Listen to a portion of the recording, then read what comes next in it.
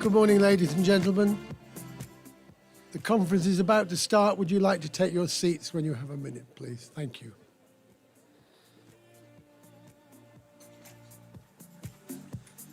Hello, Claire Shields. Would you like to take a seat? Thank you. I like to embarrass people.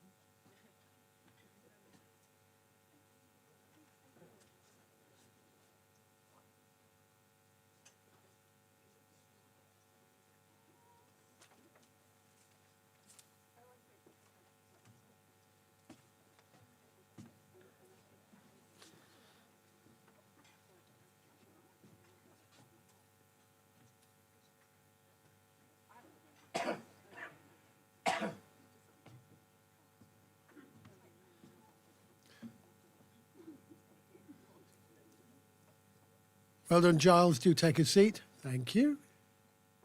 And do take a seat, Kate. Thank you. And Mark, do take a seat. Don't go outside. Thank you.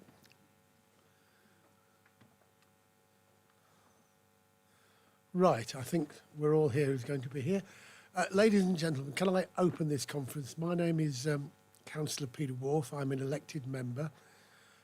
The history is that myself and Spencer Flower, the leader, looked at this site nearly a year ago, after it was like Marie Celeste, when the school had closed due to poor management by the governing body, and the school had gone down from 200 pupils over a few short years to about 80 and was therefore uneconomic.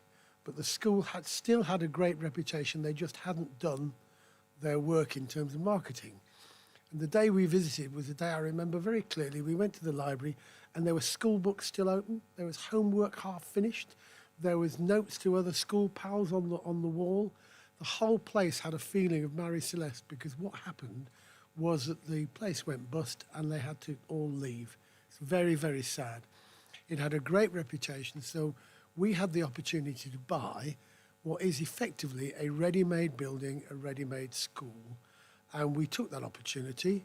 At the time, there was a great danger of myself and the leader being called extremely stupid or visionaries. We involved all the members, and we have a number of members here today, and we got all the members looking around this, and we said, look, this is a once-in-a-lifetime chance.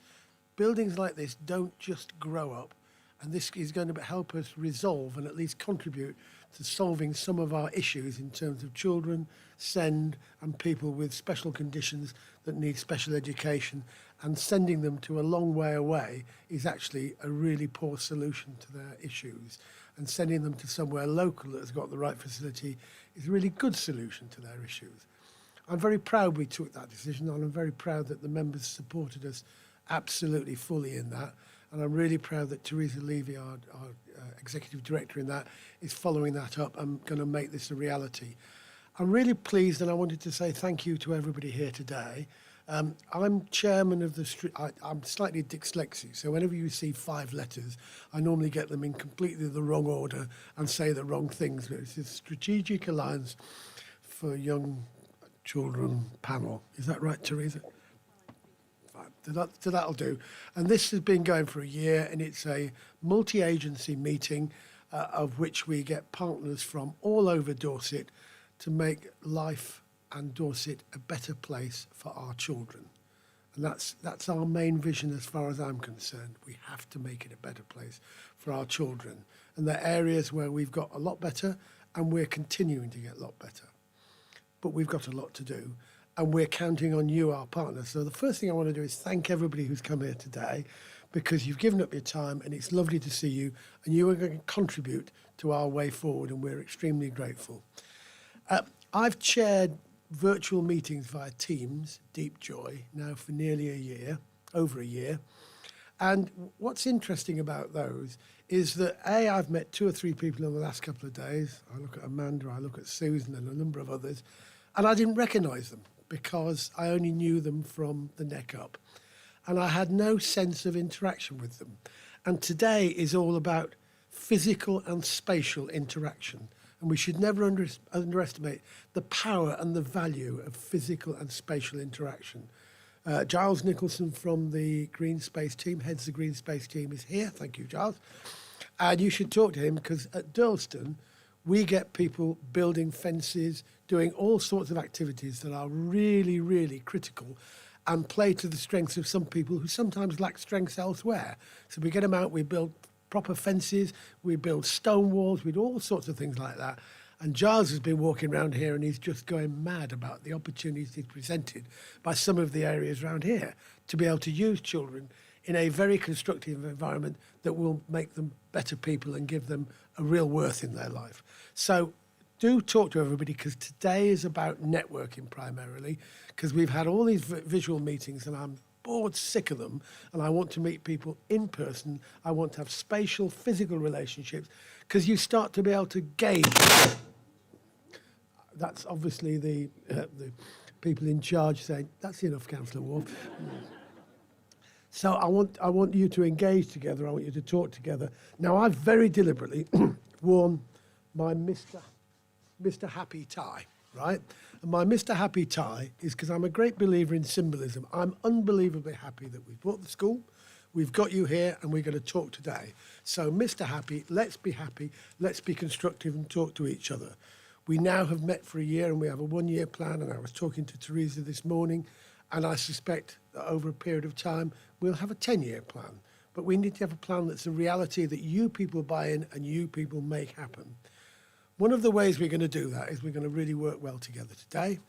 And just in terms of admin, before you arrived, Laverne, the doors are here and there and there. But one of the things I talked about was Slido. Now, Slido is a technique, and we'll talk a bit more about that, where you can actually tap into the internet. And the logic for Slido today is use your mobile phones, and if you've got something you want to say, put it on Slido. And one of the things about these sort of sessions is you often end up with a good idea. Kathy, we will show you how to do that, I promise you, we will. It's not that tricky, right? Seriously, I will personally show you. I've not made you raise your hand or anything. So the idea is that if you've got something you think, oh, that's a good idea, put it on Slido. Because if you're like me, you'll forget it if you walk out and do something else. And I want any idea. No idea is a bad idea. No idea at all. So put it on. You can put ideas on anonymously. I don't mind, as long as they don't involve being cruel to me. So put a good idea on there. Make sure we share it. At the end of each session, we will ask a question on Slido that we ask you to give an answer to.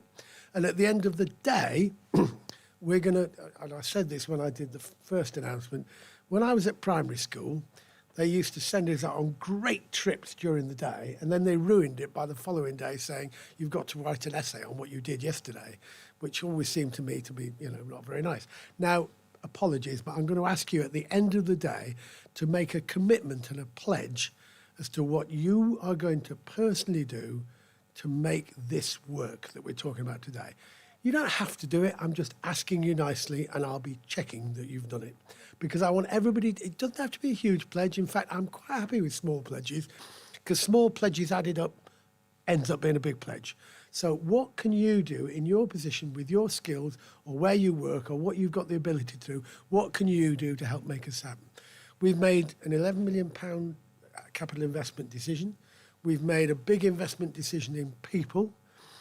We need you to help to make this work, because if this doesn't work, I'm out of a job. No, it's a bit of a joke, but that isn't. So I need you to help me make this work in all sorts of ways. So I want you to put a pledge at the end of the day. I'm really grateful. The day is about you, and it's about networking. We've got two great speakers, Laverne, who is sitting there, and Mark, who I met earlier, who I think is over there. And I had a really good chat with them, and they both said that they were quite happy if I told jokes. So I'm not going to tell a joke, but I'm going to say that when you have lunch, I do understand that the rolls some sort of peace offering have been buttered with Lurpak. Okay, it's a bit of a joke. Danes beat them last night? No. Okay. Ladies and gentlemen, it's a real pleasure to see you here. I hope you enjoy today. Take the opportunity to network. If you've got an issue, come and talk to Teresa or myself at any time. We're really happy to talk to you about anything to do with what we're talking about today, because we want to make today a success. Thank you very much indeed, and I'm going to hand over to Teresa.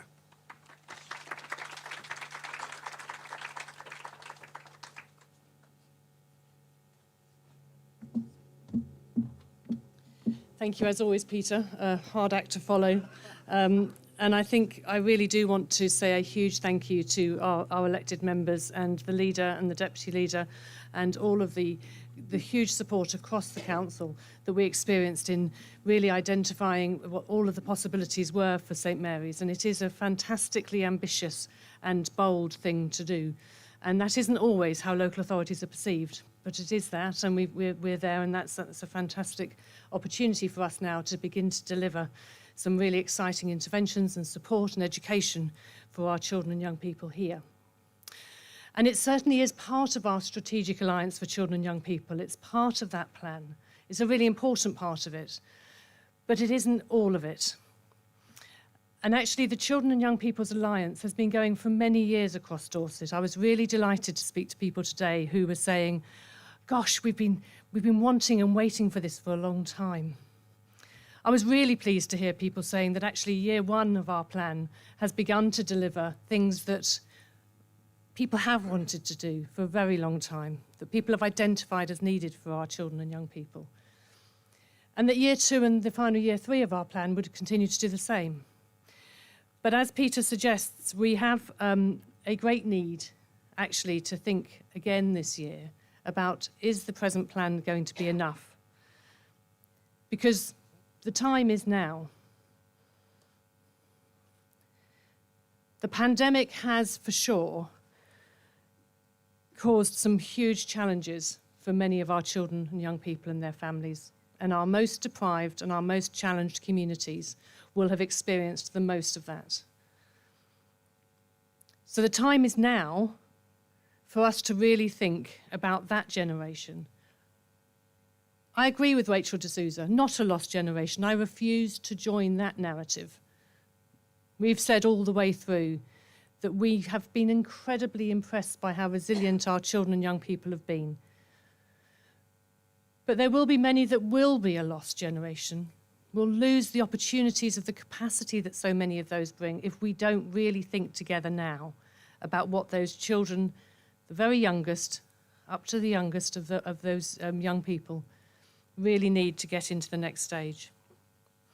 Because sadly we have got some significant evidence, haven't we, colleagues, as a partnership, that both locally and nationally, the Children's Safeguarding Practice Review annual report talked about somewhere between a 20 and 30% uplift in the very poor outcomes for our children.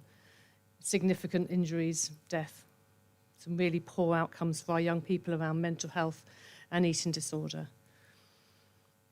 We know that sadly the implications for the very, very youngest, our tiny babies, has been very significant at this time. We know that the significant situational risk that they've experienced it may be momentary for some. We may see some of those family stresses diminish, but for others it may be longer lasting. We know that those access to services issues has been a challenge. It's been a challenge for us as a partnership to continue to deliver in every way in which we've wanted to, and it's often been those children with most complex needs, those children with special educational needs and disability and their families that have not had access to the service that they've needed. It has not been possible to be our very best partnership self as we've wanted to be in the last 15 months. And that's not for any want of a huge amount of effort from all of the frontline staff, but for families to feel able to be secure in that and for us to be able to access the support has been a challenge. That has seen, absolutely, our schools did not close. Our schools have been open throughout, but not all of our children have been in them. And whilst we've had really good attendance rates in Dorset, it's for sure that we're still seeing some children who are not returned to school, and we want to focus on them too. We know from, again, the Children's Commissioner survey, The Big Ask, 500,000 children told us as a country that actually education catch-up wasn't their top priority. It's important for sure, but it wasn't their top priority. Socialising wasn't their top priority. They'd missed their friends, they'd missed being able to be in those spaces, but they told us very clearly that they were worried about themselves and their friends and their peers and their siblings and their parents in terms of mental health. So an absolute requirement for us to think about that. And Laverne's presentation today, I know, will talk to us significantly around that, and that's going to be very welcome. Josh McAllister's case for change, his care review, talks deeply about the demand for higher and higher end interventions is soaring. We're seeing some of that as a partnership. We're feeling the pressure of that. We're seeing that no longer hidden harm, but now visible harm coming to the surface. The care review is suggesting that the system is broken. The system's not broken in Dorset, but the placement system, the opportunity for good quality care for our children and young people where that's what's required, I'm afraid I agree that is broken. The level of support for those young people at level 4 or really complex health needs, that's also a huge challenge and not presently delivering the way in which we want to. So the time is now. The time is now nationally and locally. And we want to really champion that with being a real campaigner for a 10-year plan for our children and young people. We want to make sure that we only provide placements where there are good outcomes. But more than that, we want to provide early intervention. Again, the council and partners have provided heavily and really invested heavily in early intervention. But we need to understand as a society that anything we do with children is early intervention. Even where we're intervening at a high level, where we're de-escalating risk and where we're improving outcomes, that is early intervention into the adult's life, into the next 70 years. So the investment in all levels of children's services is absolutely critical, so that we see those young people turn into the best adults, having the best life outcomes that they possibly can. So every penny ever spent around children's services is early intervention and is absolutely the right spend. So our call to arms, and it is a call to arms, I want you to remember July the 8th, 2021. People might remember July 2021. I hope for all of you who are great football fans that you'll remember it for all sorts of other reasons too. But if this happens to be a memory merge, fantastic. But please remember it for this. A call to work with, to work alongside our communities. They have all of the answers. They are us. Our families are my family. They're your families. They are us. To fully invest in the early years and in children's entire lives. But we will be, and we are championing this partnership to really think about those early years and how we can change up, really change up. I think I said yesterday, power up, and maybe that was how I was feeling yesterday. So let's power up for that early years message, because we absolutely want to see those tiny babies who have been in this incredibly difficult time having improved outcomes. So the glue that brought us much, much closer together, and goodness we are, aren't we? It is now such a fantastically strong partnership. That glue was in many ways this pandemic. I'm not worried about that as we move out of that. I know that what will now cement us together is our ambition for children and young people. And I thank you for that ambition, but I know that part of that ambition for all of us will be to be really demanding of each other. So my final call to arms to you is be demanding of me, be demanding of my services. Our mantra for this year is how can we help?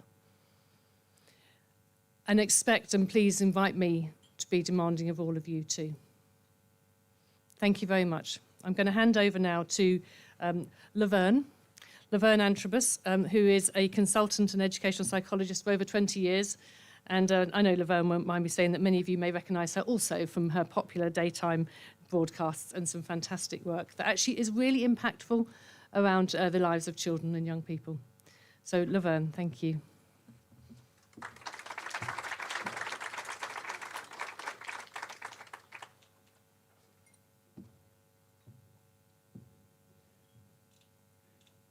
Okay.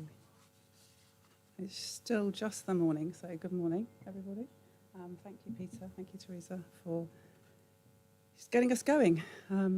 It's great. I can't actually believe that we're here in person, I have to say. I did my lateral flow yesterday and I watched that line intensely and thought, okay, if I get 2 lines, I'm going to be on the screen. You'll be here, but I'll be on the screen. We'll do it somehow. But I'm very pleased. I feel very privileged to be here I'm hearing lots about how you are developing as an alliance. Am I standing in the right place? Okay, all right. And I just want to say something about, what I think I'm here to share with you this morning. Something around facilitating the opportunity for you to all sort of collectively pause, reflect and plan how you're going to take this strategic alliance forward in Dorset. And at such a wonderfully fantastic and exciting time. I came to see the building, the grounds last week, and it just felt incredible.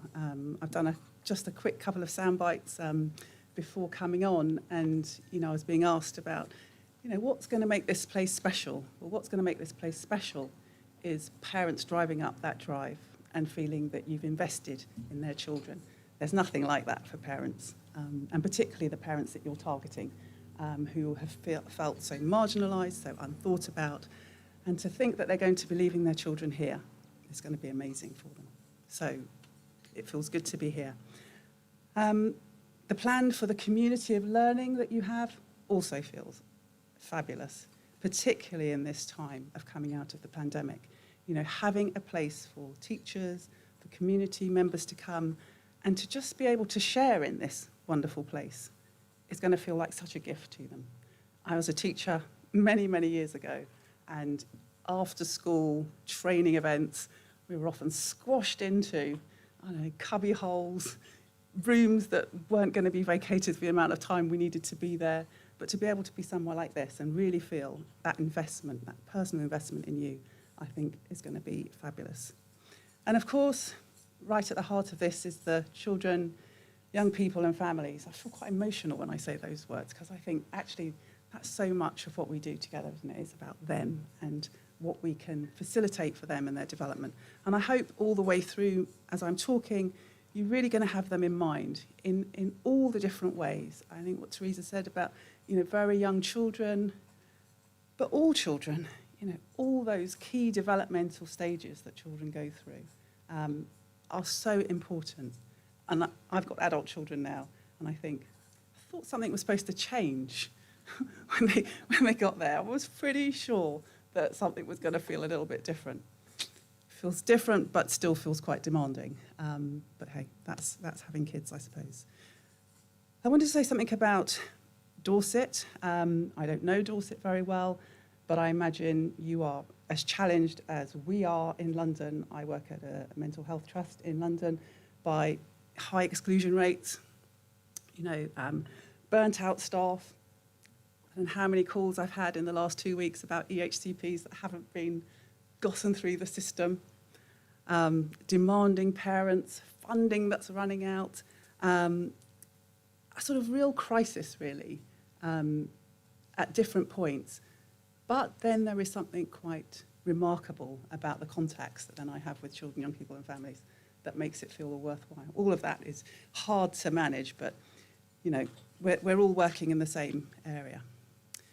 It's really difficult not to say anything about the pandemic, of course. And it's quite unbelievable, actually, to think that we are where we are. And 16 months ago, the world changed as we knew it.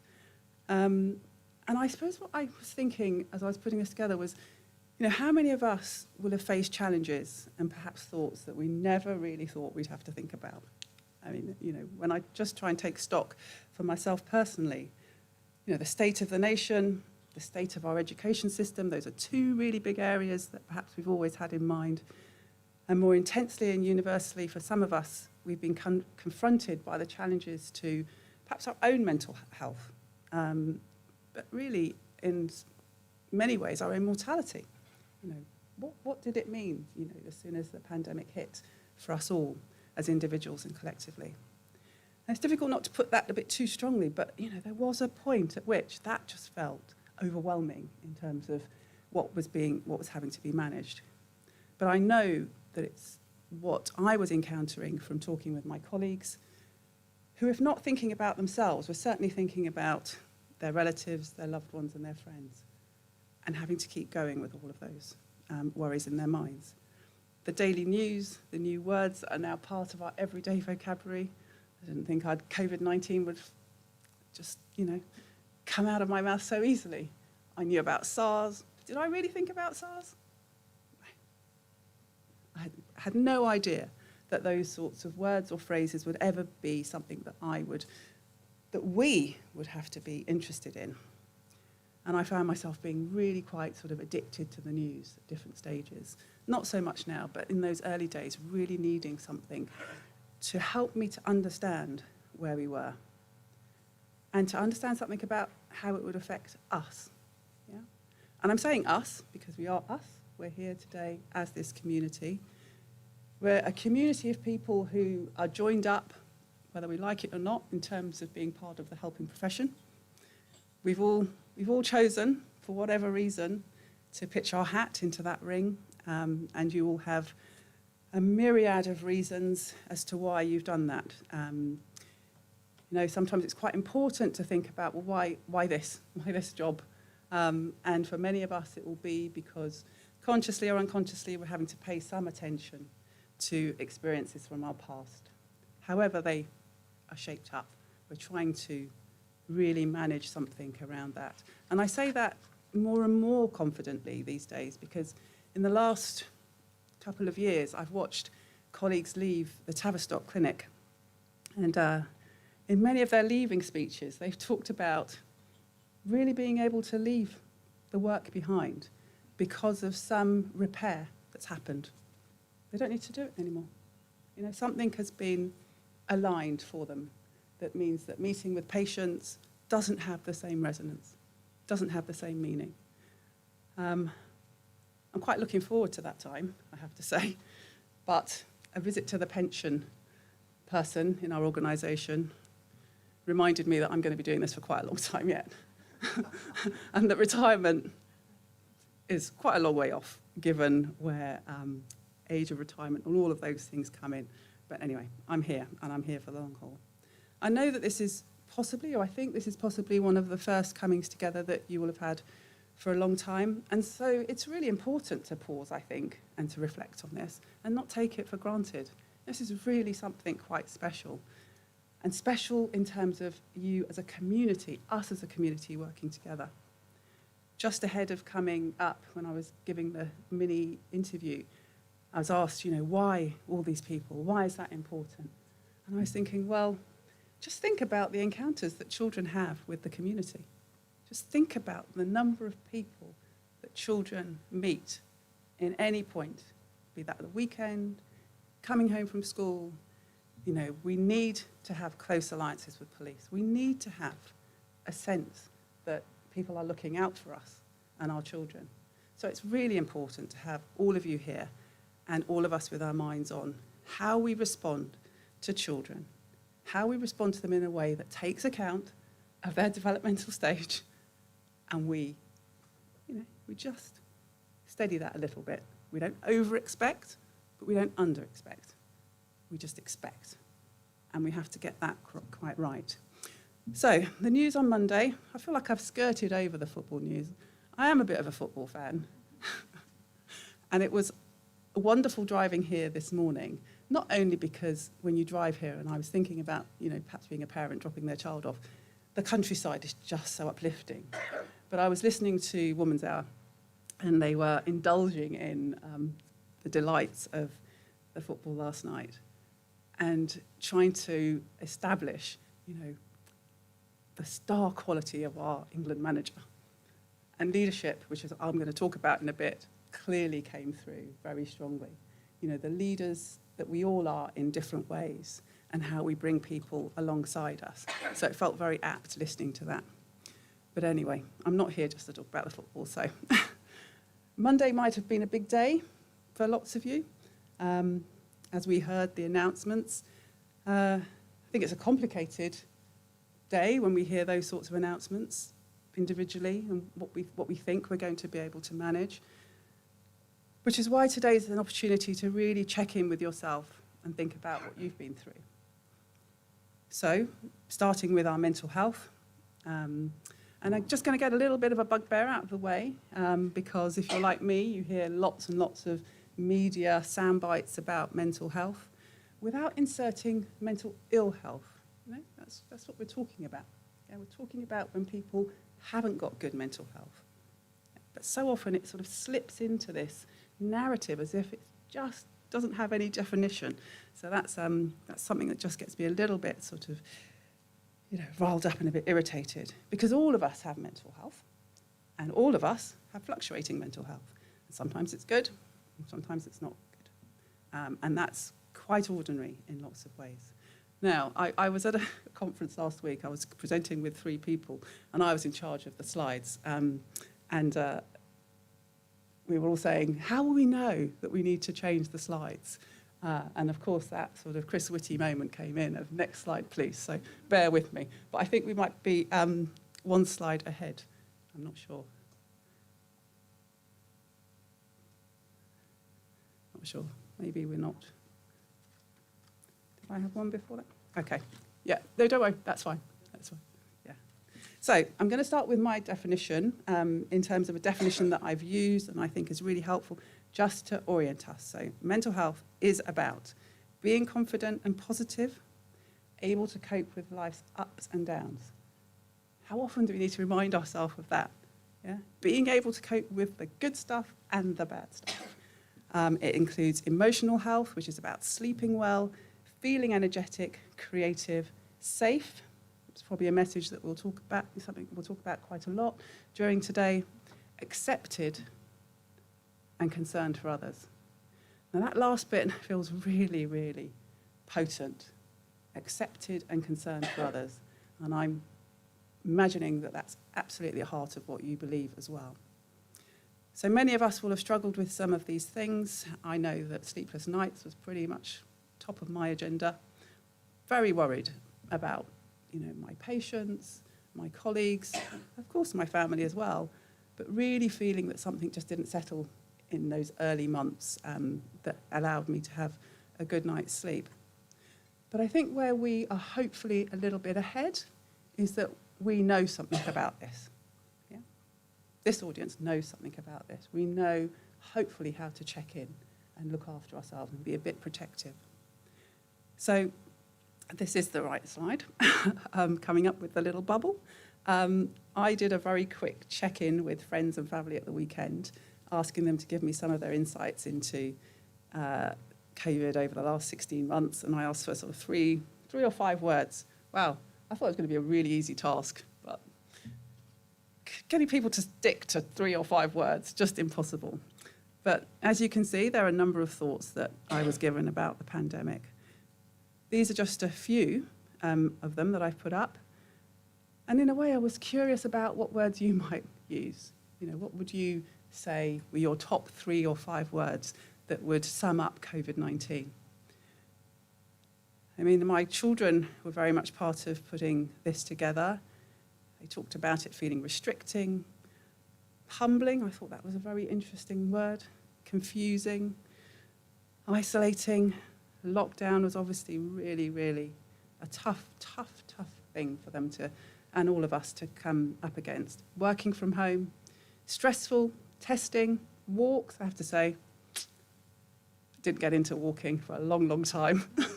Wish I could. I just couldn't bring myself to do the things sometimes that I knew were going to help.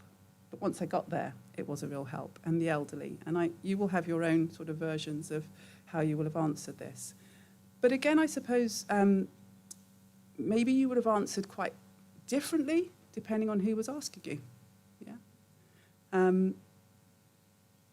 Depending on the status of the person who was asking you, what would you be prepared to give away and really reveal?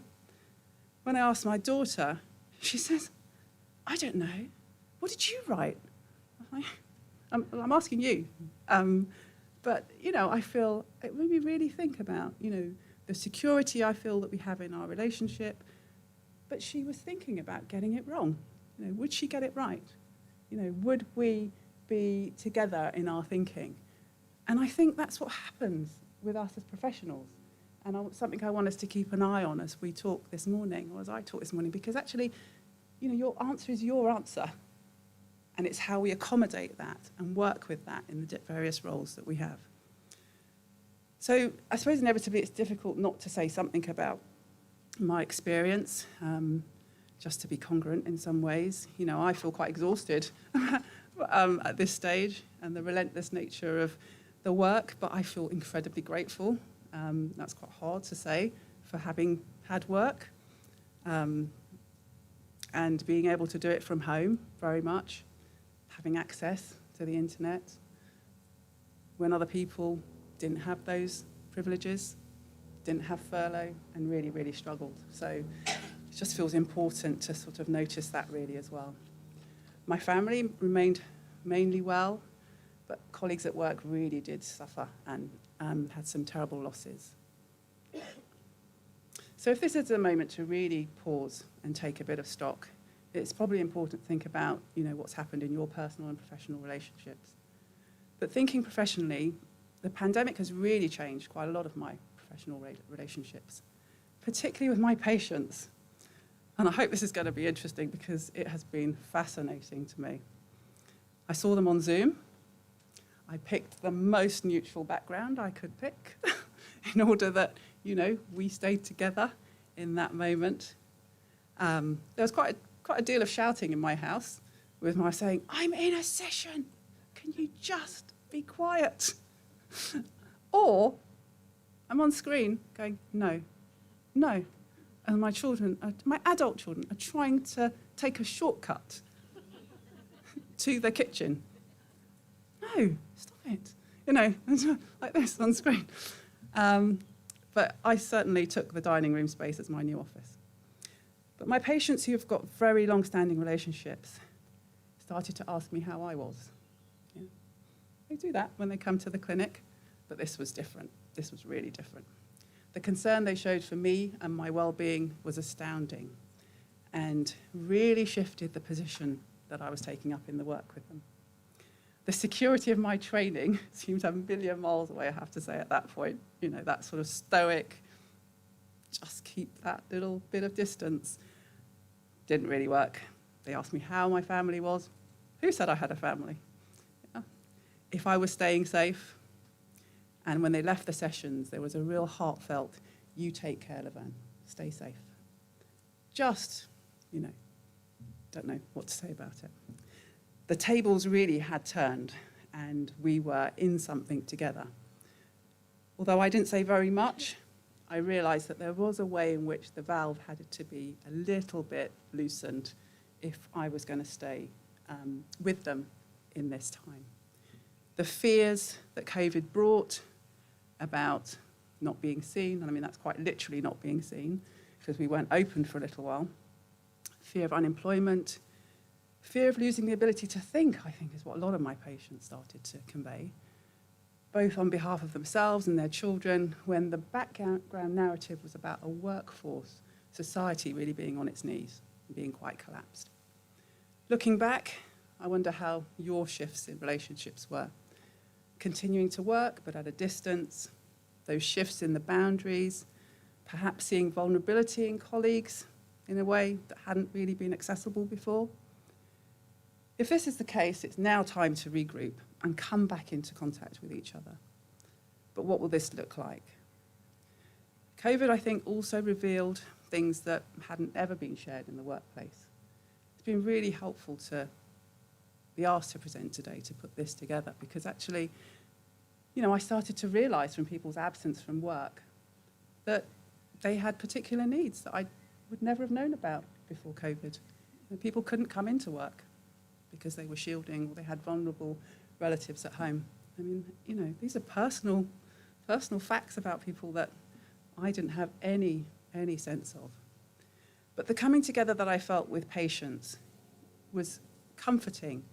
It was unsettling, but it was comforting because it allowed me to really pause and think about myself. And, you know, I became quite curious about whether or not we'd actually ever get back to a relational way of working that had its sort of ordinary parameters. We all know about the thorny issue of boundaries, how to be in this work but slightly at a distance. The merging of the two worlds that suddenly confronted me was quite different because usually I'm sort of crafting those quite carefully in the clinic space. You know, I'm really clear about, you know, when patients ask me about have you got children, Laverne? Well, you know, don't you? Because you've got children, you know, and I can manage that. my patients seem to have accepted me or started relating to me in a very different way. And it's very difficult to describe how this felt, but it was an opportunity for me to keep an eye on my own processes as well, and whether or not I was really managing. I mean, you know, that banner of mental health really came into the fore. It's not been easy to wriggle out of these relationships now that they've switched a little bit. But getting back to work, getting back to face-to-face meetings, which we have been doing for a long time now. We weren't out of the office for very long. It was important to recreate that boundary as time moved on, especially as I think the sort of pandemic impacts grew. You know, they kept growing. You know, it wasn't getting any better for so long. What I didn't want is for parents and patients to come in and almost turn it into a sort of coffee experience where we just talked about the news. So there was a real need to sort of try and hold on to those boundaries and get the consulting space back to what I knew and actually what they knew would be helpful. But this is probably where it's going to be quite interesting for you to move back into this work again, something that's going to be in your mind, but you're going to have to pull it back and access it so that we are in our roles in the ways that we know we should be. I want to talk a little bit about inequity and inequality that, you know, the pandemic really laid bare. It's not new to us, really, but the headlines seem to suggest that it was new, that it was the newest scandal on the block, but we've known about it for quite a while, really. It's the reality of the world that we live and work in, definitely working in. There was the murder of George Floyd, Black Lives Matter movement. These headlines merged unsteadily, really, with these highlights around inequity in education, livelihood, poverty. We have Marcus Rashford appealing for school meals. These are so much to hold. And I think, in a way, rattled some of the systems that I find myself in, for lots of reasons. In our system, I don't know about how you would relate to this, you know, we all watched very eagerly to see what our organisation was going to say about some of this. Yeah? Really watched very carefully. Would the murder of George Floyd warrant a statement? Did colleagues mention it? And if they did, were their responses the ones we wanted to hear? It's a deeply unsettling time, I think, the pandemic, in so many ways. Because, you know, wherever you decided to stand, it was quite tricky. Yeah. We got to know each other. We, in my working community, got to know each other in a different way, because the world was right in front of us and somehow required us to say something. You've probably got your own headlines, but, you know, the headlines that really, I think, sort of caught me in, you know, really here were the ones around mental health. Yeah, they're really tough to manage. And if you I just took a few headlines, just quickly did a quick Google, but, you know, doctors fear new mental health crisis in the UK. NSPCC warns of lockdown toll on children's mental health. Children's mental health services in England unable to meet demand. They're not so new, some of these headlines, really. And of course, there really was an increase in our referrals for eating disorders, self-harm, anxiety, depression. It was beyond anything that I've seen for a long, long time. There was, as Teresa says, the constant levelling of, is this going to be the generation that struggles the most? It's quite unfair, really. I thought, gosh, what are we doing? What are we prescribing for them? You know? Can we just give them a little bit of room in this?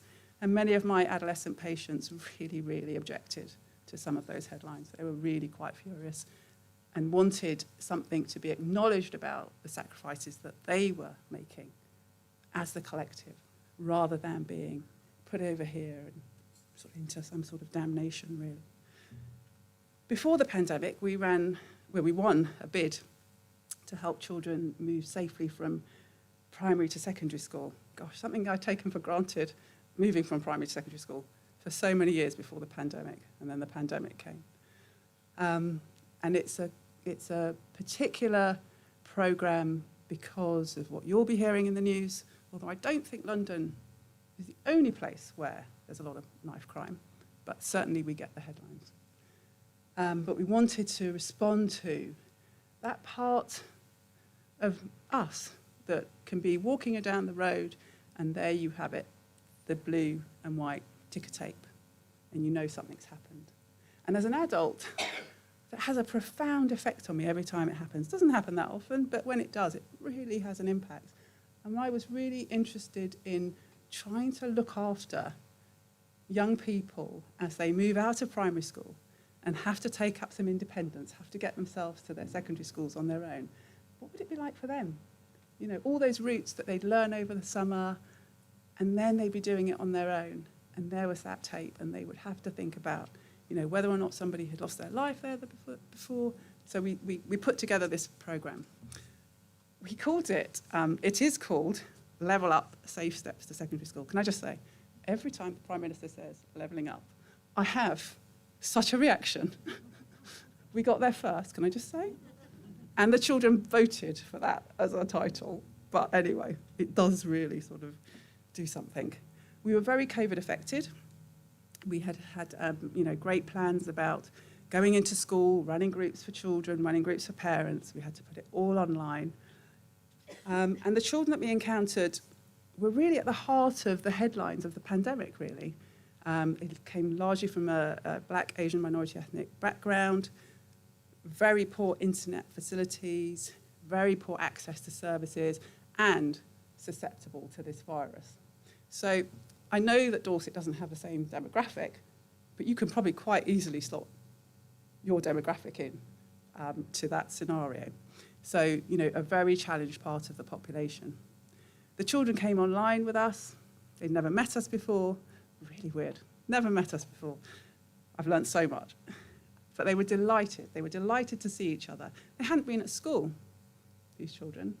You know, this idea of children being at school and then seeing groups of children who were saying to us, no, I haven't been to school, and recognising that real inequity, that real problem with access, and access that then they couldn't even have at home because they didn't have any internet. So, you know, they were delighted to see each other. They hadn't seen each other for months, and they chatted away on screen. We tried to keep a little bit of some sort of limits and boundaries. They talked about how it feels to be part of a community. And one boy talked, we were trying to set up in their minds this idea that the headlines are the headlines, and they don't need to be fearful in London. They just need to be alert. Yeah? We don't want them walking around London thinking there's crime on every corner. We want them to feel safe, and we want them to be able to navigate their community spaces with their attention, really. And so they talked about, they hadn't even thought about it. Such little things happen in these moments. They hadn't thought about how well known they were in their communities when we asked that question. One boy was on the screen. He said, yeah, because my mum sends me to the shop for milk, and they get the milk ready before I even go in. So, yeah, they must know me. You know, these sort of very real, rich realizations that actually they are known in their community. And a very, very humbling story from a boy who said, I think if I was worried about something that happened on my way home, and if I was near home but I wasn't sure I was going to get there, I'd go to the barber shop. Oh, it's just like my eyes were welling up on the screen. I was thinking, I said, what do you mean? He said, well, sometimes my mum drops me off at the barber shop, and I just sit there, and I listen to all of their conversations, and then they say to me, how are you? What are you doing? And I thought, my goodness, we've got to remind children that their communities are so important to them, and they are not to be feared. And he said, you know, and I'd probably sit there for a while, and then I might ask one of them if they ring my mum. And I thought, you're going to be fine. You are going to be absolutely fine. So community is important, and hopefully at the heart of what we will be doing here together. Reflecting back on these experiences, we are currently in phase 2. We're still online. Can't do anything about that. But it made me think about joining today and joining this community. Many of you may know each other in lots of ways, but maybe this is the first time that you've been together in this way. And I think that's really important. It's one of the things we say at the Tavistock Clinic about group relations, which is a conference that we organise, a slight plug here, which is created for people to come together to explore what it means to be part of an organisation. But it's a temporary organisation, okay? But you are invited to come and join. So I looked up how we define it, and what it says is, it offers members the chance to understand more about group processes and how they behave in a variety of group settings.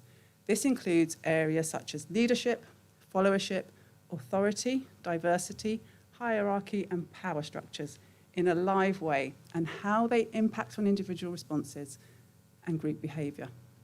So quite a lot, but really, really key. Some of those words are so key. I read them very easily, but when you invest in them and think about them, they're going to be crucial, aren't they, to how this alliance continues to work. Your views on leadership, but followership. Yeah? I mean, how important is that? It's just so crucial, isn't it? And it undoes so much if it's not crucial and in our minds. Authority, diversity, hierarchy, and power struggles. They're all going to be key moving forward. Even more so, I think, after the experiences we've had over the last 16 months. How will you authorise leaders in this alliance? How will you give followership where it's needed? And how will you keep an eye on the power struggles that will inevitably take place between people? I mean, it's just, what will happen? How will you model something for yourself and others that will ultimately inform how you work with the wider workforce, parents, children, and young people? So it's like the movement of all of this. How do you do it from here so that it absolutely goes into the systems that you're coming into contact with? Before doing this, there are probably a few tasks that are going to be important. So, how you check in with yourself today and over the next period of time, how you step back closer to having those face-to-face relationships, and how will you notice the well-being of others in a way that helps them feel acknowledged, valued, and thought about. If you manage to do this amongst yourselves, I'm sure that will be something that emanates from the alliance into the relationships outside. I'm a great believer in teams, as without them, I have often felt cut adrift and on my own. And in our CAMS team, we've often found ourselves doing the very things that we try to avoid doing to our patients. Scapegoating, undermining, being rivalrous. The list is quite lengthy. And it takes quite a lot of bravery, really, to notice when this is happening. Not in a blaming way, but in a curious way. What are we doing? What's going on? What's behind this? What's the meaning behind this behaviour? Why are we getting into these positions with each other? And how you all do this together is really important. How you notice and interrogate this very rich data set that you'll have. Will you set yourself the task of allowing time to reflect on how you're working together? Will you need somebody to facilitate it? Will you need to nominate 2 people just to keep an eye on the process and raise some of the issues about what they're seeing? We found that very, very often, and particularly more so over the pandemic, that we've needed to really find these moments to check in with each other. Sometimes around a topic, but often just to check in with how we're working. Being interested in each other has been a key part to feeling part of the team. One where our differences actually can be known about, because we're not saying that everybody merges to be the same. That wouldn't work. That's why we have this sort of rich tapestry of organisations. But holding in mind the sort of core aspects and values of the roles that we've taken up, so that that's really understood. As a result of those sorts of experiences in my team, I really do feel quite authorised in working with my patients. Very rarely do I feel alone when a patient is taking me to task.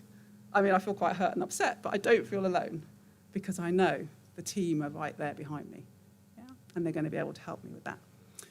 And whilst I'm talking about it in a way that sounds, like we've got it sussed, it doesn't mean that when my manager has to have a difficult conversation with me, that's avoided.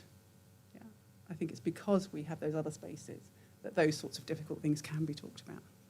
So I'm sharing some of the data, really, from what I've gathered and over the years that I've worked in the clinic setting and how we've worked effectively together. And I do want to stress, we still have to be mindful of the need to have very difficult conversations with each other. It doesn't always go well. Yeah. Sometimes we really do make some mistakes that need to be owned. But I think some of the principles around how we do this and how we talk to each other is about how do we put thoughts and feelings into words? How do we really hold those things? And how do we offer each other the experience of being understood? Yeah? And I suppose crucially, how do we hold in mind that we all need to feel sufficiently contained in order to be able to provide that containment to others? Yeah?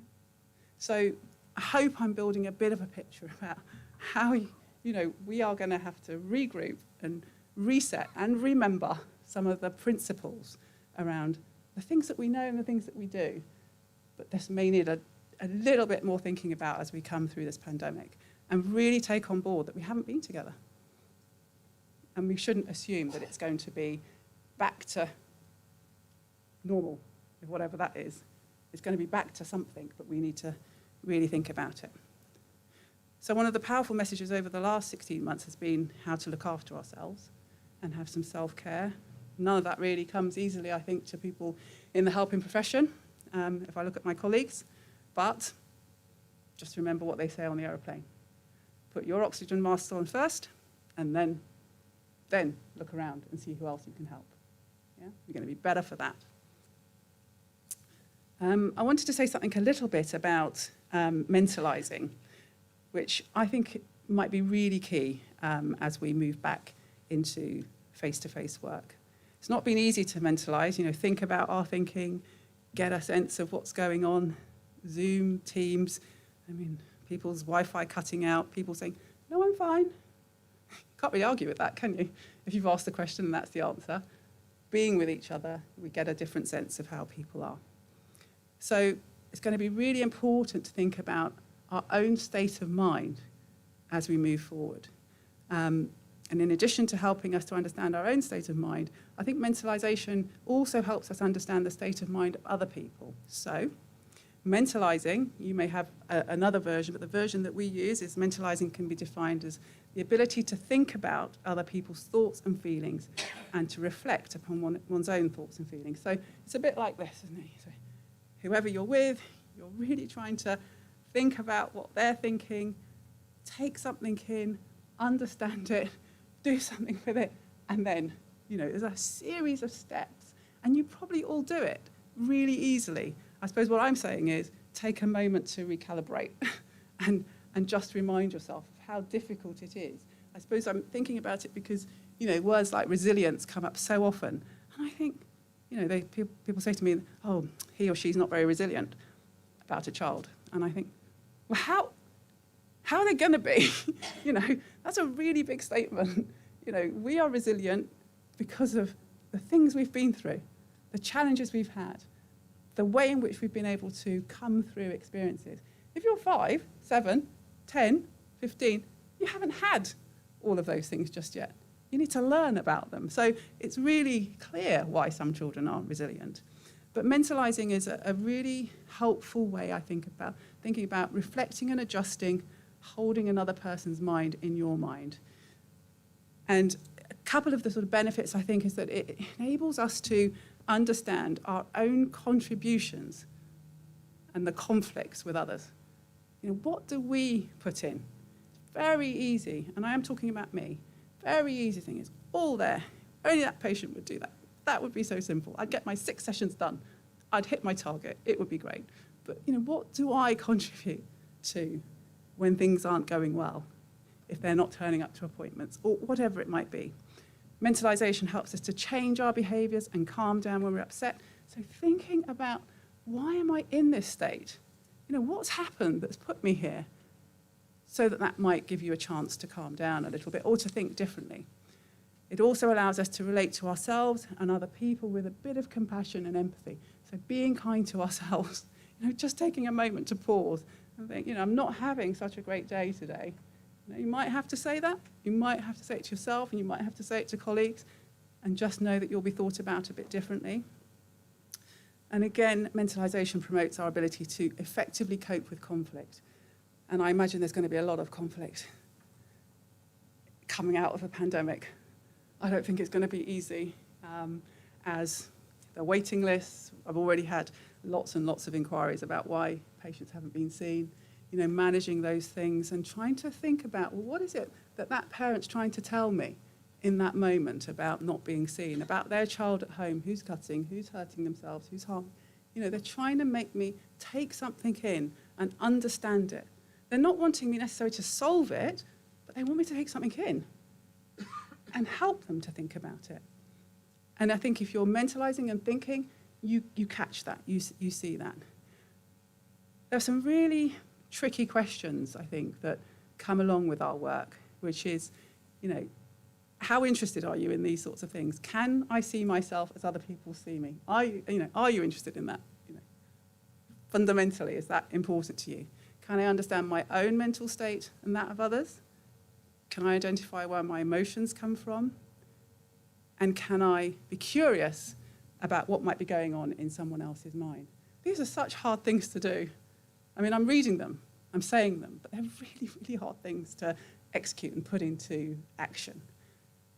And it makes me think about the number of encounters that I have during a day, a morning, a week, with people I don't know, where, I'll give you an example. I was driving a bit too fast the other day, and, still probably got away with something. And as I stopped, the driver who was coming the other way had seen this terrible behaviour, and I'd never seen him before, he'd never seen me before.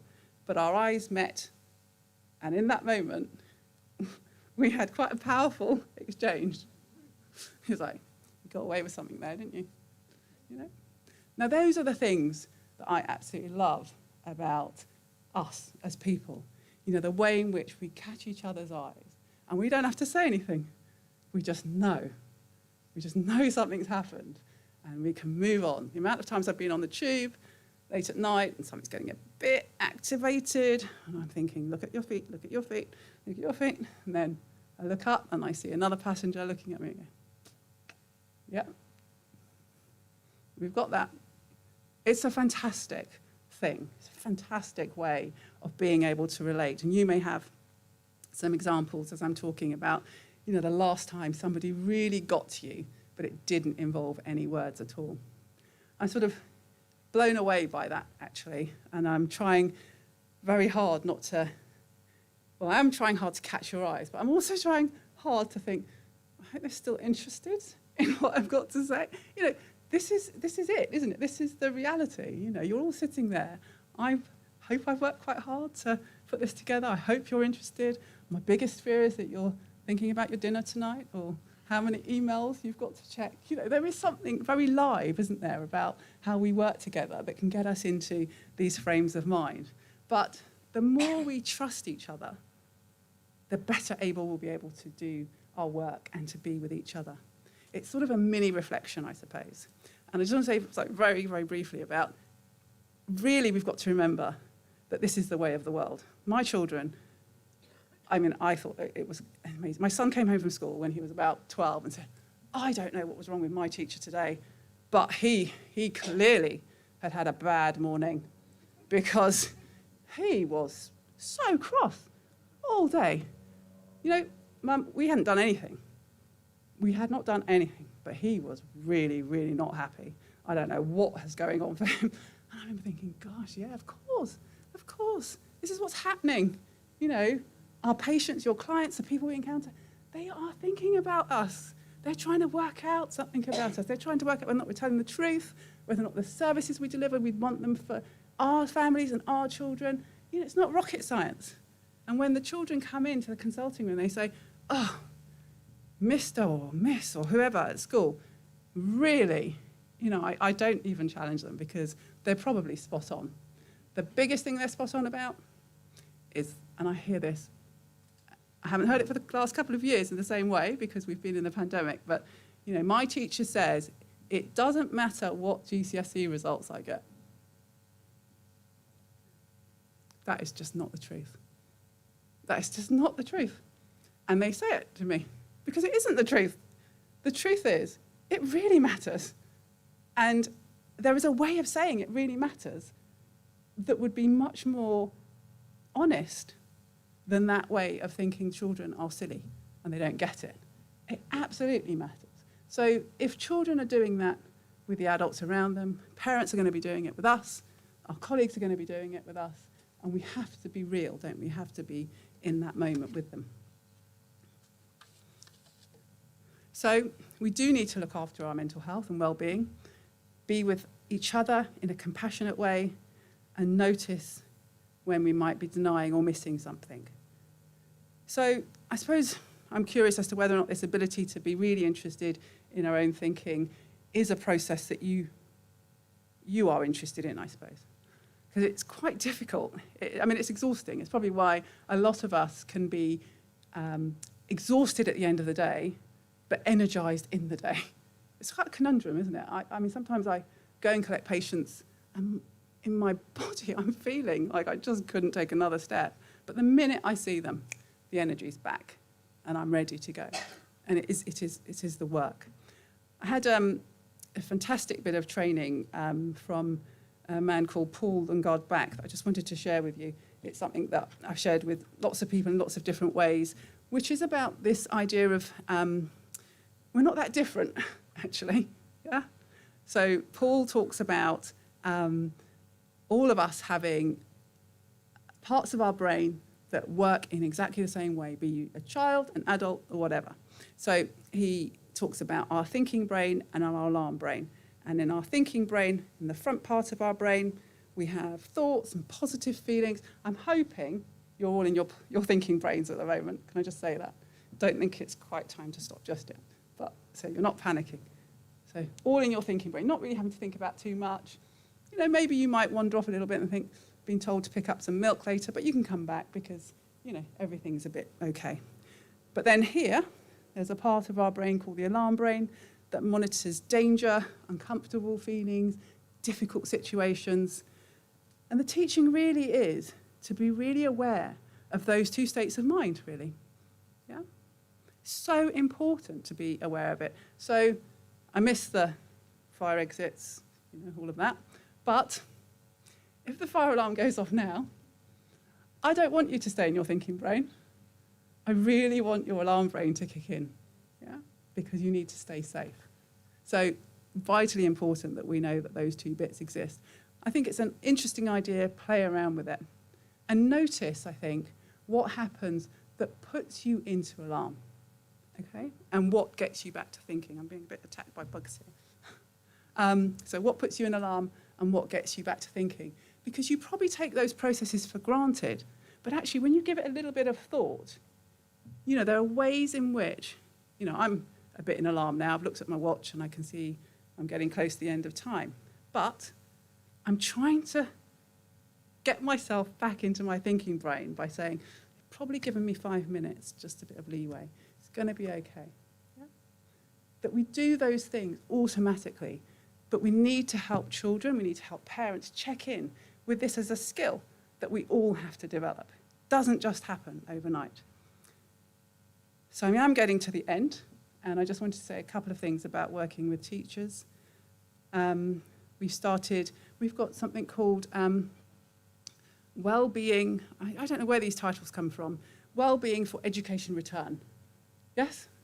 It's great. I was saying, I can never say it. I didn't even write it down, I got it. Wellbeing for Education Return. We've been facilitating these peer opportunities for teachers. And really what teachers are saying is how hard it is to carry on when their minds are still so full up of the pandemic. They are so tired. They have just kept going. And I think probably quite understandably, something quite manic, I think, is in the system. I feel quite worried about the stopping, because I wonder how that's going to be. And I suppose over the next just couple of weeks that we've got, for us, those of us coming into contact, any space that we can give them just to be starting to think about that might be really helpful. So we've offered this space, and it's been really fundamentally important, I think, to recognise the status and importance of trust. That they can trust that they can tell us the things that they've been telling us. They can trust that they can say, I can't can't do another distressed parent. It's just too difficult.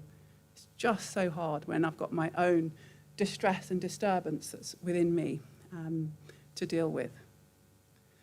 So I was thinking about how it might be helpful for us to think about what our primary tasks are. And it made me think about what the primary task of the Alliance is. And how important it is that in thinking about the primary task, the emotional vulnerability that overlays it is really important. So, like most organisations, I imagine you've already got your primary task and probably got one or two that feel like they're the primary task. But when thinking about it, it can be helpful to think about what emotions might get evoked by the primary task. And to think about those emotions that might get evoked, that may be more challenging to speak to and contain, whilst trying to perform the task. So these are some really difficult words. Yeah? But I think they make sense. Because, challenging emotions that might be evoked are around not knowing, feeling a bit stupid, not getting things right, feeling uncertain, fear of failure, fear of being exposed, more sort of intimate feelings around love, attachment, dependency, difficulty of, some sort of feelings around hatred, intimacy, isolation, anxiety, rage, fear of breakdown, incompetence. And what it made me think was, absolutely, these are at the heart of some of the work that we're trying to do. If you think that teachers, the primary task for teachers is teaching and learning, who amongst us haven't met a teacher who's been having some of those emotional challenges? The primary task for parents, providing care, love, nurture, good environments for their children. But I think this is a really potent example of what each of us might be holding in our most vulnerable times. And how do we come together to really hold on to these ideas and talk about them in the Alliance, notice these emotions, notice what's going on, because then we've got a chance that they won't leak into the systems out there. Yeah? If we hold them here, they've got less chance of leaking into the system. The system's got its own primary task and set of emotional discharges to have.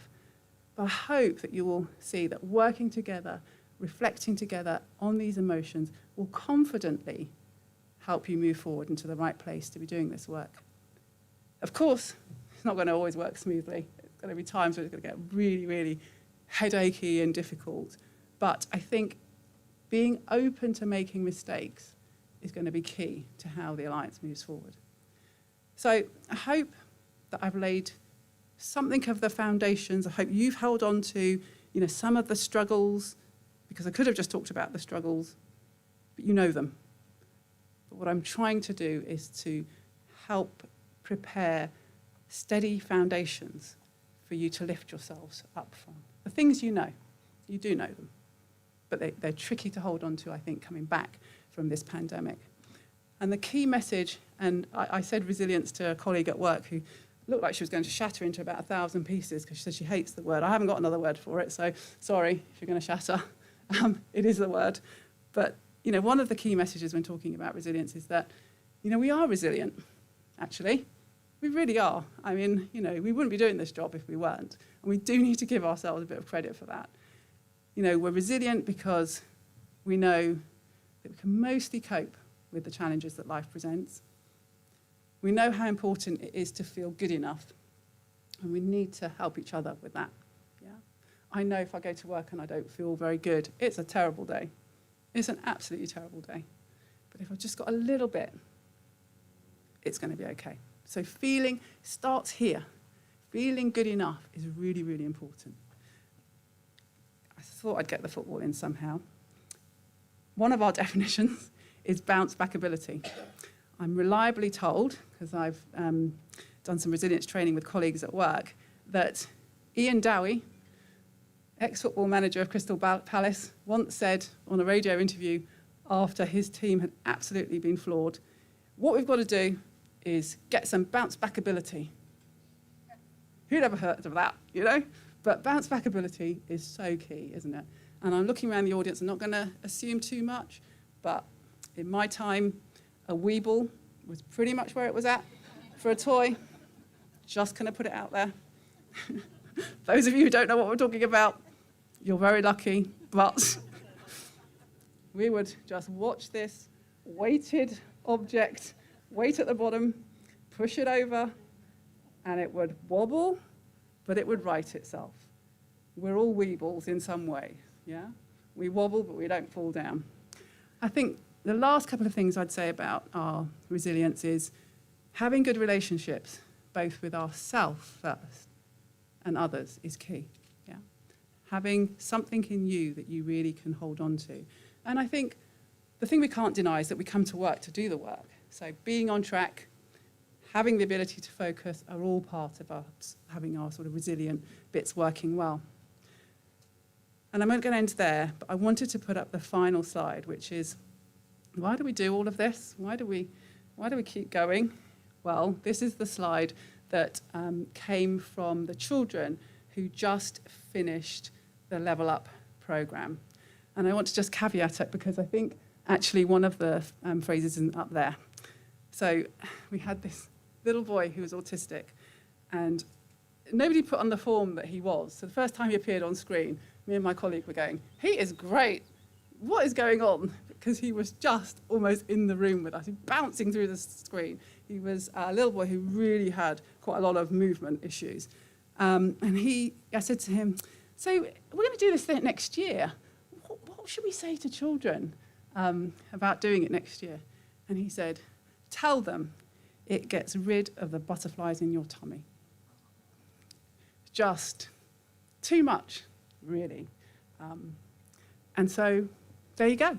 This is the reason we do what we do, because we get feedback from parents when we get it right, and from the children about how much it means to them that we keep on going, even when it gets tough, right to the very end. So thank you.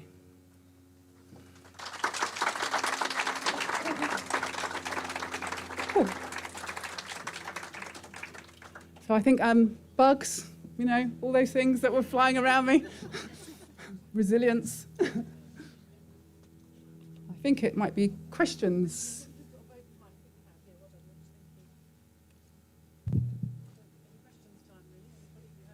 I've got...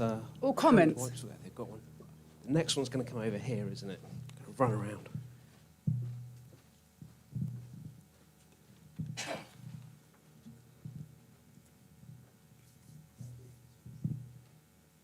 Cheers. Hi, Stuart Dipple, Dorset Police. I was just wondering on what your views, opinions are on how we sort of build trust and confidence with children after what they've been through from the pandemic, and obviously a lot of the media about police enforcing the laws, and we may be on the back foot there. And the second part of the question is, how fast were you going the other day?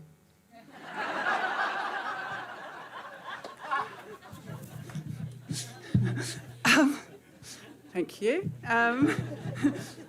So, yeah, how do we engage? I mean, I think Teresa said it. You know, there are times when we ask children things and we really do get the information that we need to hear. You know, what is it that children... So the children on the Level Up programme, okay, it's key.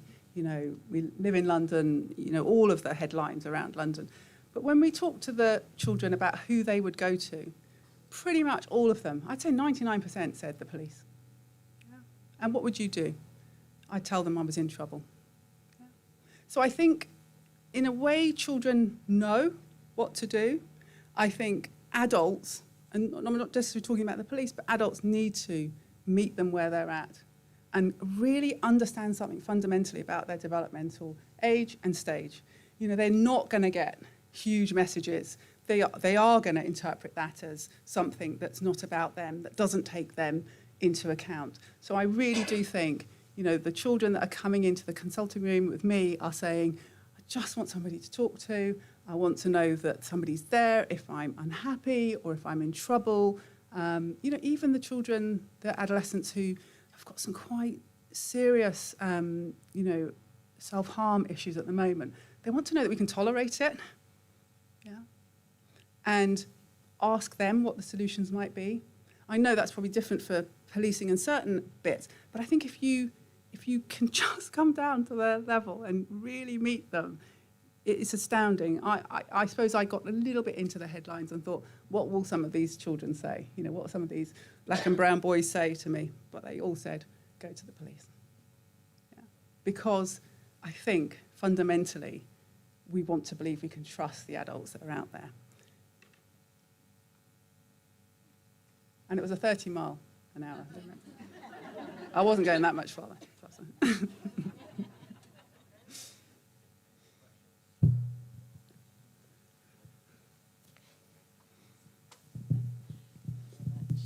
Hello there. I'm Claire from the music service, and I was interested to hear when you were saying one of the signs of healthy young people is being creative. And so I just thought, well, I've got this wonderful audience. What's your view on the importance of creativity and self-expression for young people, particularly at these challenging times? I mean, that's absolutely the heart of it, isn't it? I think, again, I suppose the reason I put in the group that we're running is because, you know, although we were quite daunted by it, it was an opportunity for children to be quite creative and to be put back in touch with some of their creativity. So children, as I said, came online. They hadn't seen each other for 3 or 4 months. I had no idea that that would be the case. But anyway, because we did our programme in August. And they talked about, we gave them a chance to talk about all the things they'd done together at school. They hadn't had their ending, so they weren't able to really reminisce about that.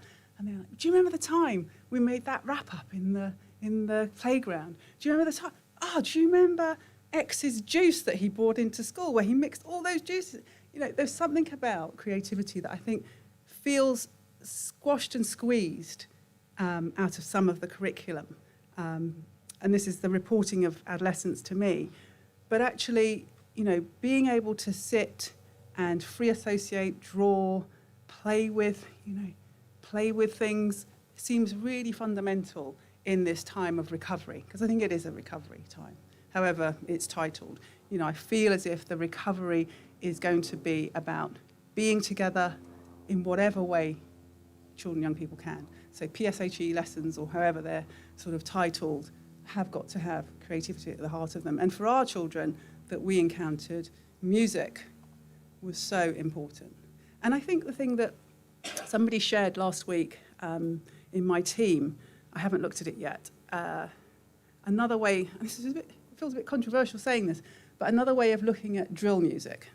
Okay, I suppose I've got only a couple of headlines in my head about drill music, but she was saying, she'd come across this research that was saying, you know, okay, just sort of squeeze down from the big headliney bits around it and listen to the words.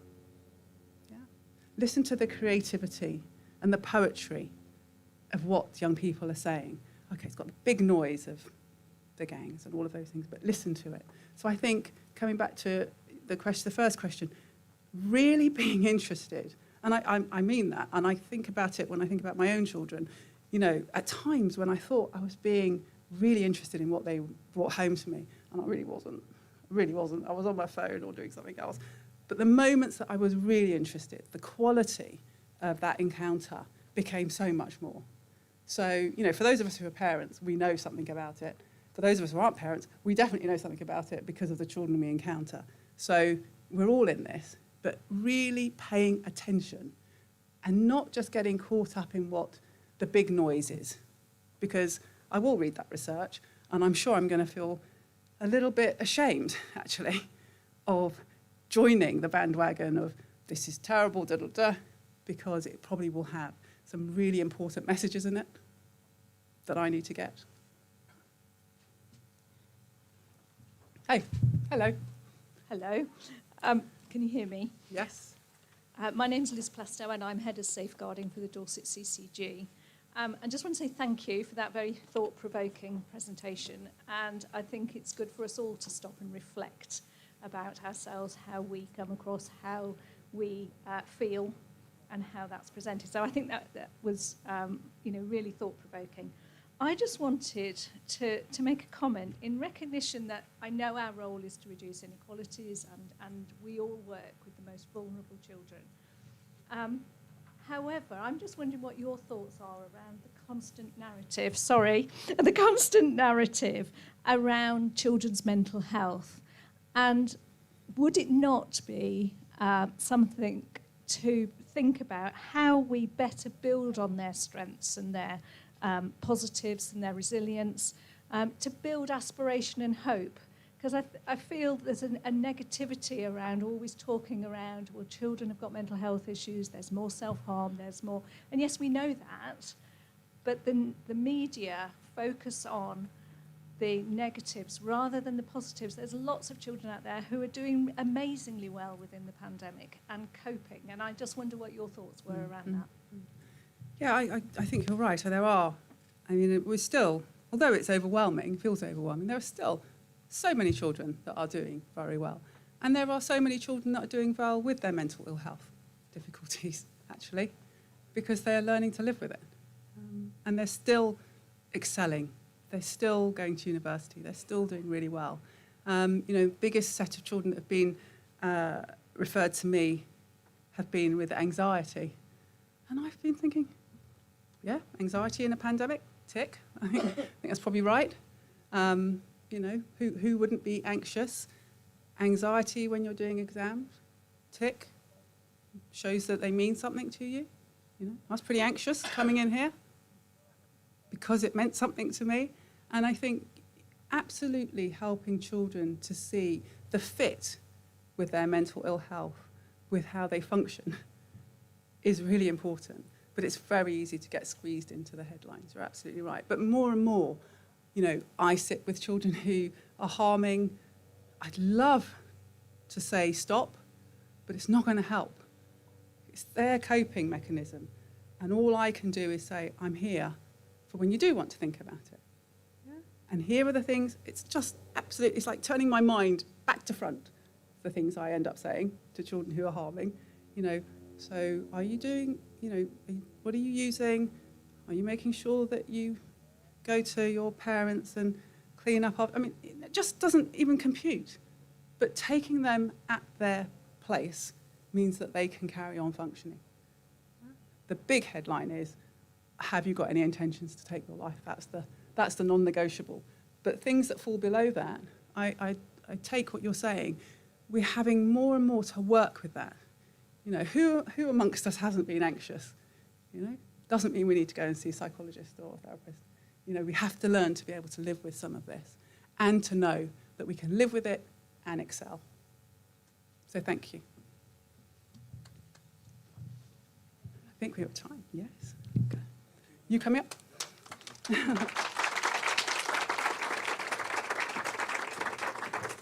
Thank you, Laverne. That was true. Can we just again show our gratitude for what was an absolutely stupendous speech? Thank you.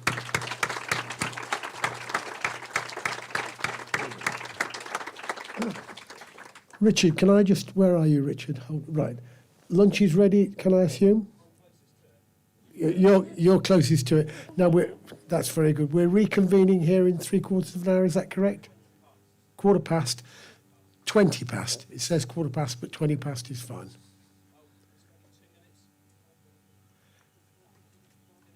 Going to be 2 minutes, that'll be okay. So we're reconvening here between 20:15 and 20 past.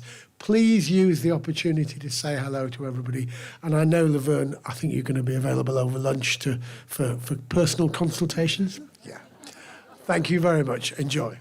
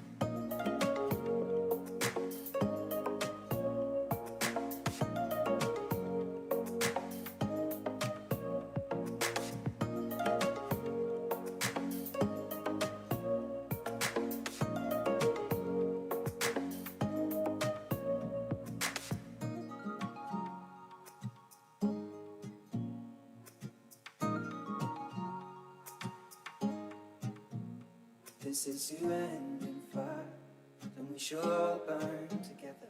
Watch the flames climb high into the night, calling out, Father, oh, stand by and we will watch the flames burn over and on the mountainside.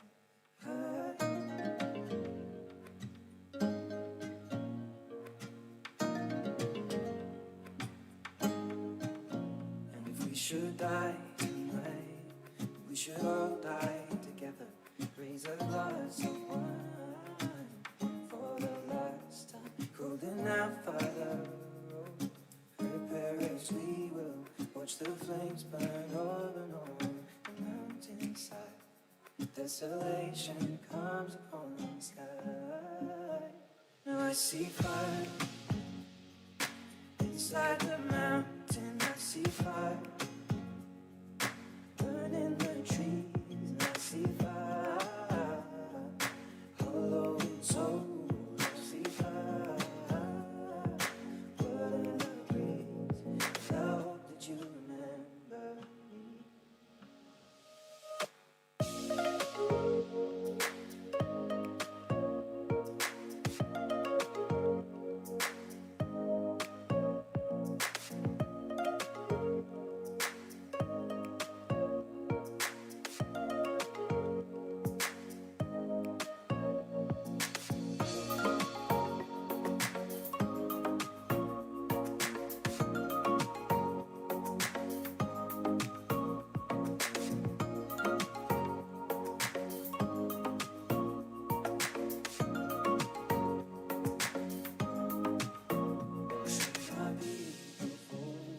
Surely I'll do the same. Come finding mountain holes. We got too close to the flame.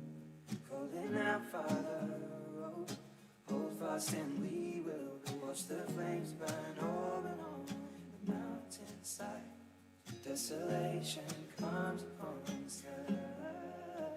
Now I see fire inside the mountain. I see fire burning the trees.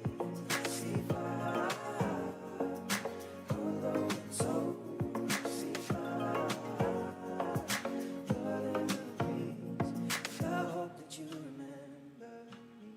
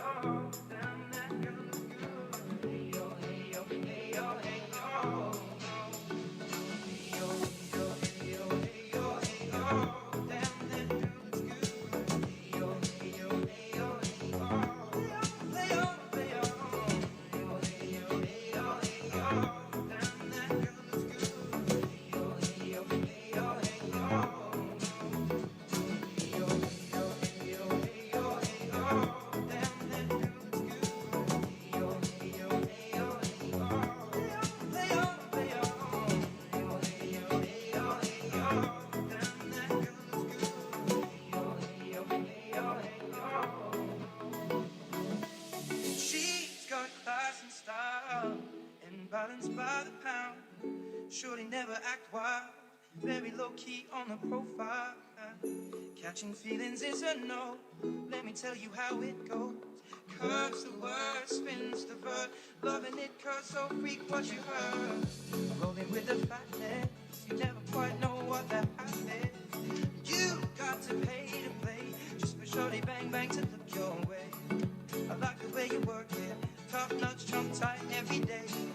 You're blowing my mind, baby, in time. Maybe I can get you in my ride. I like the way you work it, no diggity. Bag it up now. I like the way you work it, no diggity. I'm about to bag it up. I like the way you work it, no diggity. I'm about to bag it up. I like the way you work it, no diggity. I'm about to bag it up. I like the way you work it. I like the way you work it. I like the way you work it. I like the way you work it. I like the way you work it. Bag it up now. I like the way you work it. I like the way you work it. I like the way you work it. I like the way you work it. I like the way you work it. Bag it up now. Hey yo, hey yo, hey yo. Damn, that girl looks good. Hey yo, hey yo, hey yo, hey yo. Play on, play on. Bag it up now. Hey yo, hey yo, hey yo. Damn, that girl looks good. Hey yo, hey yo, hey yo, hey yo. I'm gonna pop some tags. Only got $20 in my pocket. I'm hunting, looking for a comer. This is freaking awesome. Now I'm gonna pop some tags. Only got $20 in my pocket. I'm hunting, looking for a comer. This is freaking awesome. Now I'm gonna pop some tags. No diggity, about to bag it up. I'm gonna pop some tags. No diggity, about to bag it up. Now I'm gonna pop some tags.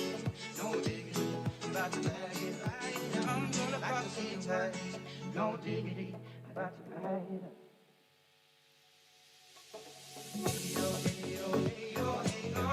Damn, that girl looks good. Hey yo, hey yo, hey yo, hey yo. Play on, play on.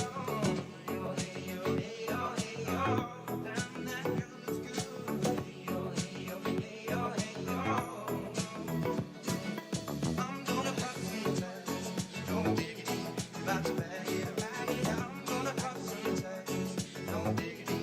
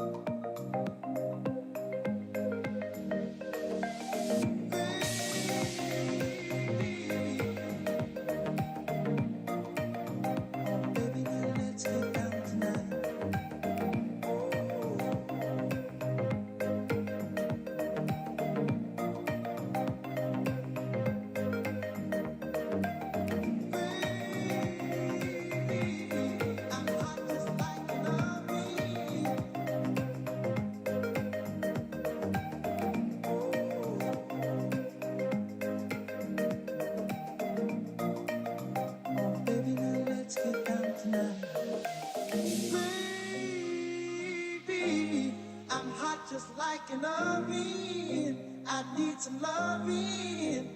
And baby, I can't hold it much longer. It's getting stronger and stronger. And when I get that feeling, I want sexual healing, sexual healing.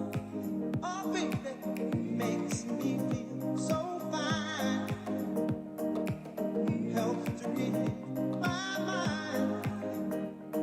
Sexual healing, baby, is good for me. Sexual healing is something that's good for me.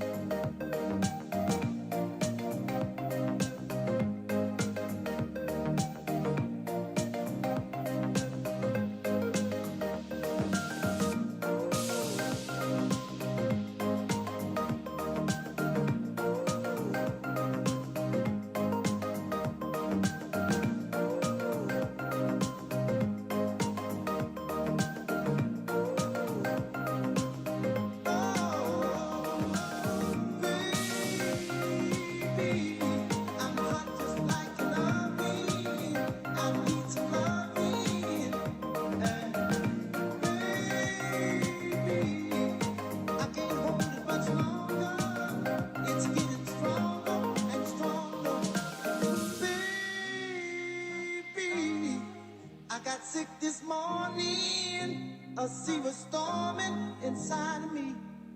Baby, I think I'm capsizing. The waves are rising and rising. And when I get that feeling, I want sexual healing, sexual healing. It's good for me, makes me feel so fine. It's such a rush. Helps to relieve the mind, and it's good for us. Sexual healing, baby, it's good for me. Sexual healing is something that's good for me.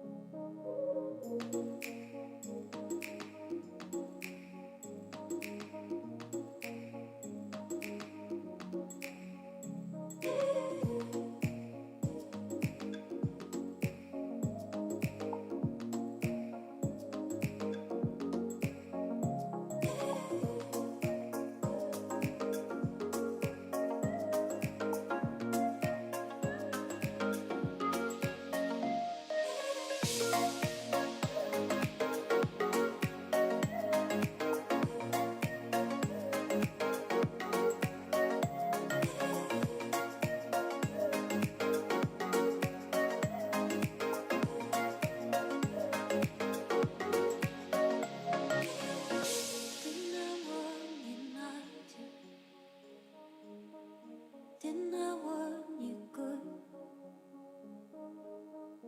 Maybe we couldn't help it. Maybe we never should.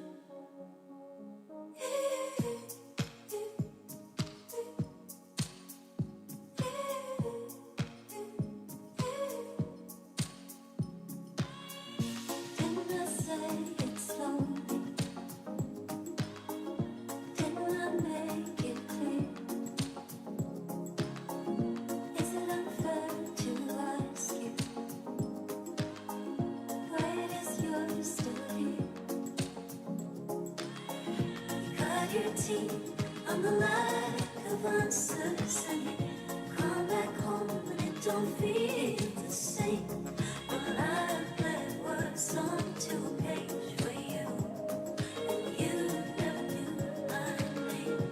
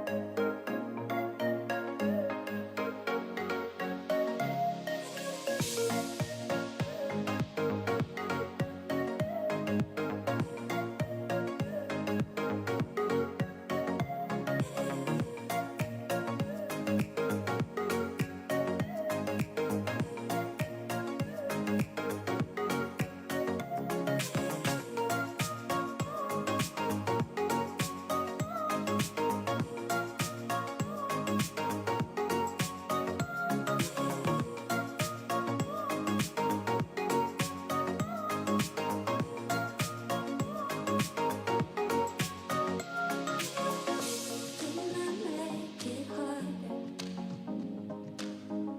Didn't I leave you there? Was it too much to ask you?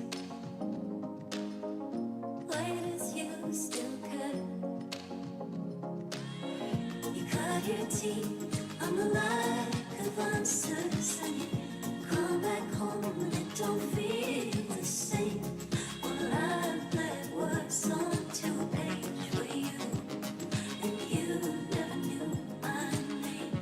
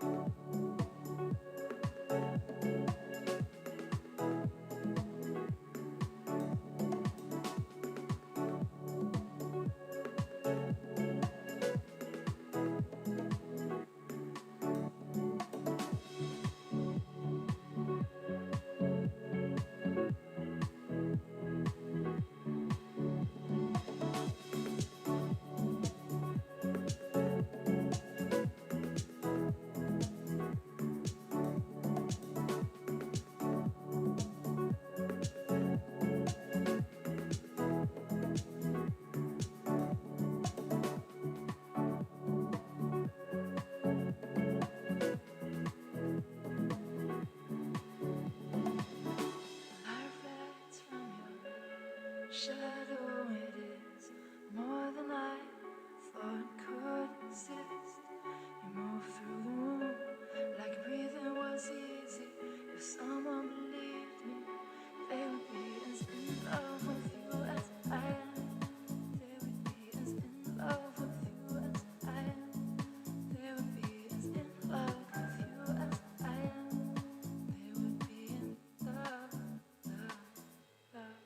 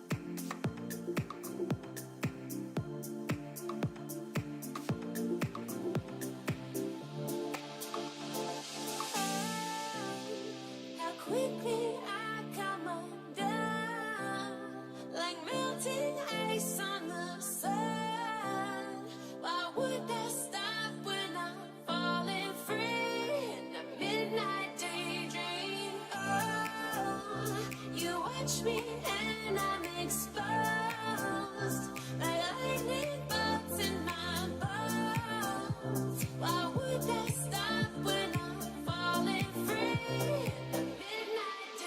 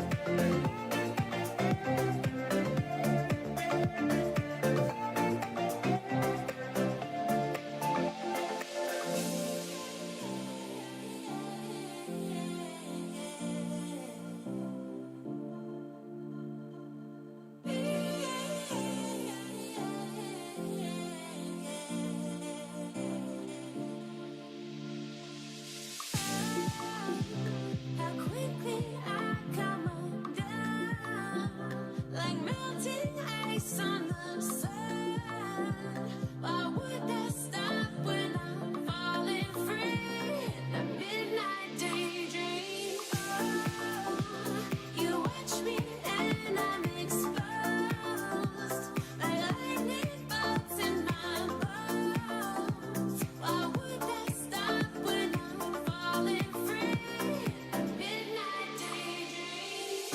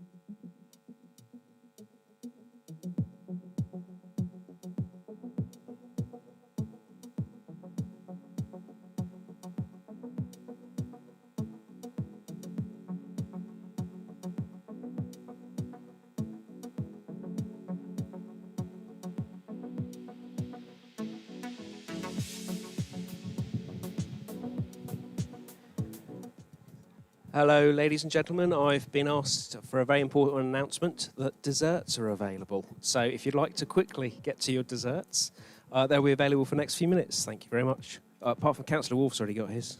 Thank you.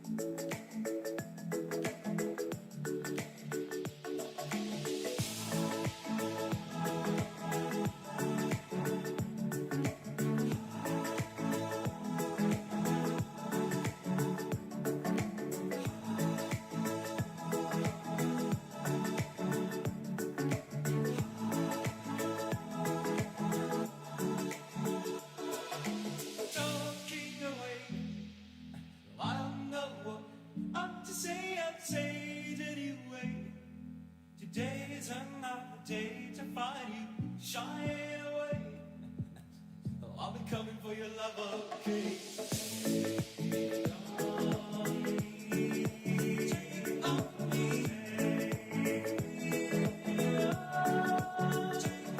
me.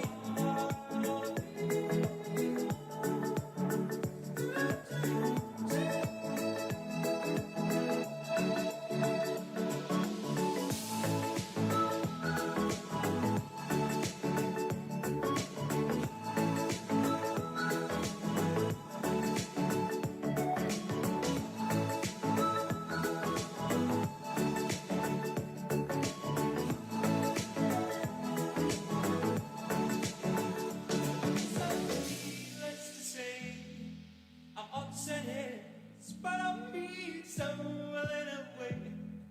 Slowly learning that life is okay. Say after me, oh, it's no better to be safe than sorry. Take on me. Take on me.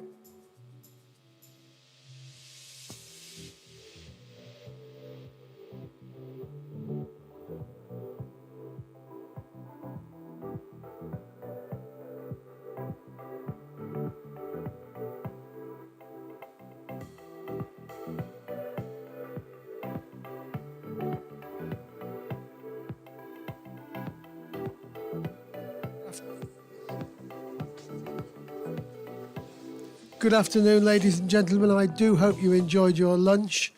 If you were in the theatre, we'd say this is a 2-minute bell. So we're going to start in a couple of minutes' time, please. Thank you.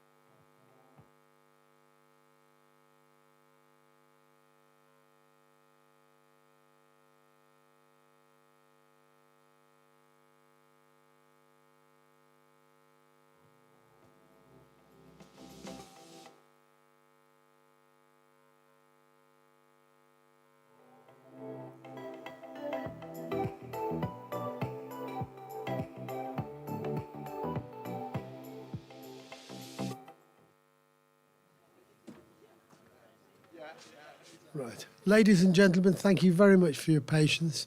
I know that the networking has been brilliant. We've just said goodbye to Laverne, and I know you agree with me, or I hope you do. That presentation was truly inspirational. It's lovely to hear from somebody who speaks with such authority, but speaks so quietly and doesn't need to shout. So that's lovely. I'm now going to hand over to Simon Fraser-Brown, who is going to talk to you about effectively extending the work of this morning, Children's Voice, the Children's Challenge, and where we are in terms of going forward. So please welcome Simon. Thank you.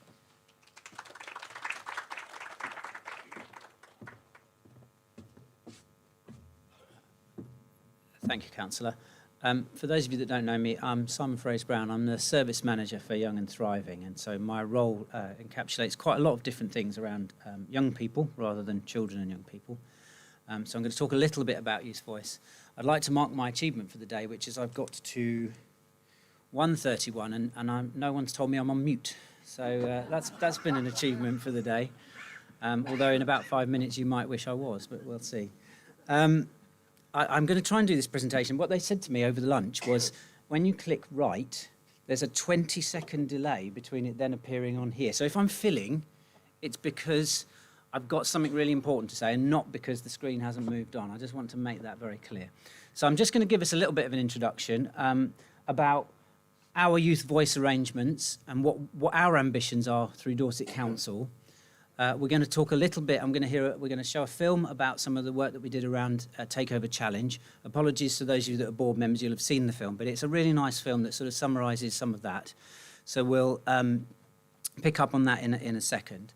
And then what I'm going to do is not talk for the whole of my slot, which you'll be very relieved to hear, but actually have a little bit of a discussion and ask. I'm going to pose the question really about what does listening to and involving our children, young people and families mean for your organisation? And what does that mean for individuals that use your organisation, for parents, for carers, for very young children? And what will that feel like for them going through your service? How will you use that voice and those views to shape the service in a different way and to build things with them?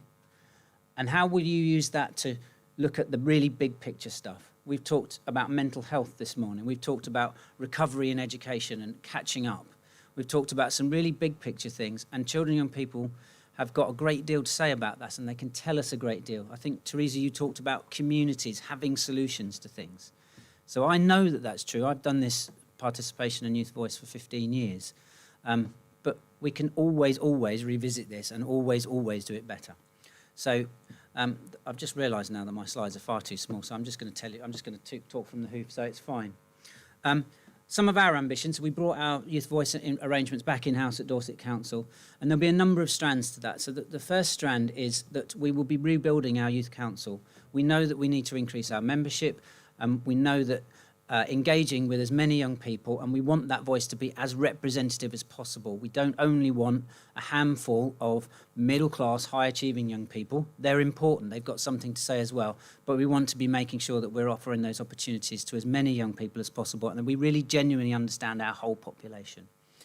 We'll be tying that in with our UK Youth Parliament. This is a national initiative. It's a really powerful thing to see young people's views and ideas shape the national agenda. So we'll be aligning with some of that. We'll be rebuilding our Children in Care Council and our Care Leavers Forum. Children in Care and our Care Leavers, they occupy a huge amount of our time and resource and energy, and understanding their needs and understanding how to meet their needs are really key, so they can really help us co-produce solutions to do these things. Okay. The other thing that we'll be doing is looking very closely at how we involve children and young people in our commissioning arrangements. How do children and young people help us to build on the work that we've done in the past with our young researchers and young inspectors programs? And some of you will have seen different reports around that, privy to some of the different work that we've done around that. And that's really, really good foundation. It's a really good stepping stone. But actually, I still think we can take that so much further than we are at the moment. Okay. I'm going to move your slides on, even though I can't read them. So what does that look like? Well, for me, it is about being present in lots of different spaces where young people are if we're going to really recruit a representative group.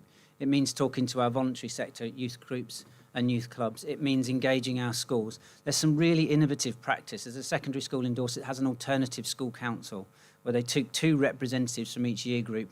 And the way in which it was described to me, and I think this is a little bit deficit, but I think it really helped me to understand it, is I want the 2 students that are always outside your office that you roll your eyes at when you get back there. That was how it was sold to the yearheads. Now, it's deficit-based, but equally, what a message to send. Actually, you 2 young people, rather than be a young person that's a challenge to me, is actually you've got something really important to say. And the first thing that school did with that was address the constant conflict that happened around the school lunch queue, and they really listened to those young people and changed how they organised their lunch hour, because those young people knew and understood the issues far better than any of the school teachers had ever got to do. So we can do some really, really innovative work in terms of reaching out to young people. I want to talk to voluntary groups around from our LGBT and Q+, whatever, etc. We want to listen to some of those groups. We want to have access to some of our young travellers. There are lots of different groups of young people whose voices are seldom heard, and we will be reaching out to make sure that they're included. We'll be rebuilding our Children in Care Council. We'll be making sure that our corporate parent duties are very much shaped by the voice of children and young people. How can we really say we're exercising our parental rights if we're not listening to our children? And we are parents, let's be clear. Dorset Council, as a corporate parent, is a parent, and parents should listen to their children. It's a really, really simple equation. Our Care Leavers Forums will be shaping our new Care Leavers Board. That's a really important thing, to have a Care Leavers Board. I think sometimes our Care Leavers have been a little bit of a neglected service within Dorset. I'm really pleased. I've been part of the Care Leaving Service and managed it for a year, and actually the progress that's been made in that year has been fantastic, but we've now got a real platform to really up our game and really do amazing things for our care leavers in the years that they leave our care. And we'll be developing those young researchers and young inspectors program into a young commissioners program, and really starting to look at how we embed children and young people's views in our governance, in our strategy development, in our service planning and big strategic decisions. That's our ambition. Okay, so now the question is, does the video work? And the 20-second delay. I could tell you really bad dad jokes for 15 seconds if that helps, just to get us through. Pause and delay.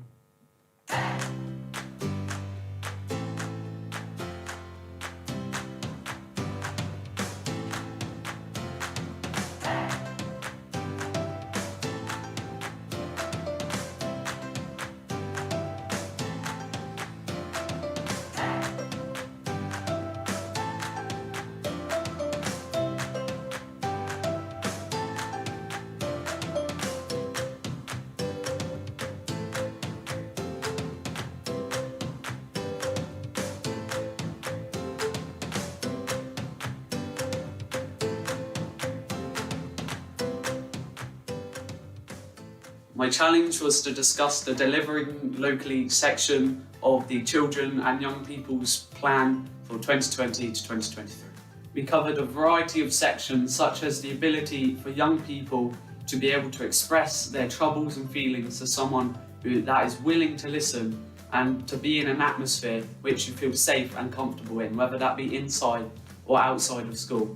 We also discussed the ability to access help electronically and to make it more centralised and accessible for someone who doesn't know where to go in that situation. We didn't just talk about mental health, however, we also talked about physical health, such as increased activities in green spaces, which are inclusive for everyone.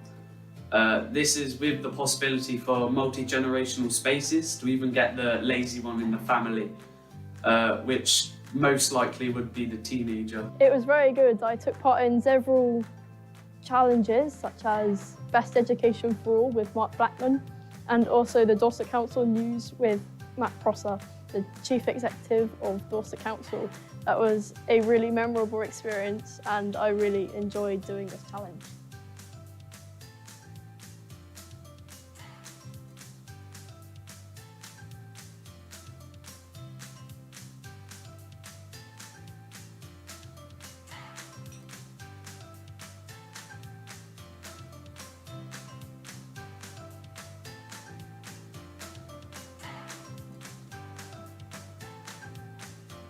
Takeover Challenge this year was really interesting because we had to do it all virtually. I was involved in a project with where care leavers are going to be in new flats, and I got to help design the flats they were staying in, and it was really cool because the professionals were listening to our opinions and taking them on board.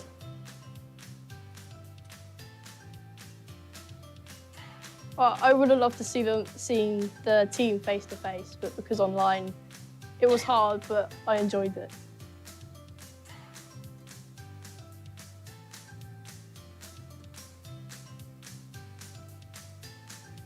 I think the annoying thing about Takeover Challenge was it had to be on Zoom this year, and that made it less personal than it's been in previous years. So if it can be changed to not be on Zoom next year, that would be amazing. Unfortunately, this year we had to do it electronically, so it will be very good to be back to County Hall and be able to talk to other decision makers and participants to see their view on issues and other aspects of the council. I think we should give an invitation to the teachers of the young people so they can give the opportunity to their students to take part in this challenge.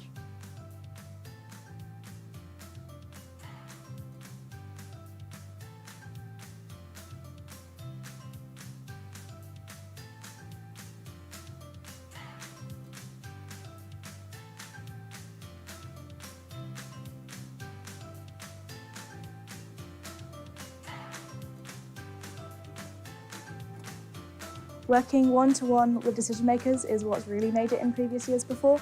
So I'd really like to do that going forward because it means you can actually build a relationship with the person that you're working with, get a better feel for their job and understand what your role could be.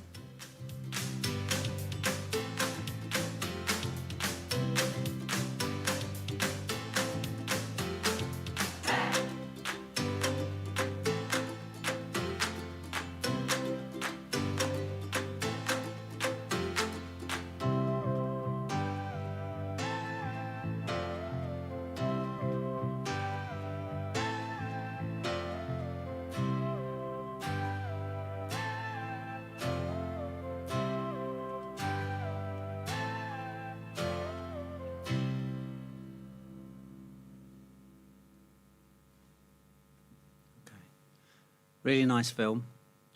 Lots of powerful messages in there, but also, for me, an opportunity. What do we do now? I think the thing with young people's voices, it's never done. You've never listened. You're always listening, and you continue to listen. So what we're going to do, I'm going to press the right-hand button now so that there's not too long a delay. What we're going to do is ask you to go into small groups and have a bit of a conversation. We'd like to run Takeover Challenge again next year and actually look at the format. We've heard the message about young people wanting to shadow, but equally those workshops are really, really powerful in actually having a real opportunity to have a genuine conversation with children, young people, potentially parents and carers. I think we've got lots of opportunities where we can bring parents and carers into those conversations as well. So the challenge really is to think about what does it mean individually for you to be listening to children, young people and families. What would that mean for that individual to be listened to? But also, how could that then shape service, and how can you use those voices to shape your service, and how can you then incorporate that into our big strategic challenges that we face? So I'm going to leave it there and then over to the discussion. We're not going to divide you up. We'll allow you to kind of find whoever you want to go and talk to. But thank you very much for listening.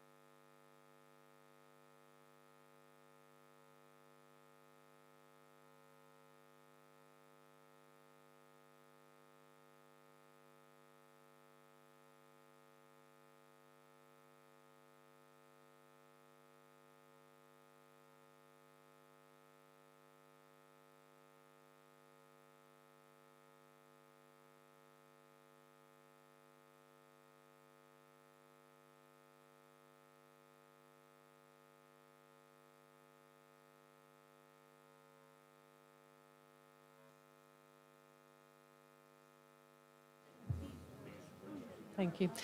Just one more moment then, please, if you could, just wrap up your conversations, and hopefully we'll be able to incorporate some of your thoughts into Slido and other ways. Thank you.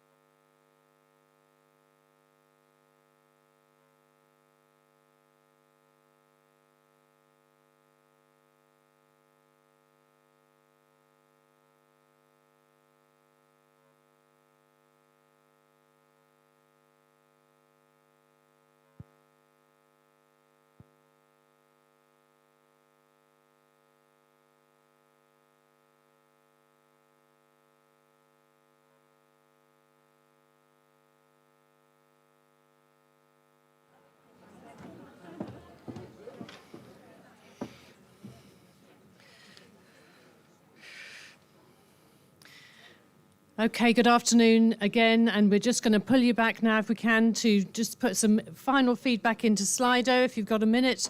If Slido's not your thing, and it doesn't have to be everybody's, you can jot something down on a piece of paper, and we can capture all that too. Fabulous. Just let everybody get back into position.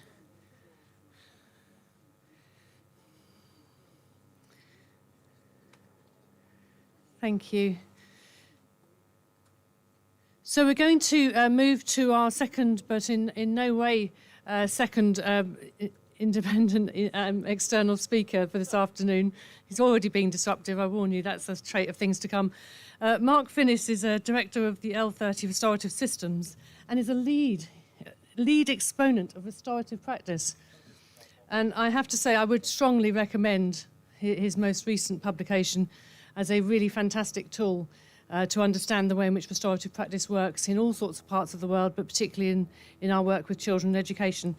So, Mark, I know you're going to be an entertaining and also challenging speaker for us this afternoon to really help us to think about how we engage differently with our children. Thank you.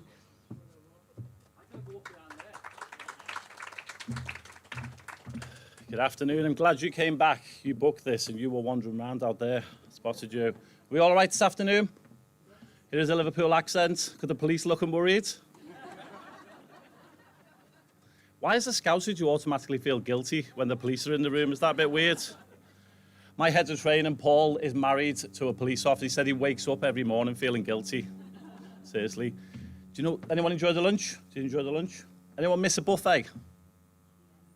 Anyone go to a buffet with a tactic? Do you know what I mean by tactic? You have a tactic, don't you? What's your tactic? You don't have a tactic, do you? You just give me a game face. Anyone have a tactic? You work with children, you got to have a tactic with a buffet. And then what you put in the middle? Yeah. Never go first is the tactic. 'Cause if you go first, you've got to be polite. If you go last, you run the risk of all the good stuff going. Get in about 2/3 in, hover, chat to people, look interested, keep filling the plate up. Do you do the same? At some point, you best get on. You'll look at me saying, talk about restorative practice, aren't you? Anyone enjoy the football? Yeah? Are we going to win the final? Anyone from Scotland, Ireland, another country? Do you want us to win? Tell the truth. Claire, do you want us to win? Anybody else? Someone put a hand up. You're all thinking, stop talking to us. You're meant to talk at us. It's a small group. If you don't mind, I might talk to you a little bit more friendly, if that's okay, rather than just talk at you, so to speak. And I'm just remembering the delay thing. And if that's 15 seconds, I'm now 2 minutes behind. That's another 30 seconds for 2 slides, isn't it? So my name's Mark Finnis. I do a lot of work around restorative practice, relationship-based practice. I absolutely love it, but it doesn't mean you have to. So I'm going to talk to you about some things. Some of our lovely colleagues have done some sessions with me already, so you'll recognise some of those parts within it. But I'm just seeing if it's working. There we go, we're on that one over there, aren't I? So just in terms of this, I'd love to just get you thinking, if you would be willing to, for the next hour, probably 55 minutes now. I've talked a good game about buffets, by the way. But just in terms of it, I'd love you to think about what I'm going to share with you about as an alliance. But I would also love you to think about this as an individual service, and also individually in your own practice. Because I think you can only affect your own sphere of influence. And you've all heard the buzzwords like silos and how do we break them down. But COVID's got in the way in the way of that. And I would ask you to think about some of the stuff we talk about is how do we reconnect disconnected services? How do we reconnect partnerships? How do we reconnect disconnected communities? You know, in terms of this catch-up thing, I think we should say catch up with each other and spend a bit of time reinvesting back in relationships. And I'd just like to talk to you a little bit about relationships. And I've got my phone here, if that's okay. And I've got 5 teenagers, so if I get a text saying, you know, where's the sugar, or, you know, all the cereal's gone. So I just get a little distracted. Anyone else got more than 1 child? You got a favourite, sir? You got 5 children? You got 5 least favourites like me then, haven't you? You know, in terms of these parts. But just in terms of relationships, before I even start, I'm going to throw a quote at you. In terms of the stuff we focus on, do we focus on input or outputs?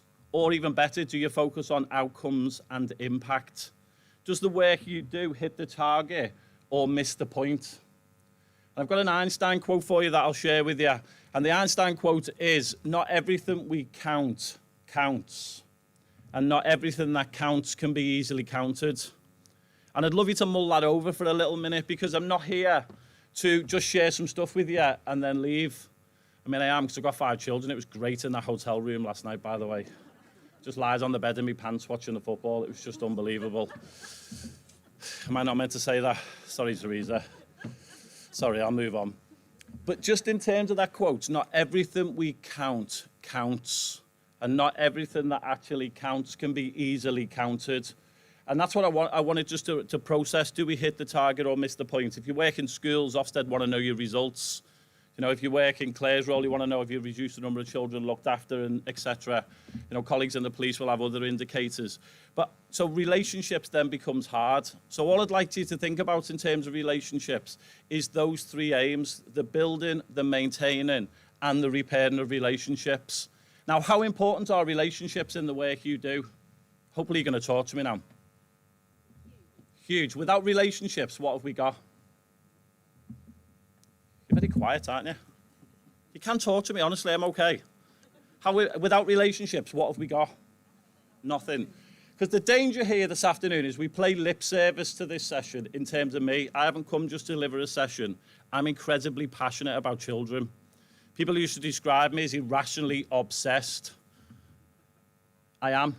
I mean, you need good quality supervision, colleagues, when the last children you think about at night aren't your own and the ones you think about aren't your own. But I have a phrase that lip service is the enemy of commitment. And I think as a multi-agency alliance partnership arrangement, how do you work together? And I think relationships is key. Because if I don't trust Teresa and she doesn't trust me, am I going to be open and honest about the challenges? And this is the bit where I talk about investing in the relationship bank, making investments. You can call it posh words like social capital, relational capital, cultural capital. But I'm a simple lad. I like to think about relationship banks. Relationship piggy banks, if you want to make it even simpler. I don't want to make one deposit into the bank. I want to make hundreds of deposits. A phrase I'd love you to think about is, in Dorset, do you know your children well? But do you allow them to know you well?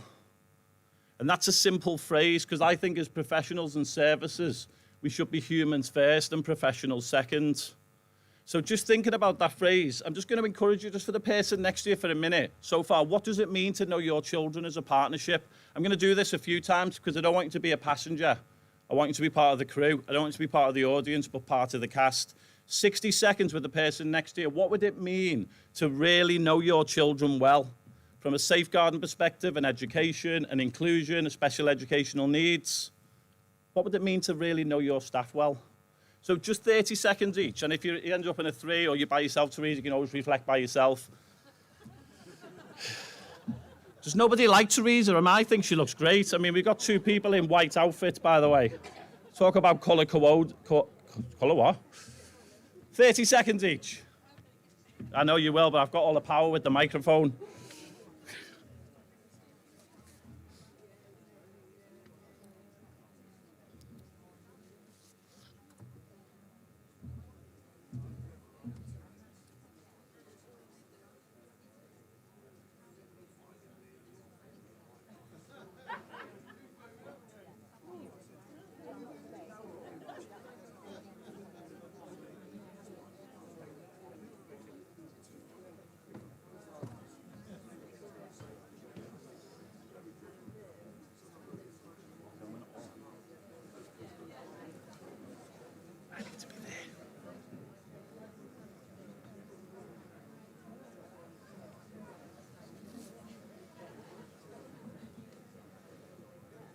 Just 15 seconds left, colleagues. 15 seconds.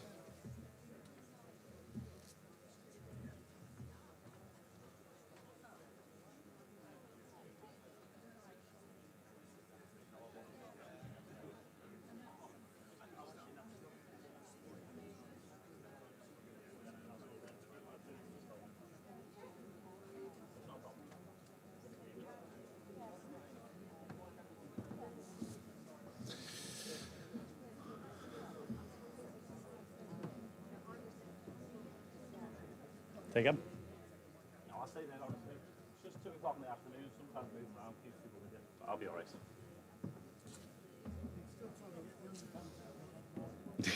Lose it quick. Okay, colleagues, going to bring you back if that's okay. Hope you don't mind me doing that, because by the end of my hour, I would love it if you left with 1, 2, 3 things you're going to take away. 1, 2, 3 things. If you're thinking about relationships, I would love you to think about relationship banks. How many deposits you're making there as a foster carer? What would that look like to make investments with children? That phrase, know our children well, but allow them to know us well. As leaders, know your staff well, but allow them to know us well. I did a piece of work for Greater Manchester Police for the Assistant Chief Constable, Gary Shewin. They were doing amazing work around restorative justice. But what he was curious about is how do you put relationships at the heart of the system? And that goes back to that quote.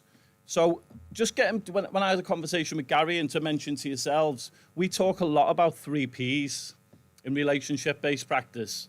Personal, private, and professional. You've got to give a little bit of yourself. We're not asking anyone to give anything private of themselves, but giving a little bit of yourself humanizes yourself. You know, I can see some of you smiling and nodding. It's not rocket science, but the system gets in the way. And I often say to people, if the 3 Ps resonates with you, then I'd also ask you to think about a phrase, right time, right place, to the right degree. If we've got a really important meeting for an hour, I don't want to talk about your wonderful background on Zoom.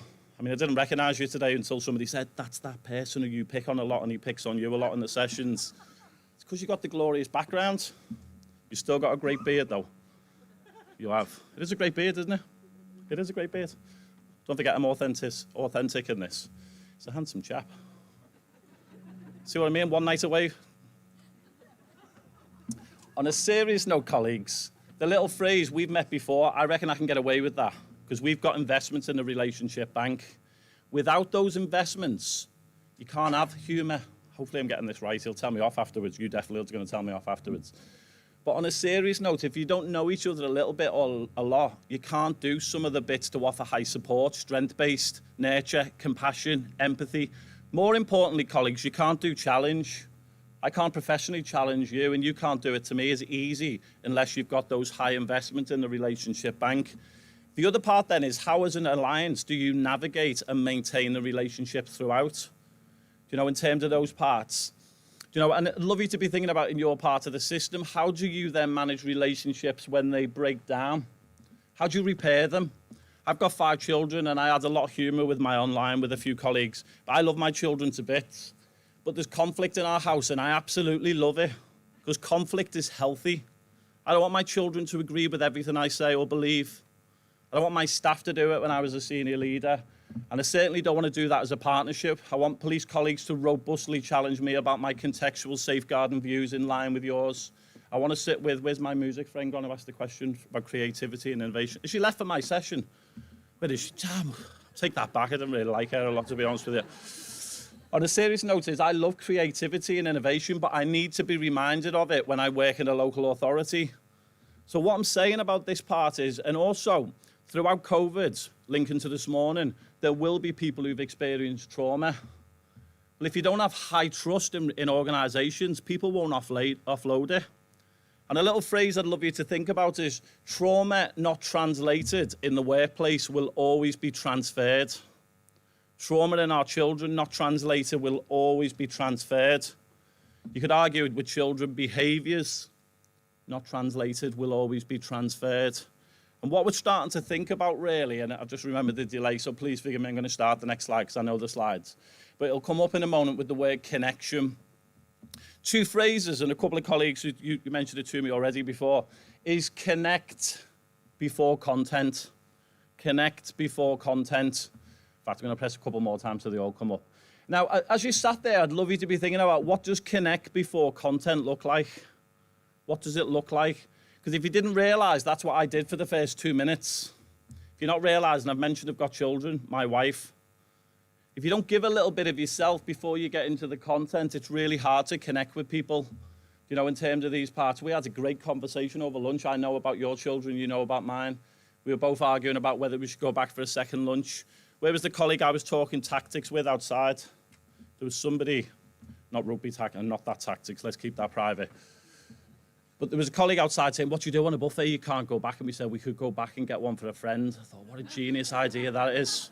My colleague hasn't had a plate yet, you know, in terms of those parts. But what I mean by this bit, you've got to connect with people before you get into the content. But that might be professionally or personally. We had a great conversation about rugby. We had a conversation about your lovely badge. You didn't fall for the hint, did you? At least when I'm down here, I'll be looking forward to them tomorrow. A lot of pressure. But what I mean by that is you've got to connect. And the other little phrase I'd just love to throw at you this afternoon is connect before correct. Connect before correct. Now, when I work with children in the classroom or I work with them as a youth worker or across children's social care, I used to think about what would it look like at a child protection conference? What would it look like if you arrest a child and they're in the cell? What would it look like to really connect? Now, colleagues who I've spent a bit of time with would know this phrase, but I'm obsessed with it, and I'll say it twice in case you want to steal it. But the language we use creates the reality we experience. The language we use creates the reality we experience. So, as an alliance, do you ever hear phrases like hard to reach, difficult to engage? Would you make a commitment today to ban those 2 phrases? Because children for me are not hard to reach. I just haven't reached them yet. I get really frustrated with those 2 phrases. Now, if you're in my team in supervision, I'm going to unpick that phrase with you. I want evidence. What was the behaviour? I called round 17 times. I knocked on the door 3 times last week alone. I put a handwritten note on Monday morning. That'll tell me they were hard to reach, but now you're naming the behaviours. Now, in terms of the language around this, I was in a school on Monday and we were talking about phrases like challenge and behaviour. Now, I don't know about anybody else, but I'm an Everton supporter. I'm full of challenging behaviours when they're on TV. But actually, if you look behind my behaviour, I'm not challenging behaviour. It's currently distressed at how pants we are. We are rubbish, aren't we, at the moment? It's such a tough time to be. Everyone thinks when you hear the accent, you support Liverpool. It makes it even worse. But what would happen if you reversed the narrative with your language around children and you didn't describe them as challenging, but you described them as distressed, or at least you acknowledge you were finding their behaviours challenging? Now, this is linked to frontline practice, but it also might be conversation with language around thresholds. You know, that child does not meet the threshold to access our service. It doesn't meet our criteria. For me, the needs of the child get lost. What would happen if you replaced the conversation around thresholds with what are the child's needs and who best in the alliance is best placed to meet the needs of the child? What would happen then? Only because we had a little chat. What about fostering? I really struggle with placements. I place drinks glasses in the dishwasher. I don't place children. I want to find the right home for them to live in. It's not a placement breakdown. It's conflict. It's not their temporary family. Because the language we use will create the reality our children experience. And you can humanize a child in a breath, or you can dehumanize them. And labels belong on jars. And I'm having a rant now because I haven't been out for a year. I bought a new suit and I've even ironed my shirt. I normally just put a pair of tracky shorts on, don't I, colleagues over there? Look, not meant to nod. Got a lot of hairspray on today as well, nearly half a bottle, so it doesn't move. I'm celebrating. That was a small lunch for me. Anyone else working from home usually absolutely have a huge lunch. That's why I've had to buy a new suit. None of it fits me. Still want a badge. Definitely want one of those lovely purple badges. But what I'm just getting to think about is creating belonging and community. And if the language gets in your way, reframe it. That doesn't mean you belittle a colleague for describing a child as challenging or a parent as failing to safeguard their own children. What that means is we start a conversation. Because if that label doesn't belong on a child, it belongs on a jar. The best label you can give anyone is to call them by their name. Now, I know for a fact that the Autism Society, for example, encourages us to name the diagnosis first. But I've worked with lots of children when I worked in special schools and residential that do not want to be known as an autistic child. They want to be known as a child who's great at football, who can play the guitar, who can do 173 keep-ups and eat 4 packets of pickled onion Monster Munch without stopping. But of course, I want to know what the child wants, thinking about your lovely bit about voice and influence. I know children who do want to be diagnosed as an autistic child because they worked hard at getting the diagnosis. But if you're not careful with the language, it drives disconnection rather than connection. And in case you sat there thinking, this language stuff's really working for me, or if you feel challenged by it, I've got a phrase for you that one size doesn't fit all. One size fits one. So not all autistic children can't maintain eye contact. I've got a 70-year-old son who can't order a Diet Coke off a waiter without looking at the table, but he hasn't got a diagnosis of autism. I get frustrated when people say all autistic children lack empathy. I've worked with lots of colleagues without a diagnosis who lack empathy for children. So this bit about creating belonging and community is also about recognising communities and families as experts. Because I bet your budgets are shot, yet you still provide services that draw it, into a deficit more. Children, adults, police are stretched more than they've ever been. I work with police. So a question to consider is, what's the family or community alternative to your service? What's the alternative? That's not who's best placed, as in, I don't want a social work involvement. It doesn't need a police officer where there might be a really, really strong incident happening in a community around contextual safeguarding, where there's a child who's being criminally exploited with county lines. What that does, that doesn't mean we replace our police colleagues or our social care colleagues or our education. But what it means is who's best placed to keep the child safe. Because 2 little phrases to get you thinking. Paperwork doesn't keep children safe. People do. Interventions don't always change lives. People do. But there's a great quote by Dr. Karen Treisman. She says that every interaction can be an intervention in itself. But if you don't know your children and families well, How do you know what would meet their needs? Because again, another little phrase to throw in the mix is all behaviour is a display of an unmet need. Now, we could unpick that for 2 hours, and you could argue with me that it isn't. And we could get to an agreement in some point, because there's always more than one perspective. But all the research says that if you meet the need, the behaviour stops, the unmet need. Have you thought about the unmet needs in your workforce coming back? Have you thought about the unmet needs in your children and young people? You know, I'm a dad of 5 children. I think about it regularly. What needs have they got that aren't being met? Because I'm a parent, I can meet them best. And what we're talking about here is culture. Because culture exists in every organisation in Dorset, but is it by design or is it by default? And I know it's moved on a little quick. I pressed the thing twice, got a little bit carried away. But I won't go back the slide, because I would hope that the first part is, hopefully, a lot of it is common sense. But what I'd love you to be thinking about is, how do we move implicit practice to become explicit? How do you move the invisible to be visible? Don't think about doing things 100% better, but what would 100 things 1% look like? 1% better? What would it look like at the start of a meeting as an alliance? What would happen? I don't know your meetings, but I did a bit of work for an inspiring colleague that we both know, Jackie Tioto, in Bexley, and I did some stuff for a strategic partnership. When I arrived, they were all sat in their own silos in a room. You know, and that's okay, isn't it? Because you sit by your mates. I've noticed you two sitting together over there, you and Nikki. I've noticed that. You sit by people you feel safe with. But if we had more investments, maybe I'd sit by anyone. In the afternoon, I said to Jackie, can we get rid of the tables and sit in a circle? And she went, you can, but it's all on you if they all frown. Half of them frowned. But colleagues, just listen a minute. It's not the way you rearrange the furniture. It's the way you share the power and the way you share the conversation. A bit of an outcome of that meeting was, I chatted to somebody, I seen them in a meeting, I never knew they were part of the partnership. They've been as part of the partnership for 4 months. Sitting in a circle means there's no sides, there's no start and end. Everybody can see each other. There's no place to hide. There's no place to get a laptop out and balance it on your knee because it's uncomfortable, so you put it down. So some of this is about what would the 1% marginal gains look like in terms of those parts.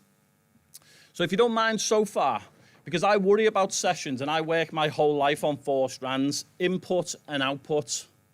So at the end of this session, you'll have had an hour from me. And hopefully you don't think that's too much. You're going to throw me off a bridge soon. I've moved 3 times and now I'm kicking your equipment. At least I'm not stealing it, though. Yet. But if you're sat there, input and output is great. You know, just because you've attended an hour doesn't make you restorative. It's like attending the gym and not going. I remember going to Weight Watchers with my mum years ago. We both used to go to Chippy on the way home. Do you know what I mean? Just because you attend something doesn't mean you get the result. I'm interested in outcomes and impact. And the lovely gentleman with the glasses, we had a great conversation, didn't we, the 3 of us, about we focus on input and output. Because if all you measure is an assessment being done on time, I'll do my assessment on time, but it doesn't mean I really know the child. If Teresa pesters me to get my statutory, well, it'll be Claire, won't it? See Claire not then. She scowled at me as well. But if you pester me to do my statutory visit on time, I'll do it. But I'll spend 10 or 15 minutes in there. And if you've allocated too many children to me and I'm overwhelmed, stretched and tired, because I don't talk about burnout, I talk about being wrung out. The system wrings us out sometimes. And therefore, we'll go back to where it started. Not everything we count actually counts. I've done the statutory visit, but it doesn't mean a child's any better off. I've done a home visit about a public order or domestic, but I bet you get 30 of those to the same household every single month or maybe more. So that's the other bit we're going to start to get into next. Okay, I'm just going to give you another minute with the person next to you. What's one thing you take away so far? One thing you take away. And please don't say another brownie and a really small kebab. Does anyone else want 2 of those brownies? Yeah. Anybody else have 2 of those brownies? Oh, look, that's always the cameraman, isn't it, who gets in there for seconds. Okay, 30 seconds each, a minute with the person next to you.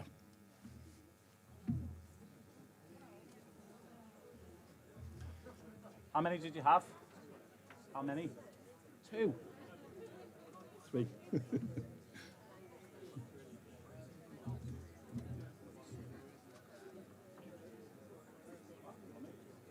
Start them up there. Start next with you, love. How are you?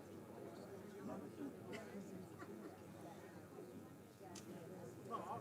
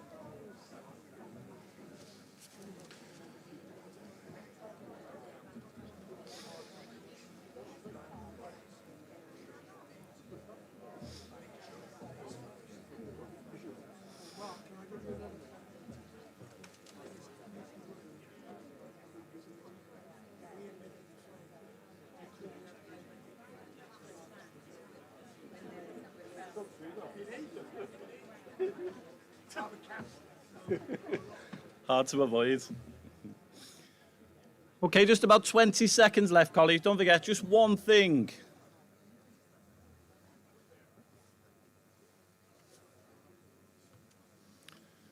Somebody's just run past carrying 2 brownies. We'll catch them as they come in.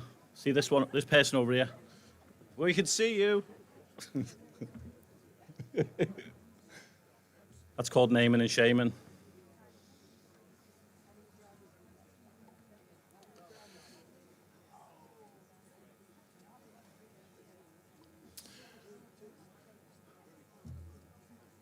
Okay, lovely colleagues, going to interrupt.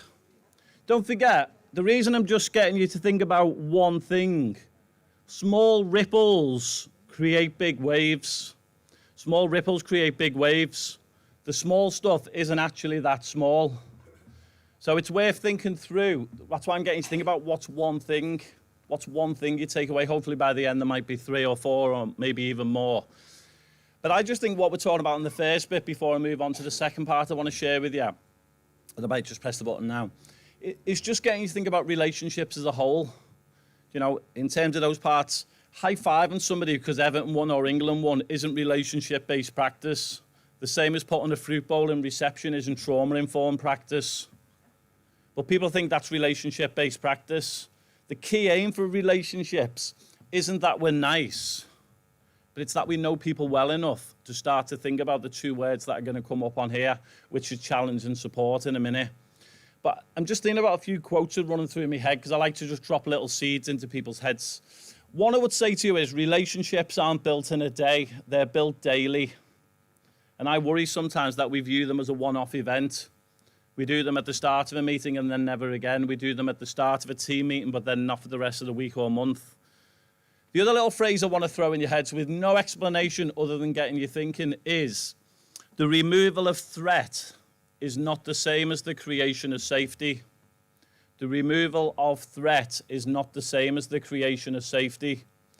Now, I'm hoping you're figuring out what I mean by that, whether that's through a health lens with a health visitor doing a post-birth visit, whether you're talking about a school nurse doing some really low-level, important emotional well-being work in a school, or whether that's a referral for Tier 3 or Tier 4 CAMS. If we're not careful, services are seen as the solution. And if we keep sorting things out for children and families, who do they keep coming back to? That's the bit where you talk back to me. Who do they keep coming back to? Yeah. And if we keep doing things for children and families, what are we creating? Don't have to point anything out in the room or identify anyone, but I worry also that services see other services as the solution. So that needs a social worker involvement. No, it doesn't. It needs a class teacher who knows the child really well to chair and facilitate a team around the child meeting. The child does not need to go into an acute bed because we probably know the outcomes will be worse. What we need to do is get involved earlier in the life of the problem or earlier in the journey of the child. In other words, get upstream a little bit more. You know, so if you want to reduce the number of children looked after, you can just not put them looked after.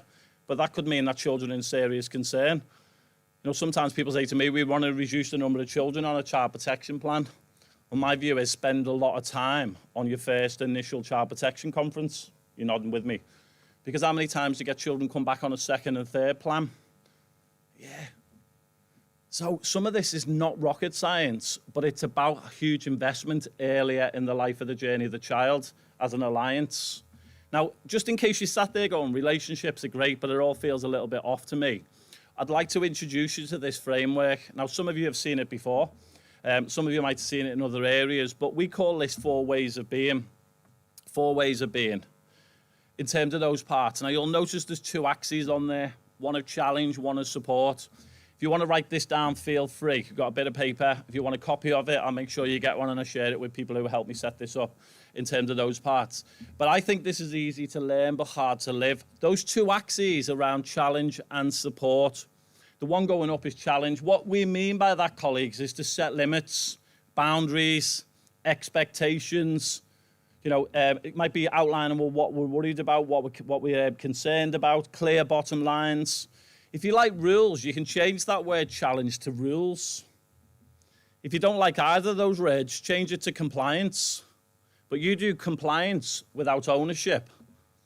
what you'll end up getting is people who nod at all the right places, and they do change for a moment in time, but it's not transferable. So they come back on a second, third child protection plan. Or people who say and do all the right things, but disguise their compliance when they leave, because that'll be the other one. But you can change the word support to ownership, to relationships. What I'm trying to say is this is a movable framework. Now, I like to talk about challenge and support because that's what we have to do regularly. We have to challenge behaviours that leave us feeling concerned. Now, just think, if you're looking at this, if I had you for longer, I'd get you in groups now and I'd get you reflecting on some key words, because that's really important. So if you sat there looking at this, just look at the top left-hand window, the yellow one. It's a little bit like a traffic light. I'm not hiding nothing from you. This is where there's really high levels of challenge. Could be as a leader or as a frontline practitioner. So you're setting rules, boundaries and expectations, but you're not giving people the support to achieve your expectations. Don't say out loud, but just in your head, what words would you use to describe that leadership style or that style of practice with your frontline staff? How would you describe it? The original version has the word punitive, authoritarian, but what words would you use? I know it's the afternoon, you might be feeling hot thinking I just want a cornetto or a fab. Anyone else like a fab? No? Sure, guys. It's old school, that, isn't it? Do you like a fab? Do you eat the 100,000 off first? Then the chocolate, then the white bit, then the red bit? You can stay. Wonderful. It's part of my assessment criteria. It's an interview question you might want to steal. You can tell a lot about people who just eat it bite by bite. But what words would you use to describe somebody who's high on challenge but low on support? How would your children and families, communities describe professionals who work in that way with them? I do that window with children and young people in communities. They use words like bullied, scary, controlling, don't listen to us. They also use words that I won't repeat because we're on camera. My mum might find out if I start swearing. But they use words that are very emotive. Get you to think about what outcomes would that style of practice create? What would happen to your key indicators, your outputs and your outcomes as an alliance? Because I think that's the box that produces probably the outcomes you don't want to see. Number of children looked after goes up. Number of children involved in the criminal justice system goes up. Exclusions go up. Because that's the punitive box, and we call that the two box. We call that the two box, and the words will come up in a minute, but I might put the other couple of words up. But that top left-hand window is where we do things to people. Now, hopefully you're realising that it's colour-coded. I'm a parent. I don't say to my children, you can put your seatbelt on whether you want to or not. I'm in the yellow box. It's about being authoritarian. You know, you wouldn't say to a motorcyclist in the police, would you? You know, you can wear a helmet if you want to or not. It's law. So what I'm saying is rules are important. But what I will say that when you do things to people, what do you see people do when they approach a speed camera in Dorset? Yeah, and what do you see them do when they pass the speed camera? Why do they slow down for speed cameras? They don't want to get fined. What else? What's before the fine? What needs to happen before you get a fine? Yeah, they don't want to get caught. Now, that's not saying you all drive around at 50 miles an hour, especially as our colleagues over there, and they ask a lot of questions about speeding, so I'm panicking now. But just in terms of that what I'm saying is if you practice in the two box in your service, you will get people who treat your services and professionals like a speed camera. I'll do and say all the right things when you're around, but when you go, we'll go back to what we've always done. That doesn't mean you won't slow down by a school or by a built-up area. But that's the challenge, isn't it? It's when you have a system that tries to catch people out. The other bit, be really honest, has anyone attended a speed awareness course? Yes, he has. I was hoping for that. How many are we talking? 2, yes! This is even better. Is anyone else enjoying this or just me? Yeah, good. But how many people on your speed awareness course took responsibility or said things like, I was only doing 32? You were still speeding. The problem is with the two box, it creates resentment rather than reflection. I don't know about you, but I want to treat each encounter as a teachable moment. I quite enjoyed the speed awareness course. I mean, it was a scene out of the wacky races leaving the car park afterwards. But it worked for me. It made me think about slowing down in a built-up area. I was quite shocked at the stopping distances on the motorway, for example, so I did learn a lot from it. But I took responsibility. Now, this is not about speed awareness courses, even though I'm still enjoying that you've done 2. I'm sorry, I'm going to milk this one just for 30 seconds more, if that's all right. Maybe a minute. Is that all right, a minute? I'm still thinking about a fab lolly, I you. Yeah. What about Twister? I love a Twister as well. Fancy getting one after? You can come as well. You'll drive fast. But on a serious note I want to treat each encounter as a teachable moment. And if we don't create the conditions for the workforce as an alliance, or your children and families and communities you work alongside, what you keep getting is a lot of repeat business, or it works for a moment in time. The bottom right-hand box, if you're willing to reflect for a moment or two, is the one where it says the word for. This is where there's really high levels of support, but really low levels of challenge. Nurture, encouragement, compassion, empathy, but couldn't set a boundary for toffee. If you're willing to reflect just for 10 seconds, how would you describe that style of leadership or practice? Because the original version has the word permissive, rescue, and make excuses. How would you describe it? How would children and families describe us when we work in that way? They might say we're caring. They might say we're there for us. But they might also say you can take advantage. They do whatever you want. They're always at the end of the phone. Be really honest with yourselves, though. Do you ever do things for people because at least you know it's being done? Do you ever do things for people because at least you know it's being done properly? I can't stand anyone loading the dishwasher in our house. But I do nothing but complain afterwards that nobody else loads the dishwasher, but I'm critical. Now, this is not about my dishwasher colleagues, but I'm trying to bring it to life in a way that'll meet all your needs. The problem is when you do things for people, you create dependency. My children say it's not worth doing it because you just moan at us for putting the big plates on the top when they should go on the left, shouldn't they? Small plates on the right, glasses on the top, knives and forks pointing upwards. No. We'll talk about this later. But on a serious note and the reason I'm doing the 2 yellow ones first, they're the 2 boxes I think your services default to the most. Because it's quick and easy to tell people what to do, or else. It's quick and easier to do things for people because at least you know it's being done properly. The problem is it will not be producing the outcomes and impact you want to see. You know, that was the shift. You know, my last proper job was in Leeds Children's Services. My job before that was in Hull for 5 years, helping develop a restorative city. The aim was to train as many professionals as touch the lives of children and families. I left Liverpool because Nigel said he wanted to train 23,000 people. I left on a year's contract because sometimes you got to listen to your gut. Just as I moved to Hull, it was on the national press. It was the 2nd worst place to bring up your children in the country. That went down well at home. But I went because I was thinking, what would happen if you could shift the system to put relationships at the heart? What if we didn't do things to people or for people, but we started to do things in a different way? If you look at the bottom left, the red box, low challenge, low support, just have a little reflection. How would you describe that style of practice? What words would you use? Say again? Hey, people are talking to me. Who said that? Say it nice and loud. Dangerous. What other words would you use now? We're getting a bit of audience participation apart from the Fab Lolly Ice conversation. Say again? Yeah, keep going then. Yeah. Oh, you went out quick, but you dried up quick, didn't you? Is that it? Yeah, can you spell it? I can't. What outcomes would that style of practice create? I mean, I can tell by 3 or 4 of your faces, but what outcomes would that create? Death. Yeah, say it again. Anarchy. So same one. The reason I throw in there death or serious case review, but I think what happens then is we learn the same things we've always known. The other bit, colleagues, this is meant to be challenging. But if we work together and I say that a child you're working with doesn't meet my criteria, I think that's that box. If you say to me that doesn't meet the threshold for our involvement, I think that's that box. What if you said, what are the child's needs? And who's best placed to meet the child's needs? That might move you to the green box. What if you talk about risk? Because the Children's Act doesn't mention the word risk once. It talks about the needs of children. But I want to be aware of risk. But you can mitigate risk, can't you, safely? You have great professionals in your teams, I know. So that's the challenge, isn't it? The green box we've got left, this is where there's high challenge and high support. We call this the with box.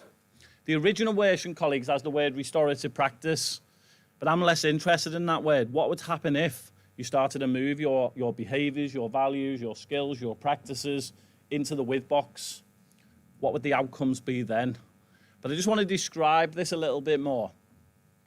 Working in the with box is no less of the challenge. In fact, it's really high challenge. We want expectations.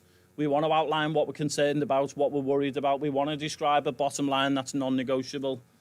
But please, please recognise you've got to give people the support to meet our expectations.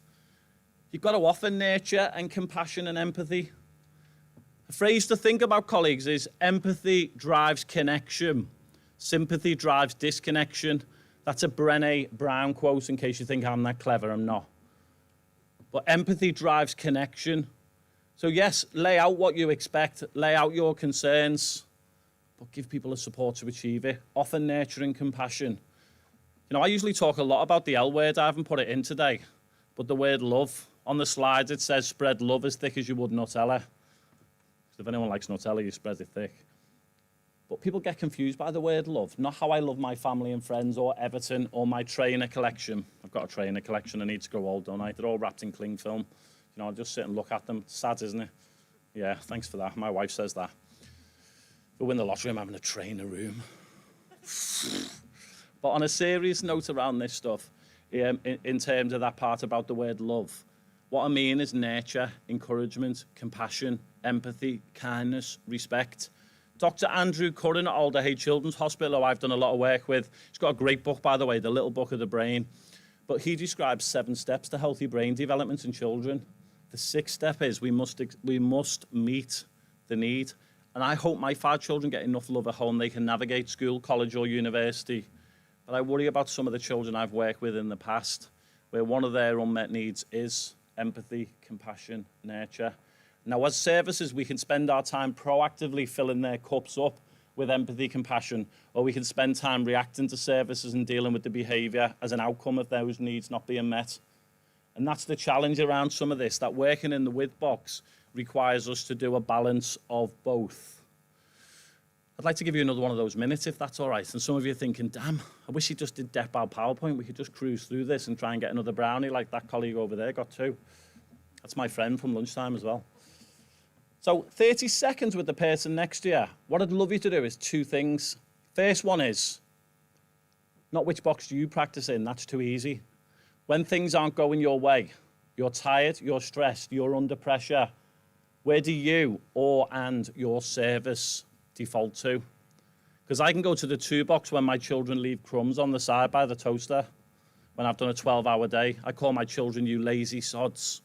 It's not lazy, are they? It's just some crumbs by a toaster. But when I'm tired, I become reactive. When I become reactive, I go to the 2 box. So just want to give you a minute or so.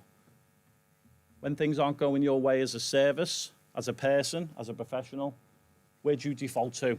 Just a 30-second one, quick one. And I've got 15 minutes left with you.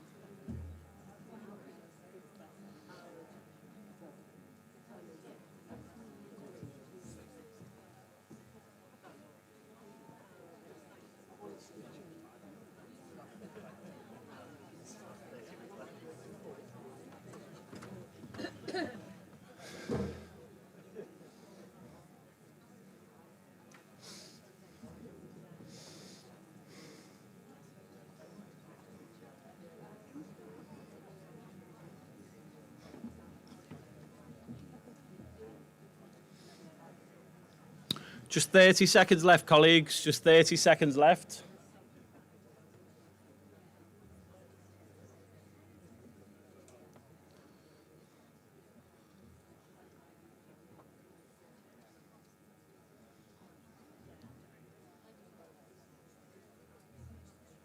I've got one, thank you. Yeah, thank you.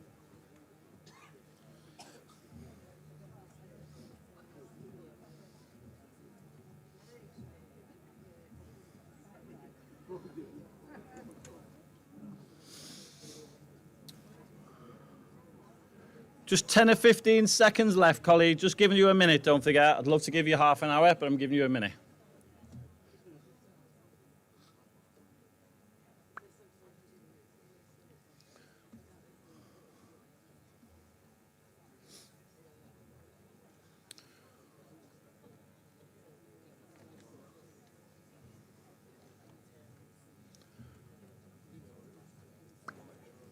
Okay. Just wanted to model how easy it is to use that framework to create a reflection piece. I used to use that in team meetings and supervision all the time. Because I used a slide before that said culture exists in every team, in every organisation, in your alliance, but is it by design or default? I think that what's on there, without me reading it out, is the two in the with box. What type of culture do you want? That's the bit where we talk about practice by design. What are the 100 things you would want to see 1% better? What would healthy relationships look like in the alliance? What would it look like? What would I need to invest in a relationship bank to be able to offer some really high challenge to a colleague in another part of the system and still maintain the relationship afterwards? Because I often say to people that you have to model this model. Because as leaders, if you're not modeling what you're teaching something different. The amount of times we do whole system work and we work with the workforce and they say, we would love to do this, but we don't experience a system. Some of that's normal. You work with frontline, they blame middle managers blame senior managers blame politicians. But the problem is, this is about you taking responsibility for your behaviour.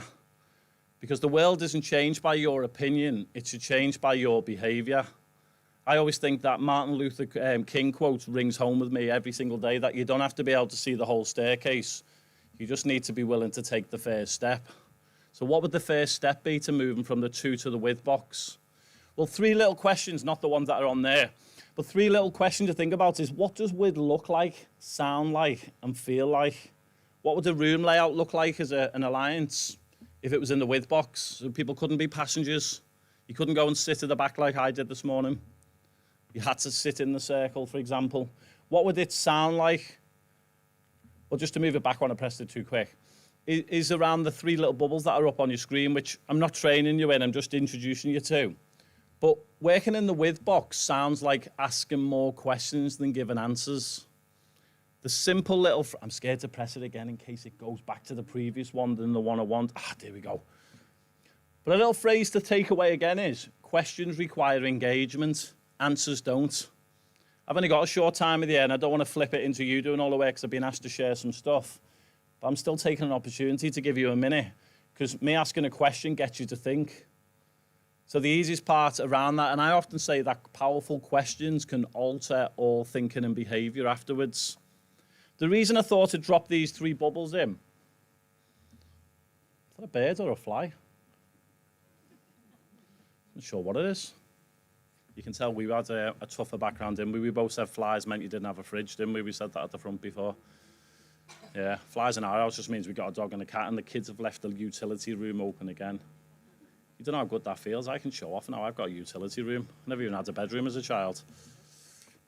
But these 3 bubbles are just giving you an opportunity. So I'm just introducing you to 3 stages here, not training you in the language in terms of those. But you'll see 3 bubbles. The first one says what happened. You know, storytelling underneath it. The middle one says who's been affected, with the line underneath, impact. And the 3rd bubble talks about solutions, what needs to happen now. That is not a script. When we work with people, there's loads of questions. We have a little card on there with 43 questions, but there's hundreds.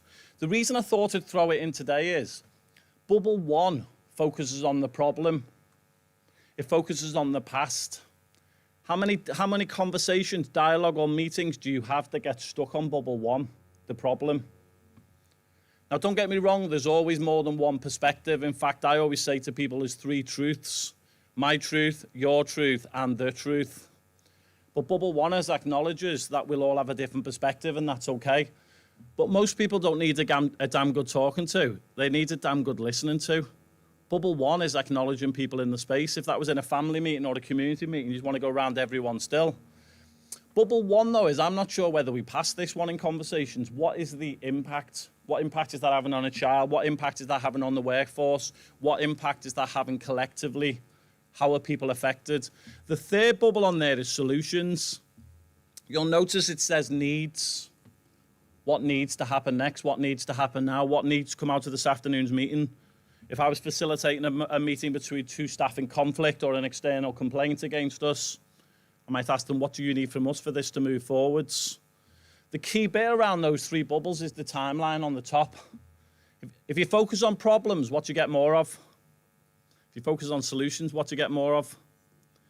But be really honest with yourself. Do you ever work with anybody when you get to bubble three, they have a problem for every solution? Don't point them out at the moment. Wait for tea or coffee. I am very highly trained in facilitating conflict and tensions, but I'm still thinking about Fab Lolly Ices and those two brownies. I hope one of those was for me because we had lunch together. Have you ate the two of them? Have you got a new friend? The key bit around that phrase, colleagues, is that do some people have a problem for every solution? This is about having open-minded. This is about what are the real steps that would move it forward. Yeah, you can talk all day long about smart action planning and grow models and all the other models that help us come up with good plans. But a goal without a plan is just a wish. And I think those three bubbles you're welcome to take away today. We'll send a little resource to go with it. But just think about those three stages in a conversation. I do it with my own children. I do it as a leader in my own organisation. I do it with other agencies. Tell me about what's happening at the moment. What impact is the work we're having and what needs to be different moving forwards? Because I don't want to get focused on problems. I want to get focused on solutions.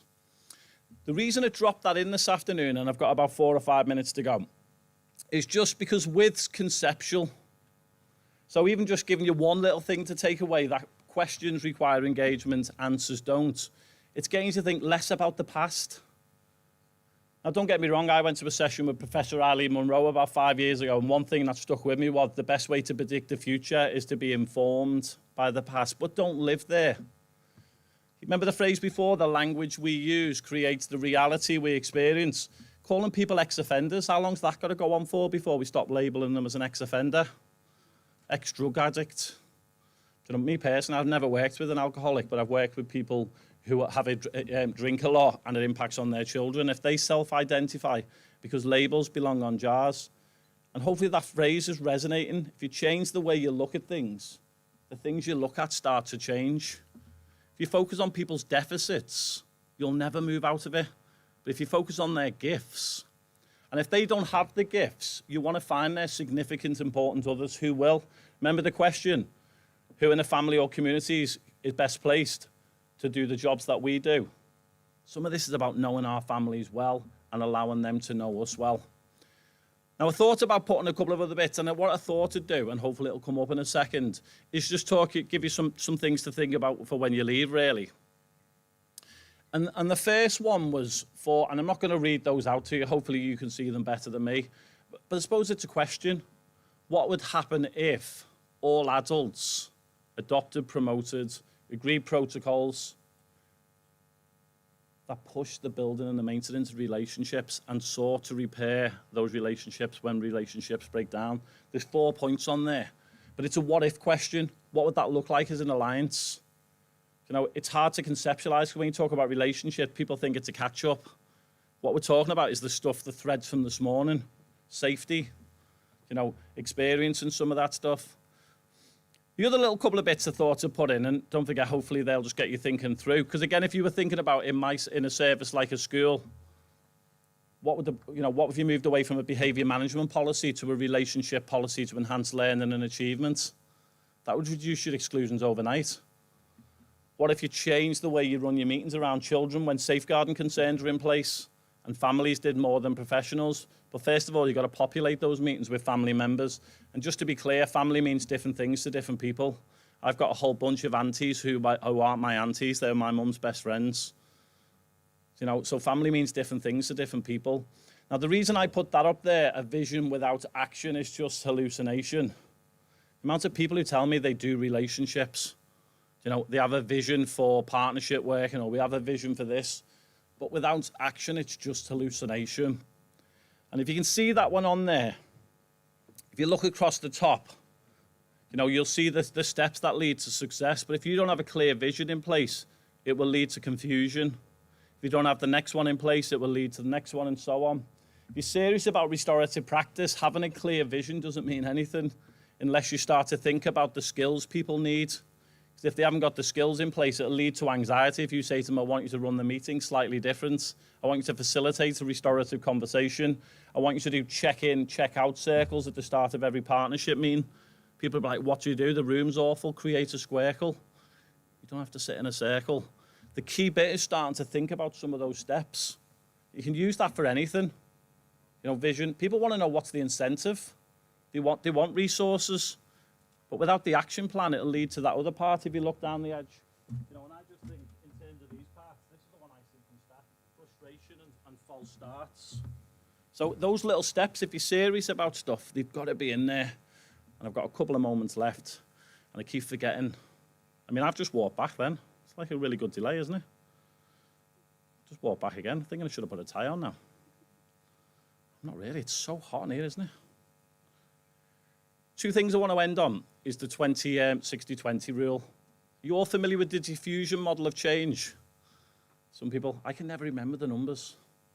But one thing I do talk about is you only have to get 20% of your workforce working in this way, and they will get the other 60% on board. That 80% then get the other 20% on board, or you have high challenge, high support conversations for them to find somewhere else to work. And I mean that with due respect. It happened in Leeds. You know, but what I'm saying to you around the 20-60-20 rule is, what people tend to do is focus on the 20% of people who aren't doing what some of these things we're describing. It drains time, it drains resources. Move it up the other end. Focus on your people who are already champion, who don't need to be trained, who are already working this way. And I guarantee they will get a critical mass of people to create a tipping point to start to move some of those things forwards. Now, the reason I put the two things in the end is just some of the ideas I've dropped in is really just starting to get you thinking. But have you got a vision, and have you got those other things in there? Who are your 20% of people who already work relational, who sit in meetings saying things like, we need to stop calling them black children. We need to stop talking about disadvantaged pupils. I mean, you start me on a new rant now. Disadvantage, what does that mean? I was free school meals. We didn't have food in our fridge sometimes. The Provi man used to knock every Friday and we'd hide behind the sofa. I used to go and get a tin of Spam on a Tuesday and say we couldn't pay you till Thursday. I was not disadvantaged. I don't know whether you've read my acknowledgement to my mum. You know, I didn't grow up in a single parent family. I grew up with the best parent you can imagine. Labels belong on jaws, colleagues. They don't belong on children. We're bang on 5-2, aren't we? I've stuck to the time. It's gone a bit awkward now. We got a bit of questioning? I've got a mic if people need it. It looks a bit like a knobbly bobbly as well. So. Oh, I love a knobbly bobbly as well, now you're talking. Any questions? There's got to be some. You got to have a question. You had 3 this morning. Not that I'm counting.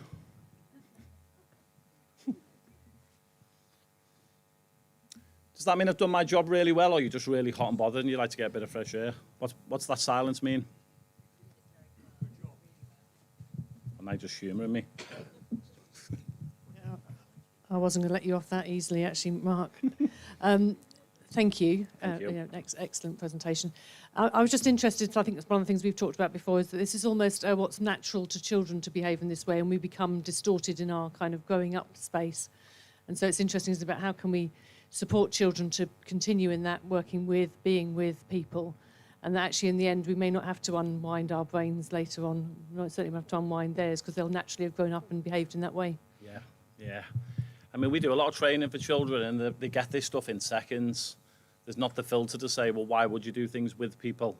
I mean, the stuff around conflict, you know, I think when you get closest to the things that matter, that's when conversations become a little difficult, but that's where you should lean in, not lean out. I always say it takes two sides to build a bridge. Conflict's healthy, but if you have two parties who aren't willing to create a bridge, you won't get it coming together at two sides. That links back to the relationship-based stuff. Make the investment and people want to make it back. Whether that's a police officer knocking on the door, a social worker, you know, or somebody from health without naming every service in the room. The key bit is, this stuff is intuitive to most people. I never forget Nigel Richardson in Leeds. They got good without standing, and I say they because I was an outsider working there, but I only went there for a year. Nigel does that. 5 years I spent in Leeds as well. But he one of the feedback from Ofsted was this is innovative social work, and he accepted it. You know, I spoke to him a few times. He says he wished you'd have challenged that phrase. It's not innovative. It's good old-fashioned. And I think a lot of the principles we're talking about is just about being a good human being. And humans first, professionals second. But what you do need is leaders to invert the triangle. If leadership sits at the top, this stuff won't happen. Invert the triangle and create the conditions for your staff to do good relationship-based practice. Shift what you count as a lead member for children's services. Give a set of permissions for people to take a little longer from a time scale. Things should be done in a timely fashion before you challenge me. Of course they should. But if it takes me 3 or 4 days to build up some trust because I've been playing on a PlayStation or building Lego bricks on the floor, or I've been playing with the dog or taking the dog for a walk or pushing somebody on a swing opposite, give me an extra day or so, because actually now I'm going to do a really good quality assessment because I've built up high trust. I've removed the threat, because the removal of threat is not the same as the creation of safety, but I'm starting to go there. Got a question from Louise. Is it just people in white suits who've got a question to ask? Can I just want to double check? Thank you very much. I didn't mention your hangover as well. It wasn't dirty, but I understand now what the white was for. Thank you very much. Sorry. Thank you. So I was just thinking about the session that we had this morning with Laverne, and also what we're talking about this afternoon, and the challenge that has been there, working on screens and not being in a kind of physical space with each other, and how that, in some ways, I find it much more difficult to have the interactions that we want to have that actually create the opportunities for change, and in a much more relationship-based way. Yeah. And just really wanted to pay attention to that. Yeah. And the opportunities that actually we have by being in a three-dimensional space with each other, that creates for us. Yeah, and I think, is I just wrote 10 things 10 reasons to keep online learning. Because don't underestimate the pluses to the virtual world. I mean, I'm looking over here because I spent some time with colleagues. There's nowhere to hide online, is there? I can see your face constantly. I didn't recognise you at first, and I apologise for that because I didn't see your background, because we can connect to different things. I don't mind sharing this with everybody, but I talked with you that I was slightly anxious on Sunday going away for the first time, but I didn't realise it. I masked it. I said to my wife I was really excited, and then she said, "You don't seem yourself today." I was like, "Oh, don't I?" And then 10 minutes later, I acknowledged that I was feeling anxious about going away. That wasn't about being with people, but that was leaving what was now normal. I haven't left a room in our house for a year.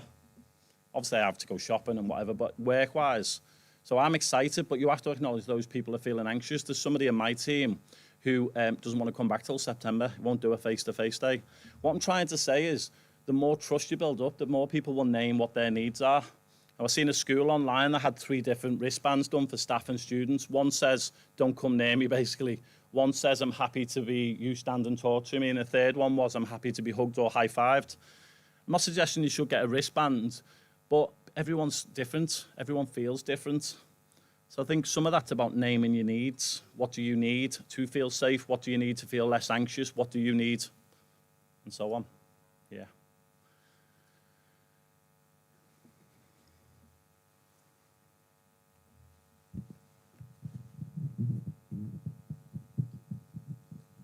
Thank you, and thank you for taking the time to come and speak to us today. And I'm very grateful to the leader and avid Liverpool supporter who has had to deal with a platform being given to an Everton supporter, and he's done it with good grace. I'm sure you gentlemen will enjoy that at coffee break. What I did want to discuss, though, was that for many young people, I have an absolute belief that cream rises to the top, and I've seen that time and time again. But many young people are faced with prejudices, and prejudices, as we know, are learnt behaviours. You're not born prejudiced; you acquire them. And the sorts of things that they will find they're being held against them can be everything from their home address to the behaviour of their siblings, their physical ability, their academic ability, their appearances.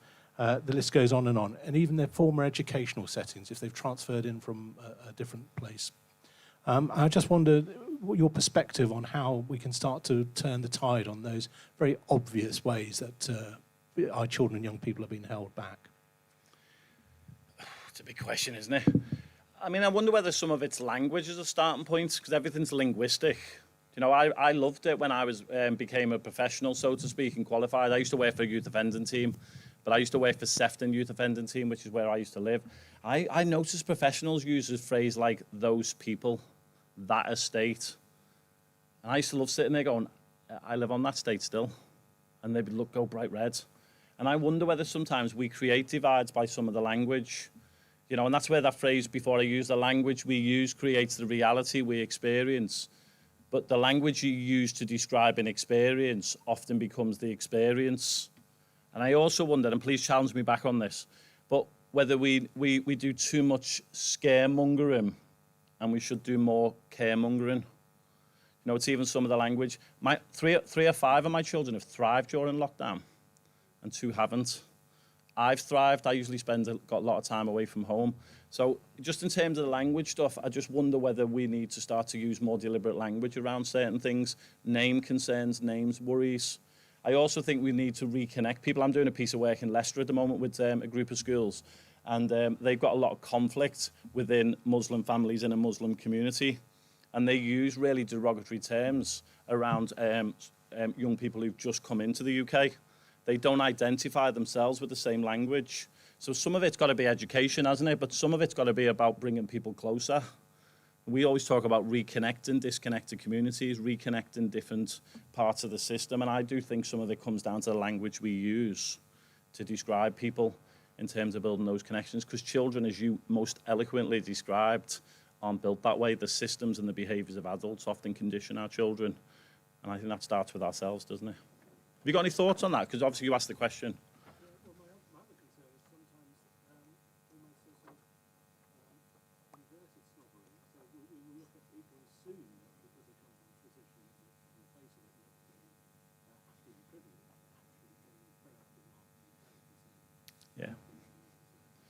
Yeah, because my wife and I, we both work. My wife's the director of a charity. My children, my youngest is 17 now, but we always worried about my children letting themselves in from school because we both worked a lot. I think our children were more disadvantaged than others because mum and dad wasn't there to greet them when they came in the door. Now, in case you're frantically writing a referral over there, we realised this, so we changed methods like compressed hours, making sure we were home earlier or one of us were home. But I still worried about my children, but what you might have described is 2 people who were doing well financially or 2 people who were doing well in terms of where they live or the postcodes. But in some ways, I had more security as a child living on one of the toughest council estates in Liverpool because my mum was around a lot. So I think we throw around the term disadvantaged. I worry about my children's emotional well-being sometimes when they were in school because we weren't always there. And I'm sharing a little bit. If you remember the 3 Ps, personal, private and professional, this isn't private for me, it's just a little bit more personal. So I do think sometimes that's about meeting children's needs, and labels belong on jars, don't they? Yeah, just because you've got the right postcode or you've got the right setup at home doesn't mean your needs are being met at all, does it? Just realised I've said my own parents' pants. Yeah.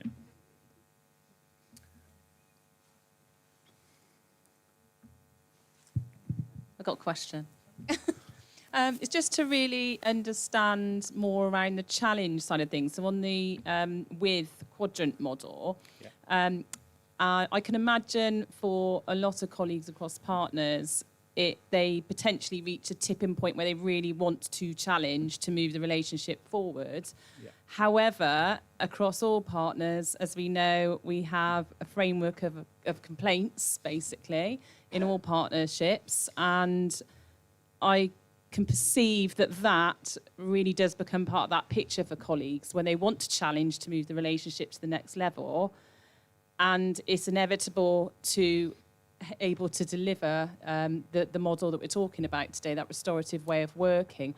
What do we have in terms of resources to support colleagues with that particular area? Because that isn't just about language, is it? You're talking, that's where the crux of the skill comes, because you can only get so far without going past those challenge barriers. Yeah, do you mean specifically around complaints?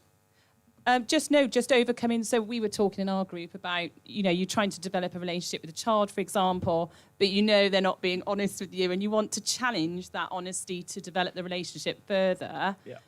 But what could come with that is a parent not being happy or whatever.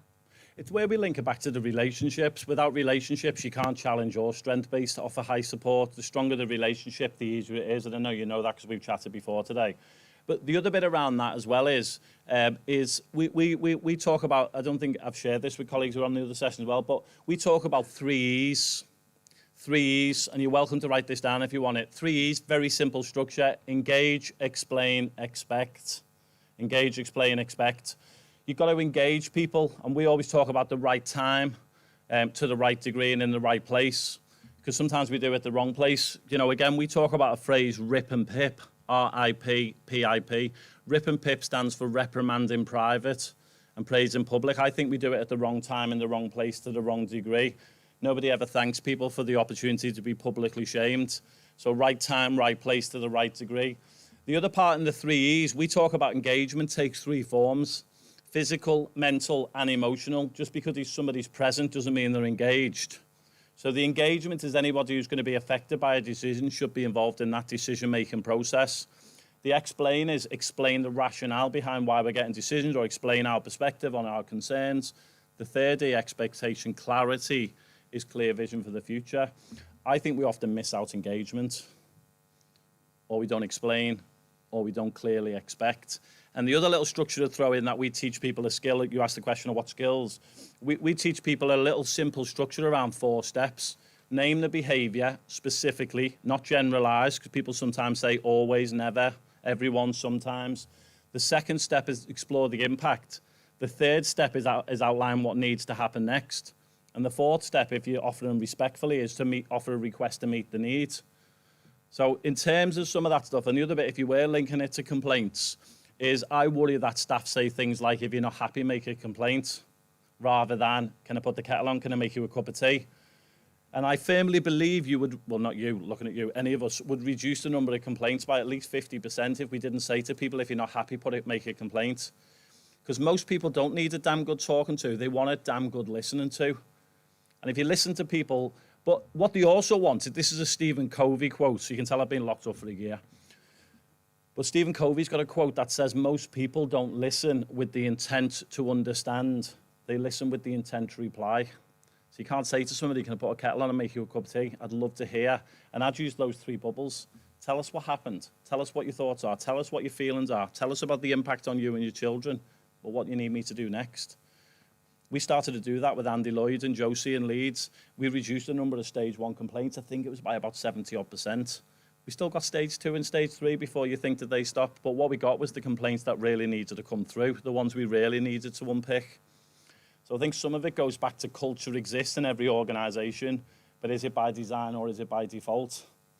Because as a team manager, you're going to be busy if you've got staff who say, if you're not happy, make a complaint. But you're going to have staff who don't have to deal with that conversation then. So some of it's about culture. What are the behaviours you want to see and what are the behaviours you don't want to see?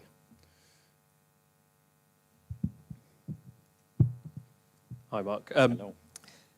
So I was really interested in your points about how language informs a culture for young people. And was thinking about, in education, we have 2 words that we use quite a lot. So inclusion and exclusion. Now, we use inclusion in other parts of society. We only really use the word exclusion in an educational setting. I can't think of many other contexts where the word exclusion, is used to label, a child or a young person, really. And I suppose I was curious about if you could rename it, appreciating that obviously we don't want exclusions. We want as few or 0, really. But if you could rename it in our lexicon, where would you go? Instead of the word exclusion. The risk of being contentious, I'd just stop using exclusions. Because there's an African proverb, and I know you're thinking, a Scouser quoting African proverbs, what's going on here? But there's an African proverb that's so profound, and I hope it means something to you, because as you were describing, that just popped into my head. If we exclude our children from our village, they'll come back and burn it down to feel its warmth. And you can make it simple. I know a school that I've worked with closely, and with the head I admire, Simon Flowers, and I can name another one, Vic in Watford, and other schools I'm working with. They just made a decision. They were not going to exclude children anymore. What they then needed to do, and they panicked, so what do we do then? Well, then you've got to create a strong culture of high challenge, high support. You could change the word challenge and support to rules and relationships. Again, you've got to have rules. You can't have children hitting each other or staff. You can't have children, you know, if your uniform's you. But a word we throw in is consistency. You've got to be flexible with your consistency. If you've got a child who's on the autistic spectrum and they refuse to go into assembly because they feel safe in the classroom, and then you make them go, and they then kick off, in the words of the school, rather than display distressed behaviours, then don't be surprised if that child gets excluded. But you've got to ask yourself the question, who was the person who escalated it? If you know your children well, I worked in a school, he's in the book, I've called him David in the book, but I can remember him like it was yesterday. He used to come in each day about 15, 20 minutes late, white trainers on, would tell at least 3 people to go F themselves within 5 minutes. And I could list other things, but if you know David well, and you've been to David's house, you'll know that David's an unofficial young carer. His mum's struggling with her heroin use. You know, David's not wearing white trainers to look cool like I used to try and do, because I liked trainers when I was young. David's wearing white trainers, and if you know David well, he's embarrassed by them. They've got holes in them. I noticed one day there was cardboard. When I asked him to take his shoe off, he put cardboard in the inside. He's not wearing white trainers to look cool. He arrives 15 minutes late because he's conscious his brother and sister need to be at primary school. David hasn't had a meal last night, but he still arrived at school. He won't take his coat off because he doesn't feel safe and he doesn't trust us. David was leaving lessons early to go to the toilet, and when he was refused, he used to go anyway. Staff said his behaviour was disruptive. When one of our colleagues, Laurie, unpicked it with him, he wasn't leaving the toilet early to go to, leaving lessons early to skive. He was leaving to text and ring his mum to make sure she was still alive, because he was the person who found her on the kitchen floor after a heroin overdose. David doesn't come to school to learn. David comes to school to be loved. But he doesn't come in saying, can I have 5 minutes of your time to meet my emotional needs before I can start to learn? David's behaviour is displayed in different ways. So exclusions for me must be the last resort. And I'm not head teacher, so I'm not the person to say ban your exclusions. But if you're serious about meeting the children's needs academically, emotionally, safeguarding, you've got to shift what you're looking for. And if you're serious about children, that's the next question. But to flip the other side, I've worked in schools. There's times when David walked up the path and I thought, oh no, he's in. Sometimes I had to fake it with David because I wasn't pleased to see him. But I never greeted him with a scowl, you better behave today. I greeted him with a smile, I'm really pleased to see him. Because some days when David was in, it was a tough day. Some days it was a tough day for me and for other children. So you've got to keep other children safe. But, you know, if you're serious about academic achievement, Dr. Robert Lowe found the direct correlation between the impact on relationships in the classroom and the direct link between achievement and attainment. So you've got to start to make the links to relationships around the quality of teaching and learning, as well as behaviour and exclusions, because some schools won't want to buy into it if it's behaviour, because to exclude 5 or 10% of their children will tick the box and help their achievement go up and meet the needs of Ofsted, but it'll fail the needs of 5 to 10% of children. If you don't shut me up now, I'll start ranting. Thanks, Mark. I think if you're in need of a brownie, we might be able to top that with a Devon cream tea. I just like naming and shaming my mate from lunchtime. So if I can hand it back to Councillor Wharf just to close that section. Thank you.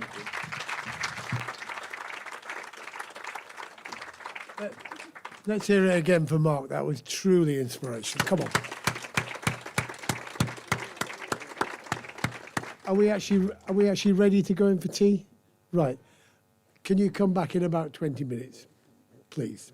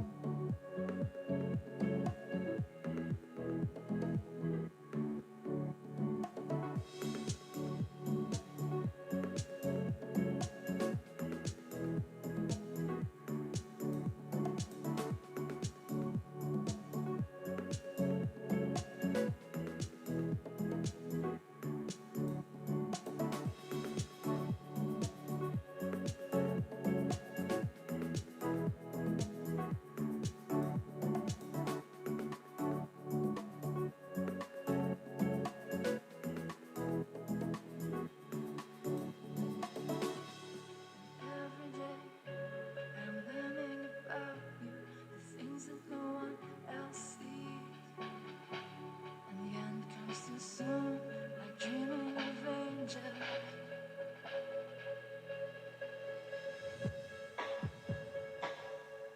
And leaving without them.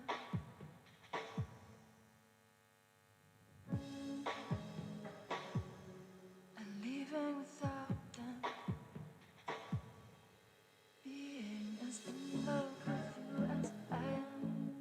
Being as in love with you as I am. Being as in love with you as I am. Being as in love, love, love, love, love, love, love, love, love.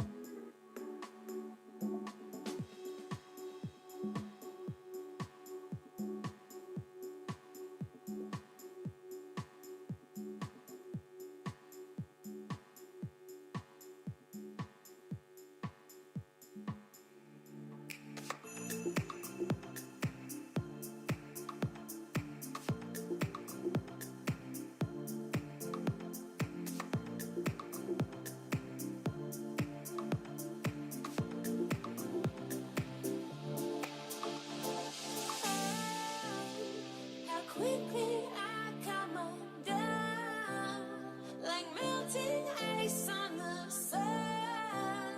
Why would that stop when I'm falling free in a midnight daydream? Oh, you watch me and I'm exposed, like lightning bolts in my bones. Why would that stop when I'm falling free?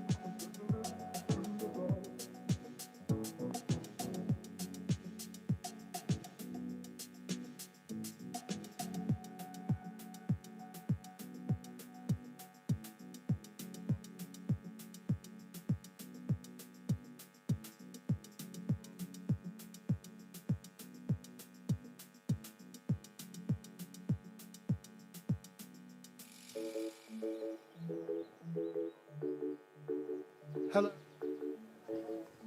Hello, ladies and gentlemen. We're going to restart in a couple of minutes and we're going to have a wind-up session. Please do resume your seats when you can. Oh, well done.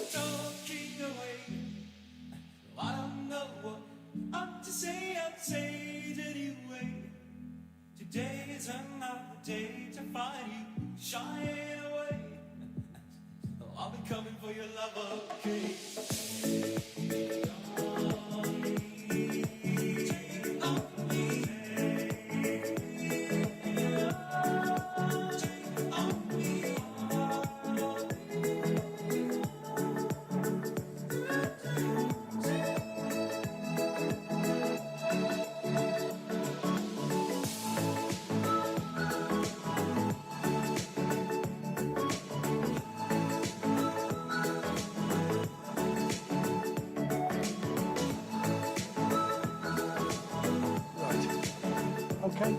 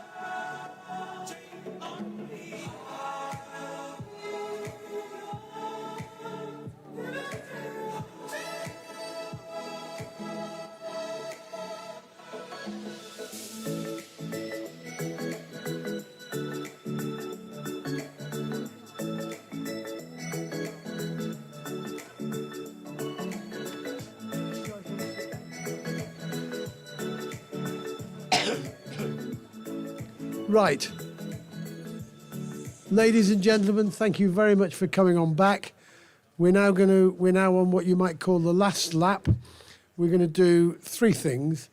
The first thing is, after I've said a few words, we're going to have a question and answers session, and we're going to have a number of people up here that we think you may want to ask questions of that represent different parts of the Alliance.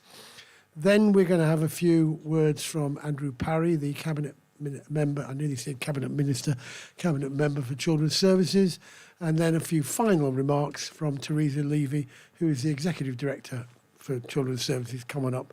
Can I remind you, just before I hand over to Teresa, who's going to be MC of the question session, can I say thanks? Thanks to you for coming and making today so absolutely brilliant. I'm really, really grateful. You've all been incredibly positive, constructive. As I said first thing this morning, it's been quite moving, some of the presentations, and just being with so many people in physical and spatial proximity has been incredibly helpful and done my mental health wonders. And it's been great to have this conversation where you're not just looking at somebody's neck upwards and you get no sense of the actual interaction.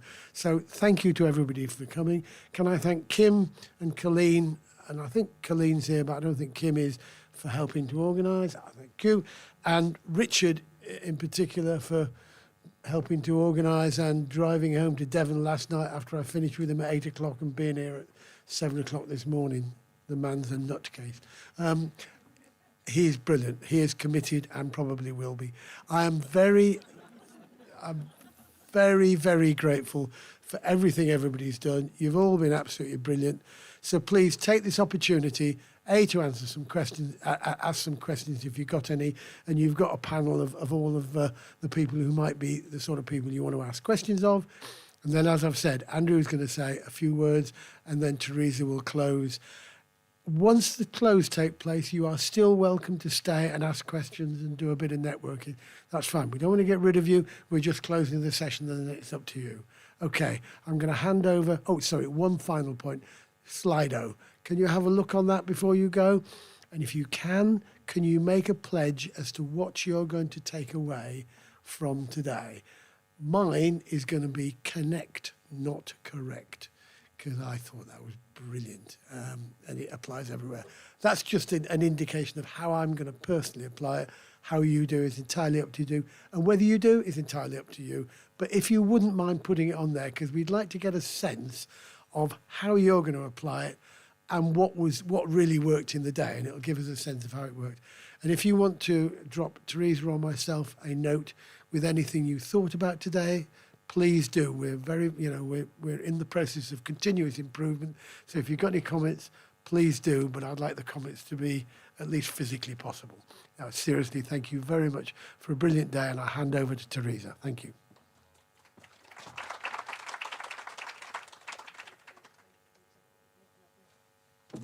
Okay, so thank you all very much. I'm just going to come through the panel if I can. I mean, you've all met Mark already. I don't know if anybody's got that lolly yet. I think we know what the order is for tomorrow. Somebody, for God's sake, get him a lollipop for tomorrow. But thank you, Mark, for staying and doing the Q&A with us. Stu? Hello, Stuart Dipple from Dorset Police, Superintendent in charge of Performance and Investigations. Thank you, Stu. Liz? Hi there, I'm John Sloper, and I run a project called Help and Kindness, which I hope some of you have heard about, bringing together information about...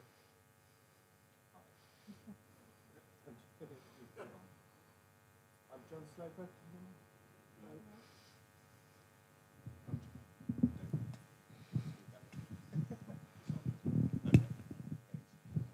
Hi there, I'm John Sloper. I run a project called Help and Kindness, and it's all about bringing together, making connections between all sorts of organisations from the public, private and third sector, and making it available locally where people need it. Good afternoon. For those of you who don't know me, I'm Andrew Parry. I'm Dorset Council's councillor with responsibility for children's services and education. Thank you, Andrew. So over to you, really. Any questions, thoughts, comments you have? Really tapping into the kind of themes we've had today about a huge ambition. I think we've all committed to having a really large ambition for our children and families. So happy to take any questions to anybody on the panel.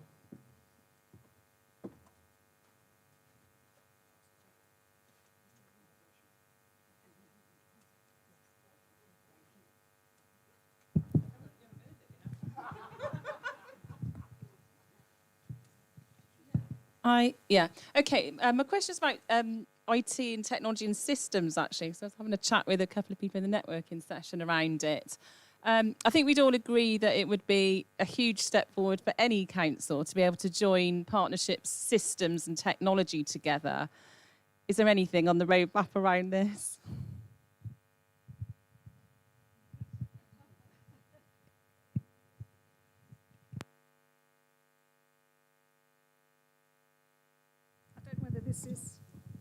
Is it working? Yes. Hooray.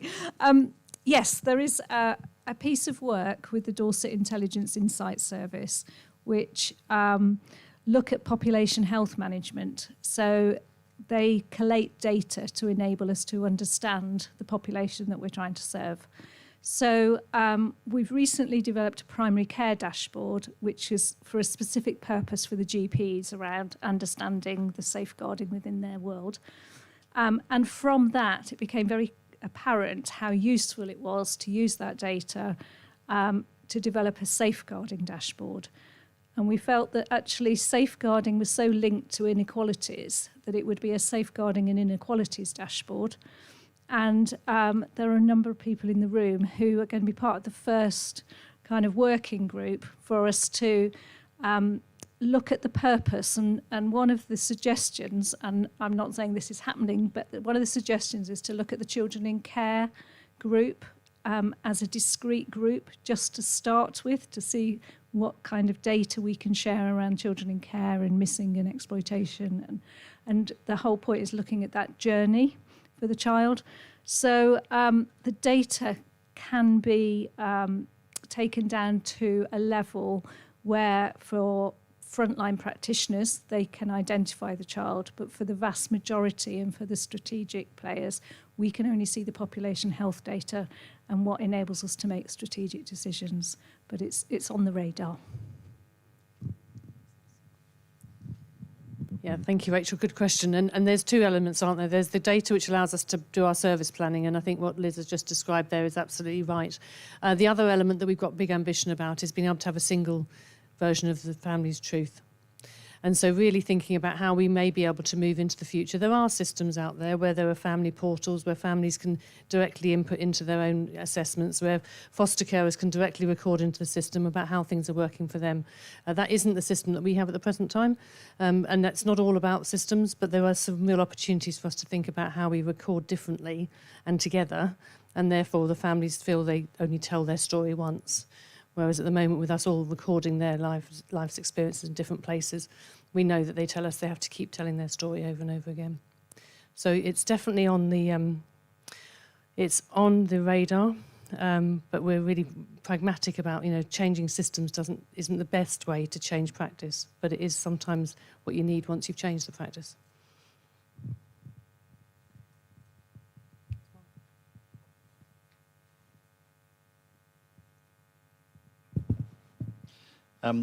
We've all had the benefit of listening to lots of things today and talking with each other and had that conversation about what we're going to take away from today. So the question for each member of the panel is, what are you going to take away from today? Sorry, that's really mean, isn't it? And you're starting with Andrew, are you? I was only being respectful, Mark. Take it away. I wrote it down. I felt so empowered by it.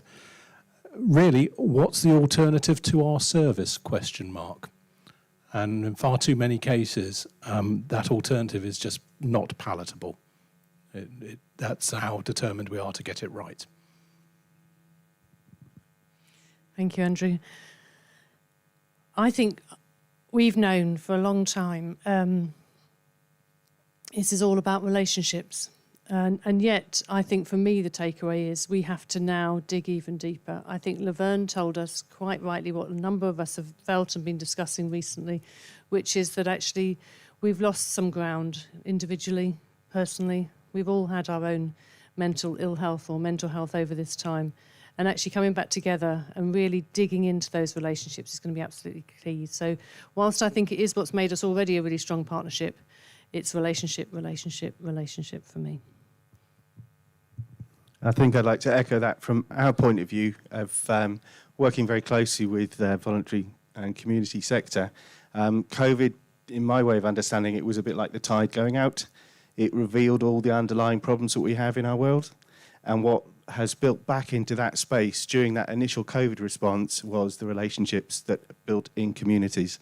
It's the small groups that stood up and started helping street by street, neighbour by neighbour. And from my point of view, it's been one of the most moving things to be part of as part of the network and the work that we've shared with the council on the community response and the shielding. And I hope that's something that will continue, and it's been reinforced by what's been said today, particularly with Mark talking about the power of those relationships as a place of transformation. And today it's been an absolute joy to build some personal relationships with some of you here too, and to put actual bodies to faces on the screen. So thank you very much for that. And hopefully I'll meet a few more of you afterwards as well. Thank you. For me, I think it is about the relationships, but it's how those relationships will impact on the children and young people for Dorset, and how by having effective relationships and focusing on how we can support those families, not in a supportive way, because I remember what he said, I'm not allowed to say the word support, but to build those relationships with young people and children and their families. And I think the opportunity to come to this building and to come to this new site for Dorset is inspirational. I think, I'm really hoping that this is just the start of I'm sure quite a long journey, but a journey where we get to where we need to be for the children in Dorset. I think for me, this is symptomatic of the exciting opportunity that is now before us, with certainly from the police's point of view, very much the place-based approach, being able to build the relationships and go forward. And what can we do with that? And I think for me, the focus is going to be on outcomes. And I think what I probably take away from this is, can we all collectively eat that elephant one bite at a time? over a quarter, can we identify 3 priorities, hit it hard, nail it, it becomes daily business, and let's move on to the next improvement. And I think then we can really start to make a difference.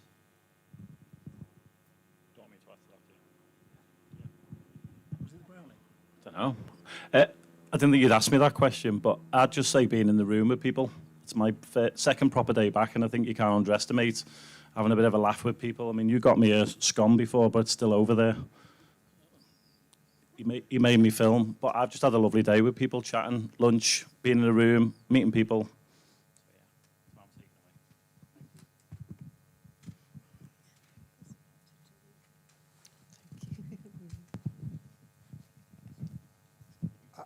Thank you. I've got a question. It's for Giles, actually, so I'm giving him a bit of notice. Giles is in charge of our green space, and Dorset Council has got some fantastic green space in terms of Dorset Castle and various other places. But this is now an incredibly significant addition. And I'd like Giles just to spend a minute or so talking about how green space can use this area to assist in the development of children, because I believe it's got a fantastic role. And then if there's some points that Giles talks about that ticks a box with you, I'd like you lot to talk about it in terms of, yes, that's a good idea, or no, it isn't, or this is how you should mend it. So, sorry, you need to take the mic back to Giles. And sorry, Giles, I bounced it on you, but tough.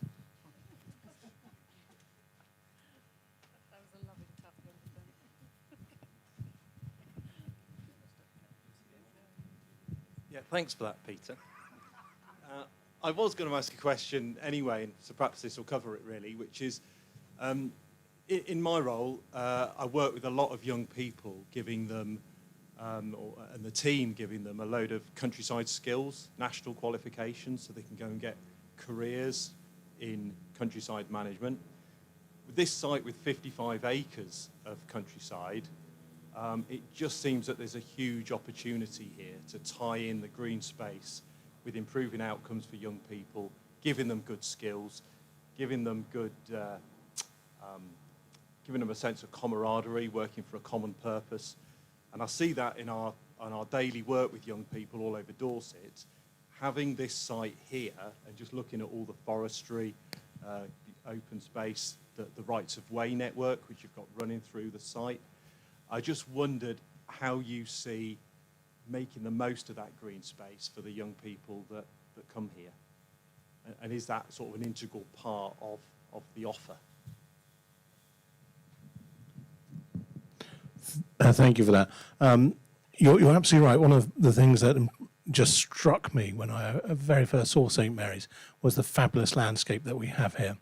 And I also know that resonated with our colleagues in the arboricultural team at Dorset Council, who got very, very excited about the variety of species that we have here and the opportunities to help children and young people gain knowledge and experience and skills.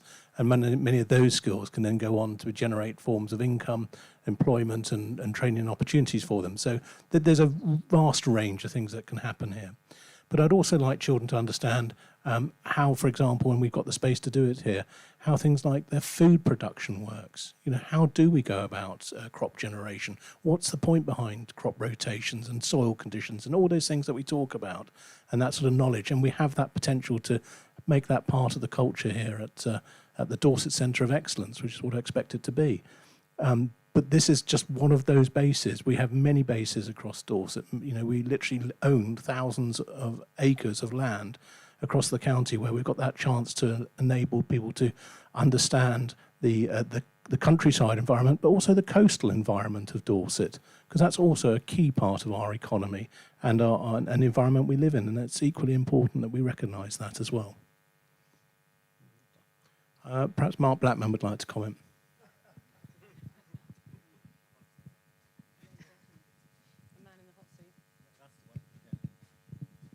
It's a cracking question, Giles, and I noticed they've all opted out. But, I mean, we're going to have a special school on site. We're going to have a group of children that are going to have a unique environment, aren't we? And for me and the team that we'll draw together to do that, the curriculum will involve those things you've just talked about. You know, it's going to be a curriculum that is lived out in this space. We have a walled garden at the top, which is probably the envy of many a walled garden owner, to be fair. And I do know from the history of the school that it used to generate 46 tonnes of potatoes. So you can have more than one each to take away with you when we get that going. But absolutely, you know, the boundaries of the site, the things that run around in the forest, that run across the site in the night time, it gives us so many opportunities. And so it would be neglectful if we didn't make the best of that, and it'll be woven through all of the experiences. So when we're talking about respite care for our families, absolutely, this environment is part of doing that. When we're talking about the support that we can be giving to professionals who are learning, well, let's get them in a high ropes course in a tree, you know, those kinds of things where we're outside of our comfort zone and living the experience day in, day out, which is part of being on this very special site. It feels different, doesn't it? I think everybody today that I've spoken to has said it feels a very special place, and we have to capitalise on that as we grow the special school and the other uses that are going to come along, and the support for our families and our children. You know, we've shared it today, and we have to bring that heart to everything that we do.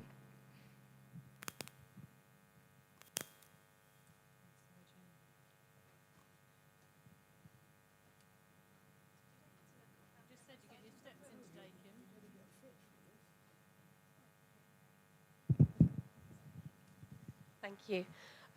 Just really thinking about the opportunities, so many opportunities, such a great opportunity for me to meet colleagues in person today for the first time. And we've worked together for a long time now and built very good relationships. And just thinking about what you said, Mark, about thresholds, which is a word that I have a bit of an allergy to, but we talk about thresholds, and myself and people in the room have to talk about that. And I just wonder, we've got such a good basis with the harbour, our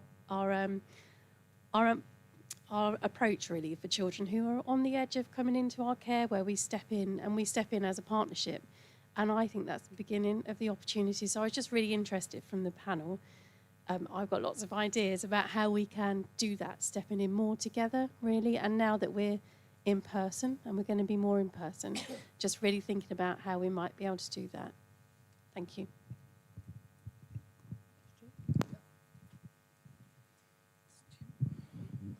The harbour has been a massive success, and I know it's a massive success because the PCs, cynical bunch that we are, really enjoy it themselves, which is always a fair indicator. I think those focusing on those activities, initiatives, and working together, and then checking to see if they work, are really important, because I think you start to take chunks out of what you're trying to achieve, but also you build momentum, you build success, you build that narrative. And I think part of our challenge going forward with this new relationships, once we build those and we can challenge each other, is agreeing what are our collective priorities and then giving them a damn good kicking.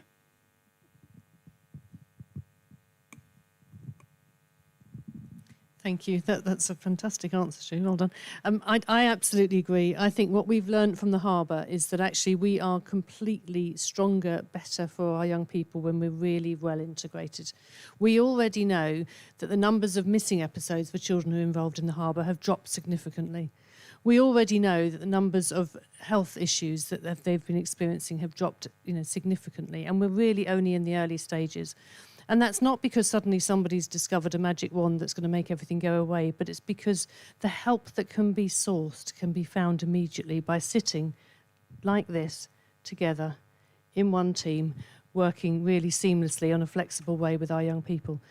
Now, we've been a bit slow to get to that point, frankly, as a country. We knew this around the Youth Offending Service. I don't know if David's still here with us or whether he's had to leave, but we know for many, many years the Youth Offending Service has worked exceptionally well because it is a multi-agency, multi-professional service where people work in an integrated fashion.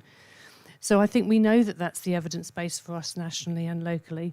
We know that working a whole think family approach. Children don't stop. So I think it was lovely Laverne was saying this morning that, her children haven't stopped having needs and requirements at 18. Mine certainly didn't. And so we know that some of our children who are vulnerable or who have some particular complexities are going to need support way beyond that. So working in a really integrated way around families is the way in which I think we need to be going to the future.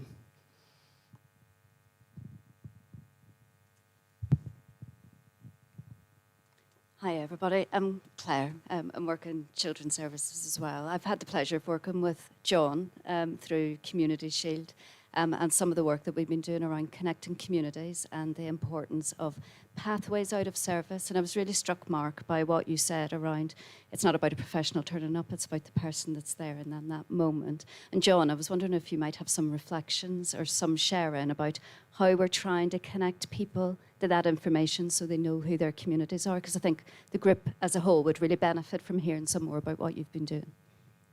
Thank you so much.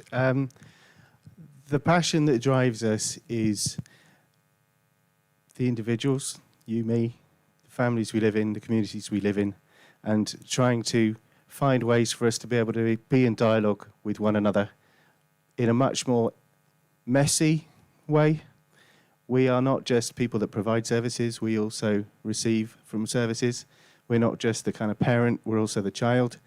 And that dialogue is something that is always enriched by wearing all the hats at once. And from my point of view, Help and Kindness as a project is about embodying that.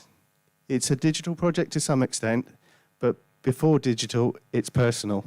And it's about the people that we know, that we've met, the people that spend time talking to us about the services that they provide, the things that they're struggling with, the gaps that they can't fulfill. And most importantly, it's about everyone in the room, it's about everybody in the county, saying what their needs are in their place and being able to reflect that into places of influence, to people who have some wisdom to share, people who have resources to share, people who have inspiration, the volunteers, the thousands of them that across Dorset step forward and continue to step forward to support people because of the impact of COVID and its long-term impact, but also bringing together that with professional, skilled, trained people who can provide particular support for special kind of situations, additional needs, and looking at whether we can understand how to make things better collectively. And a good example is, you may know that the adult services team recently have been conducting a thing called Better Days, looking at options for providing alternatives to day centre provision for people who are in their care. One of the calls I was on, and it was amazing, it was just extraordinary. How do you get swimming? How do you get people swimming? What are the barriers? One of the barriers was water temperature. Another barrier was water pressure. There was a barrier which came down to the size of the changing rooms and whether or not they were just gendered changing rooms.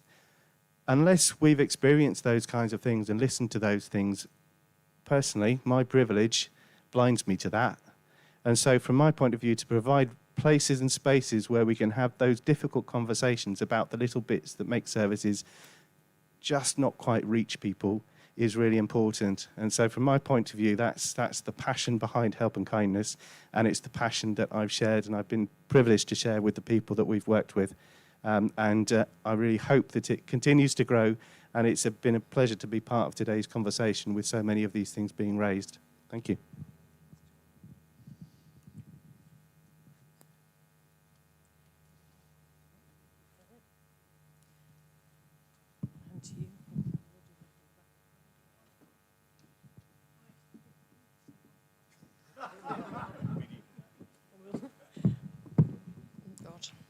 An old joke in there somewhere, Andrew, but I'm not going to use it.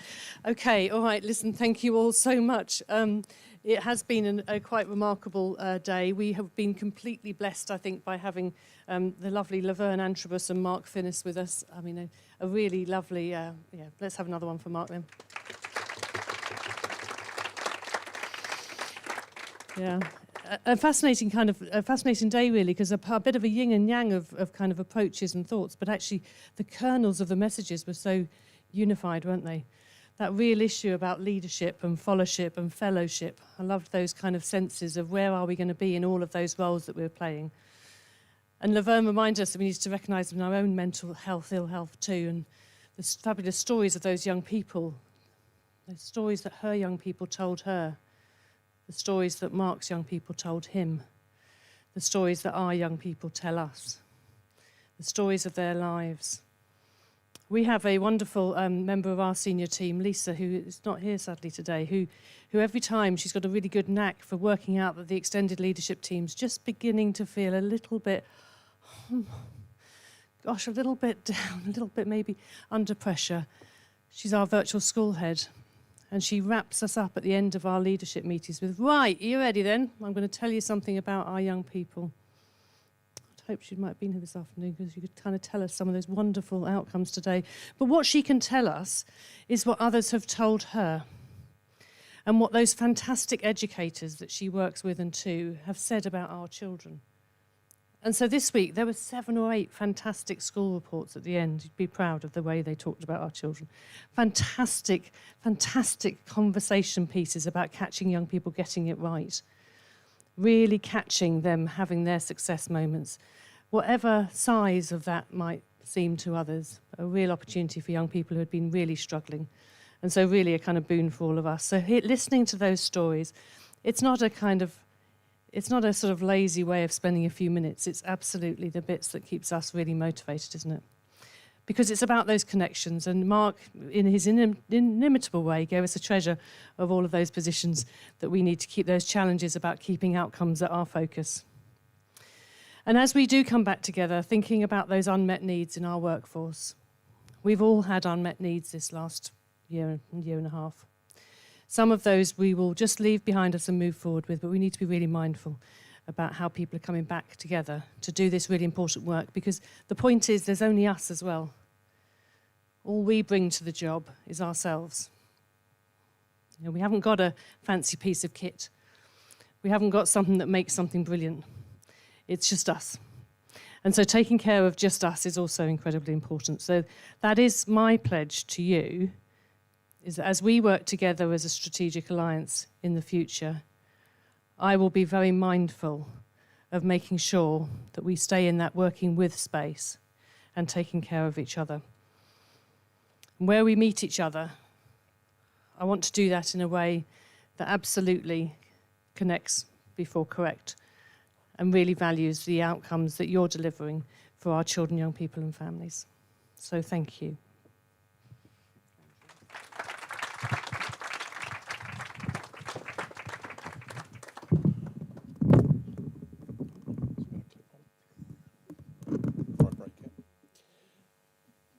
Thank you. Can you hear me okay? Okay.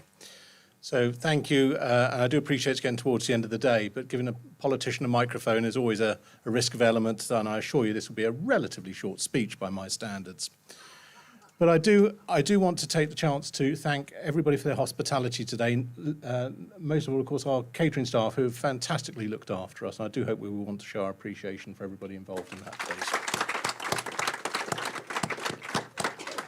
When it came to tea this afternoon, they answered the question that we'd all been wondering. Yes, it is jam first, cream on top when it comes to scone. And that we're grateful for. But I also reflected on the business of listening. And I was taken back to when I was a very junior salesperson, just after I'd left school, actually. And one of the wisest people I ever met was a bit of an old hand at the sales game. And I noticed that everything seemed incredibly easy for him. And I said, you know, Paul, why is this? And he said, well, you have 2 ears and 1 mouth. Listen twice as much as you talk and you will get the answers you need. And I thought that's an incredibly wise way of starting to understand what it is that our children and young people are trying to tell us. Because all too often we're trying to tell them what's on our agenda rather than really responding to what's on their agenda. And hopefully conferences such as this will make it very clear that we are actually listening attentively on their agenda. I wanted very much to be able to showcase St Mary's to you all. It's a fabulous setting. A couple of years ago, I attended a school reunion of a school I attended up in Surrey for a 12-month period. And I attended with slight intrepidation, not least of all because they might be asking me where my geography homework was from 1987, but most of all that I had some misgivings about that particular school. But it had changed a lot. And the one thing that left a profound effect on me when I walked in was a great big sign that said, "Think big." And that's kind of stuck with me because our leader made it very clear when we launched Dorset Council that we were going to be bold and ambitious, think big. So a year ago, just about a year ago now, when Mark Blackman approached us and said, St Mary's, you need to go and see St Mary's. I wasn't quite sure of what he was talking about, but I did discover it. We overcame the hurdle of it's about 100 metres into the border of Wiltshire, but it is very much Shaftesbury. You know, it's identified and it's a wonderful place. But it had such a nice feel about it. And it was that big vision. It was that opportunity to do something that went way beyond Dorset Council even. It offered us a space where professionals of all types and our partners across all sorts of sectors could work with our children and young people. Those that we know could be vulnerable. Not necessarily are vulnerable, but could be vulnerable. We've got that capacity here. And that's moving us into a very different place to where we perhaps used to be as a local authority. And I was so delighted that not only did we remove sort of the silo mentalities inside Dorset Council to make it happen, but we also then saw the collaborative approach of our partners, many of whom we had to, because we were in a confidential bidding process, we had to take into our confidence, and they were very respectful of that. And all of them who came to visit said the same thing. This is too good an opportunity to pass by. You've got to do this. It's fabulous. And I'm so glad that we did. But not half as glad as I will be on the day when we welcome the first pupils here. And that will be amazing. And I sincerely hope many of us will have the opportunity to come back when the school is operational, Mark. I know that invitation will be extended. So thank you all for taking time out of your diaries today to come to visit us here at St Mary's. I hope you will feel it's as special a place as I see it and see the potential in what we're trying to deliver here. If there's anything that you do want to give us feedback-wise, it's very welcome. The only question I would be concerned about is the one you don't ask me. There is no question that I would hesitate to respond to or give consideration to. So thank you one and all. And if you do have any colleagues that you feel would benefit from seeing the St Mary's Dorset Centre of Excellence and what we're hoping to do here, please get them to get in touch with us. We're very welcome to showcase it. But I would say this is not the end of the story. St Mary's is the beginning of a journey for us. We have big, bold ambitions for our children in Dorset. And it will impact on all 4 points across the county. I absolutely promise you that. And more exciting news is coming on its way. So if anybody thinks that this is a one-off, I assure you it isn't. We are going to be very, very ambitious for our children and young people in Dorset. And we're going to start really addressing some of those very deep-rooted problems that, frankly, have existed for far too long. But thank you all for your time today. Much appreciated.